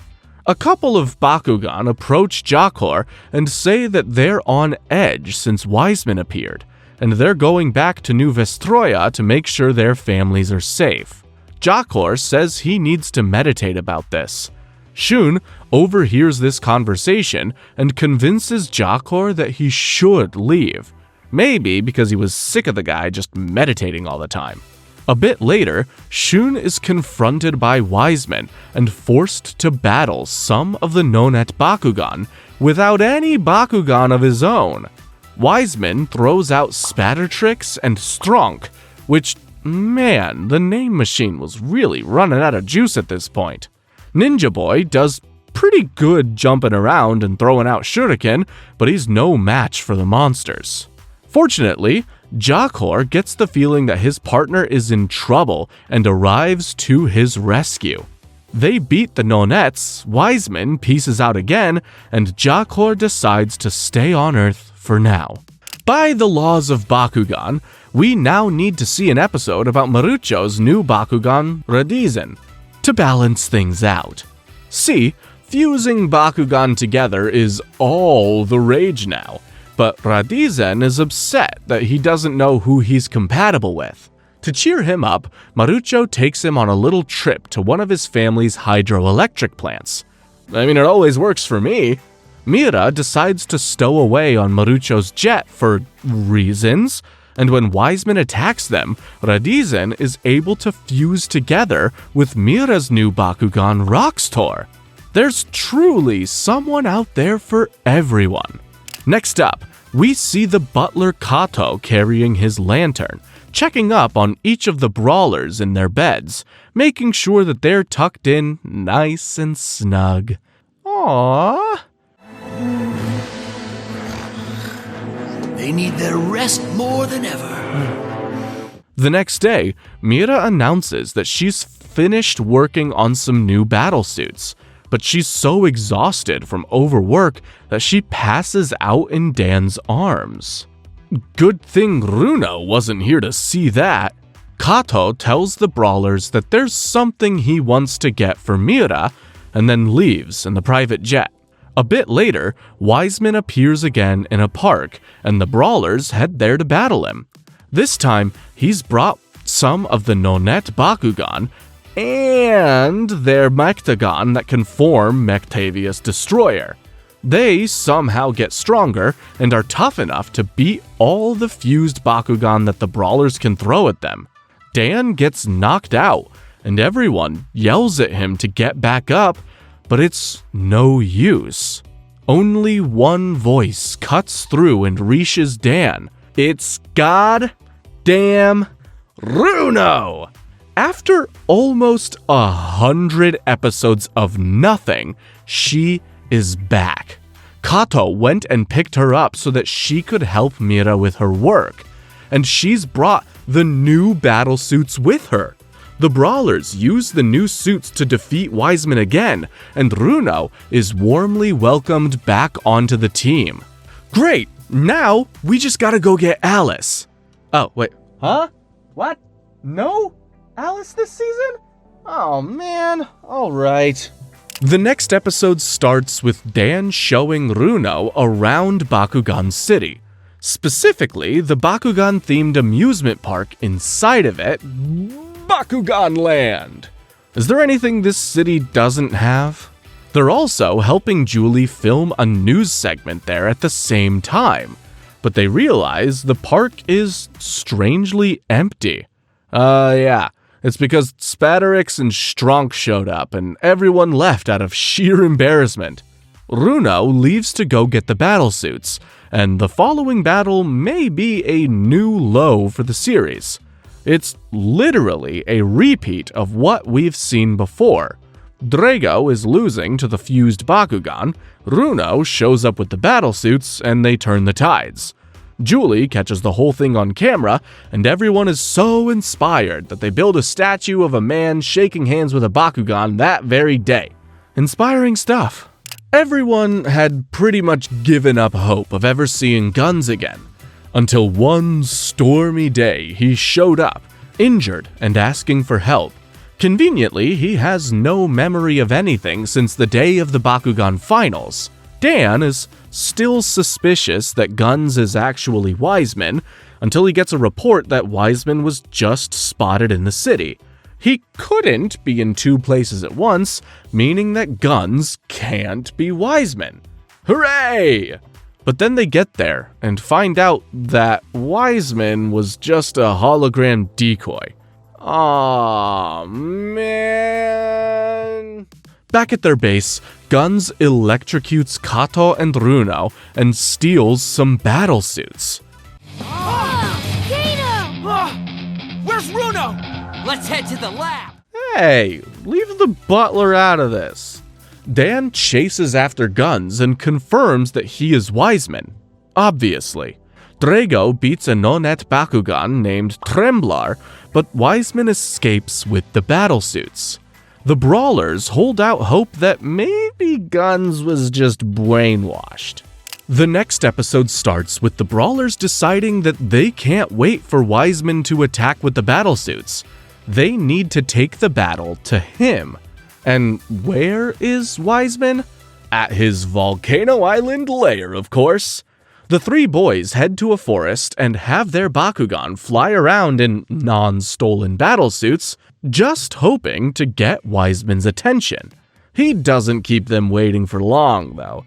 Unfortunately, the brawlers don't achieve anything except for Dan getting his Baku meter stolen. Near the end, Dan starts to suspect that this might not be the guns he knew. And while this is going on, one of the Nonettes named E is snooping around Wiseman's lair. He finds a secret door and opens it to find the real guns tied up by vines. Wiseman is a fake? Moving on. At this point, Wiseman is ready to put everything together and attack the brawlers with all the Nonettes and their Mechtagon and the battlesuits. The only issue is that the Nonettes are a bit suspicious of the Mechtagon since one of them did kill his own Bakugan. But Cortagon isn't really around anymore. And they're really determined to beat the brawlers for some reason, so they put aside their differences. The two sides meet, and a great Bakugan battle commences. It once again comes down to Mectavius Destroyer against Dragonoid Destroyer, but this time, Mectavius is actually able to knock down Drago with a huge blast. The evil Mechtagon fusion gives the brawlers an ultimatum. By the next time they meet, the brawlers must throw away their partner Bakugan. They'll be obliterated either way, but if they don't do this, the Nonettes will destroy the entire Earth as well. Quite an offer. The brawlers head back to Mira's lab, where they learn that Dragonoid Destroyer won't be functional for 18 hours. Also, during that last fight, he was keeping 30% of his power in reserve, which is probably why he lost. Rookie move. The brawlers are still determined to reject Wiseman's offer, and that night they meet him at a stadium for another battle. This time, the Nonettes have a new strategy, where they all chant evil thoughts in order to power up their Mechtagon. Destroy the descendant of the original Drago who imprisoned us for all those years! Destroy Drago! Just when things are looking real bleak, Dragonoid Destroyer uses 20% of his remaining energy to summon a new Mechtagon for Jakor and Raziden. The new fighters fuse to make Duo Mechtra, which gives the brawlers the edge they need to win the match. Wiseman escapes again, and Dan is left wondering what the heck Destroyer will use that last 10% for. In the next episode, we learn the interesting story of a Bakugan named Eragon. Apparently, long ago he had a master who told him to practice jumping as high as he can. So, Eragon has been jumping up and down on New Vestroia for a long time, and he can jump real high now. He starts to get bored of this though, so he heads to Earth to find some new experiences, and ends up falling into Runo's weird green drink. He asks if he can be Runo's partner, but she says that she gave up battling a long time ago. She tries to pawn Eragon off onto Dan, but he says this weirdo is her problem. Eragon then decides to do what he does best, jumping. Wiseman appears and attacks Runo while she's alone. Fortunately, Dan was on his way to apologize to Runo, and he arrives just in time to battle Wiseman with her. Dragonoid Destroyer launches Eragon high into the air, then he comes down and strikes the enemy. It's a brilliant strategy that soon has Wiseman running for the hills. Eragon had a good time, but he decides to go back to New Vestroya to check in with his master. At the end of the episode, we learn that this master is Runo's old partner, Tigrera. After that crazy little side adventure, the two friendly Bakugan manage to find Wiseman's island lair and report it to the brawlers. The team heads there to face Wiseman directly and start a huge battle with all the Nonettes and Mechtagon. At one point, one of the Nonettes realizes they really don't know the guy they're fighting for and sneaks off to Wiseman's room in secret. The Bakugan demands to know Wiseman's true identity, and he complies, but it's one of those if I tell ya, I gotta kill ya things. The Nonettes are down to 7, but it's still enough to beat the Brawlers this time, and they knock the kids right off a cliff. In the next episode, Guns finally wakes up and breaks free from the vines wrapped around him. Wiseman is trying to confirm that the Brawlers are dead for sure when he finds Guns snooping around.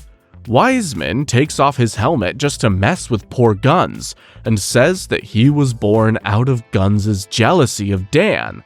So wait, is he Guns or isn't he? Guns just runs away, really confused.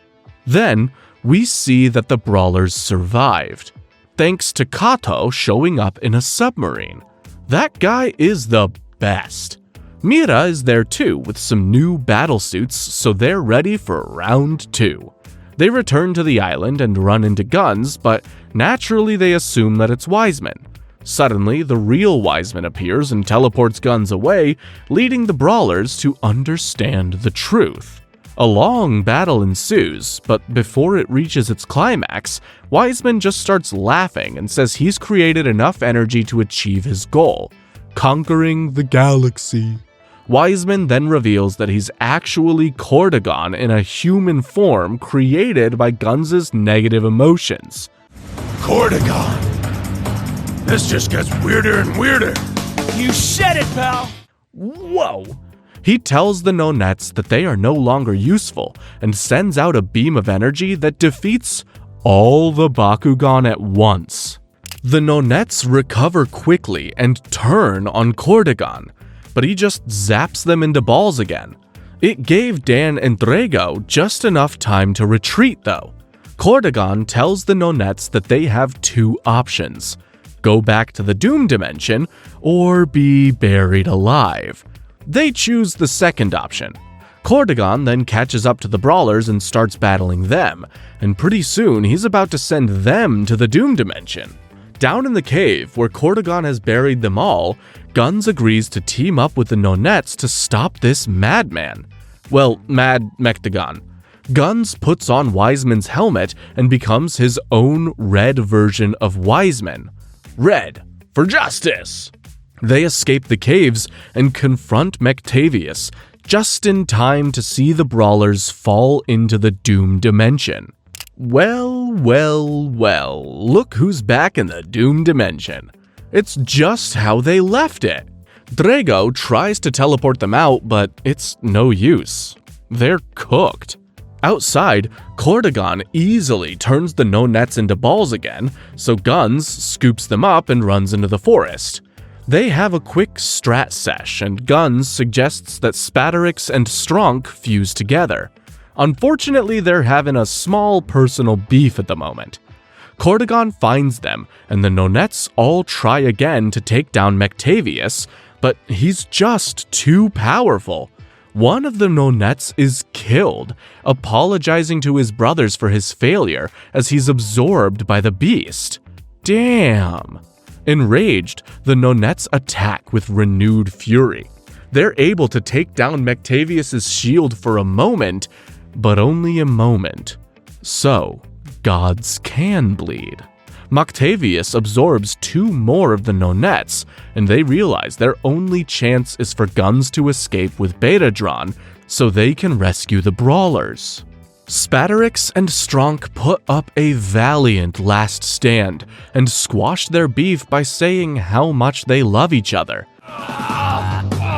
Yeah, well, what can I say? You're the best partner I ever had. And then they're both eaten by Mechtavius. So sad. Guns and Betadron manage to reach the Doom Dimension, but the guy's priorities are seriously out of whack. Guns is still hung up on the whole jealous of Dan thing, and he felt betrayed to see Reptak battling with Dan. So, he challenges Dan to a battle here and now. Dan crushes the guy, no sweat, and they end up becoming friends again. Anyway, once that crap is done, one of the most insane things I have ever seen in anime happens. Genuinely. Mechtavius marches up to Bakugan City and obliterates it with a single blast. instantly killing Julie, Runo, Kato, Mira, and taking countless other innocent lives. I'm not kidding. This happens. Not such a kid's show now, is it? After getting a real taste for blood, McTavius decides, you know what, why not just blow up the whole Earth too? So, he does it. Poof! Gone! Take that, Pokemon! You never had the balls to blow up Earth! He heads to New Vestroia next, and despite all the Bakugan from past seasons trying their best, he slaughters them all as well. Jesus, I'm sorry, Preyas! crying over Preyas in the club. In the Doom Dimension, the Nonettes are able to sense what is happening, but we really don't get as much of a reaction from the Brawlers as I was expecting. Before things get too heavy, one of the Nonettes named Wharton tells the Brawlers that he recently discovered something called the Current of Time, a river in the Doom Dimension where you can travel back in time. Yeah, go on. Everyone immediately dives into this river, and they start seeing their own memories of battle. They also see the future, in which McTavius destroys Vestal, Gundalia, and Nethia just like that. Dude is speedrunning Galactic Conquest. Betadron and Wharton sacrifice themselves, becoming pure energy to make the others exit the time stream at the right moment. The Brawlers emerge just minutes before McTavius was about to destroy Bakugan City, ready to rewrite history. They're back at the right time, but they haven't exactly gotten any stronger. They throw everything they have at McTavius, but this is a guy who conquered the galaxy in minutes. All the fusions, battlesuits, Bakunanos, battle gears, mobile assault vehicles, Mechtagon, and trapped Bakugan in the world aren't bringing this guy down. Man, they had some good toys. But wait, Dragonoid Destroyer is still only fighting at 90% power. Where's that last 10%? They ask Drago, but he says not everyone is here yet. Guns makes up with his Bakugan Reptak, and their bond summons his Mechtagon Chromopod.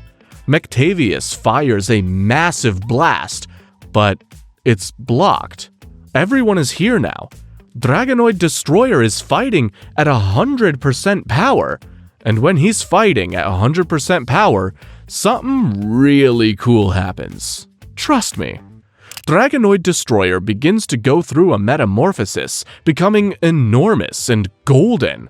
The powerful bonds between humans and Bakugan all over the world start flowing into the Destroyer, giving it infinite power. It's fighting at 1,000, 1,000,000, 1,000,000%. In a single blast, it destroys McTavius for good, erasing the dark future where everyone died forever.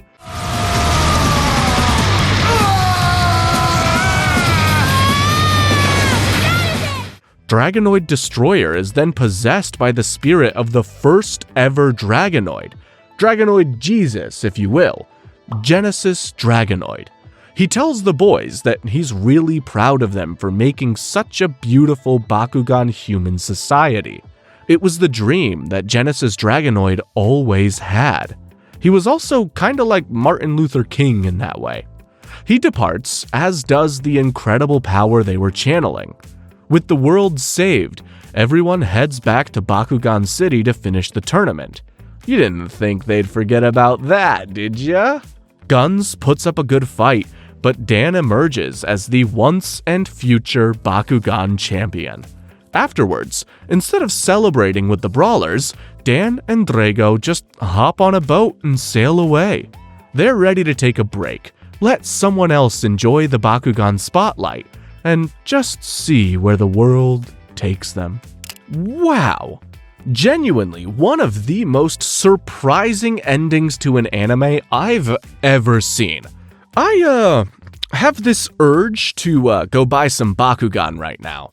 So while I do that, you go ahead and click on one of these things right here to check out another one of my videos, and in the meantime, peace!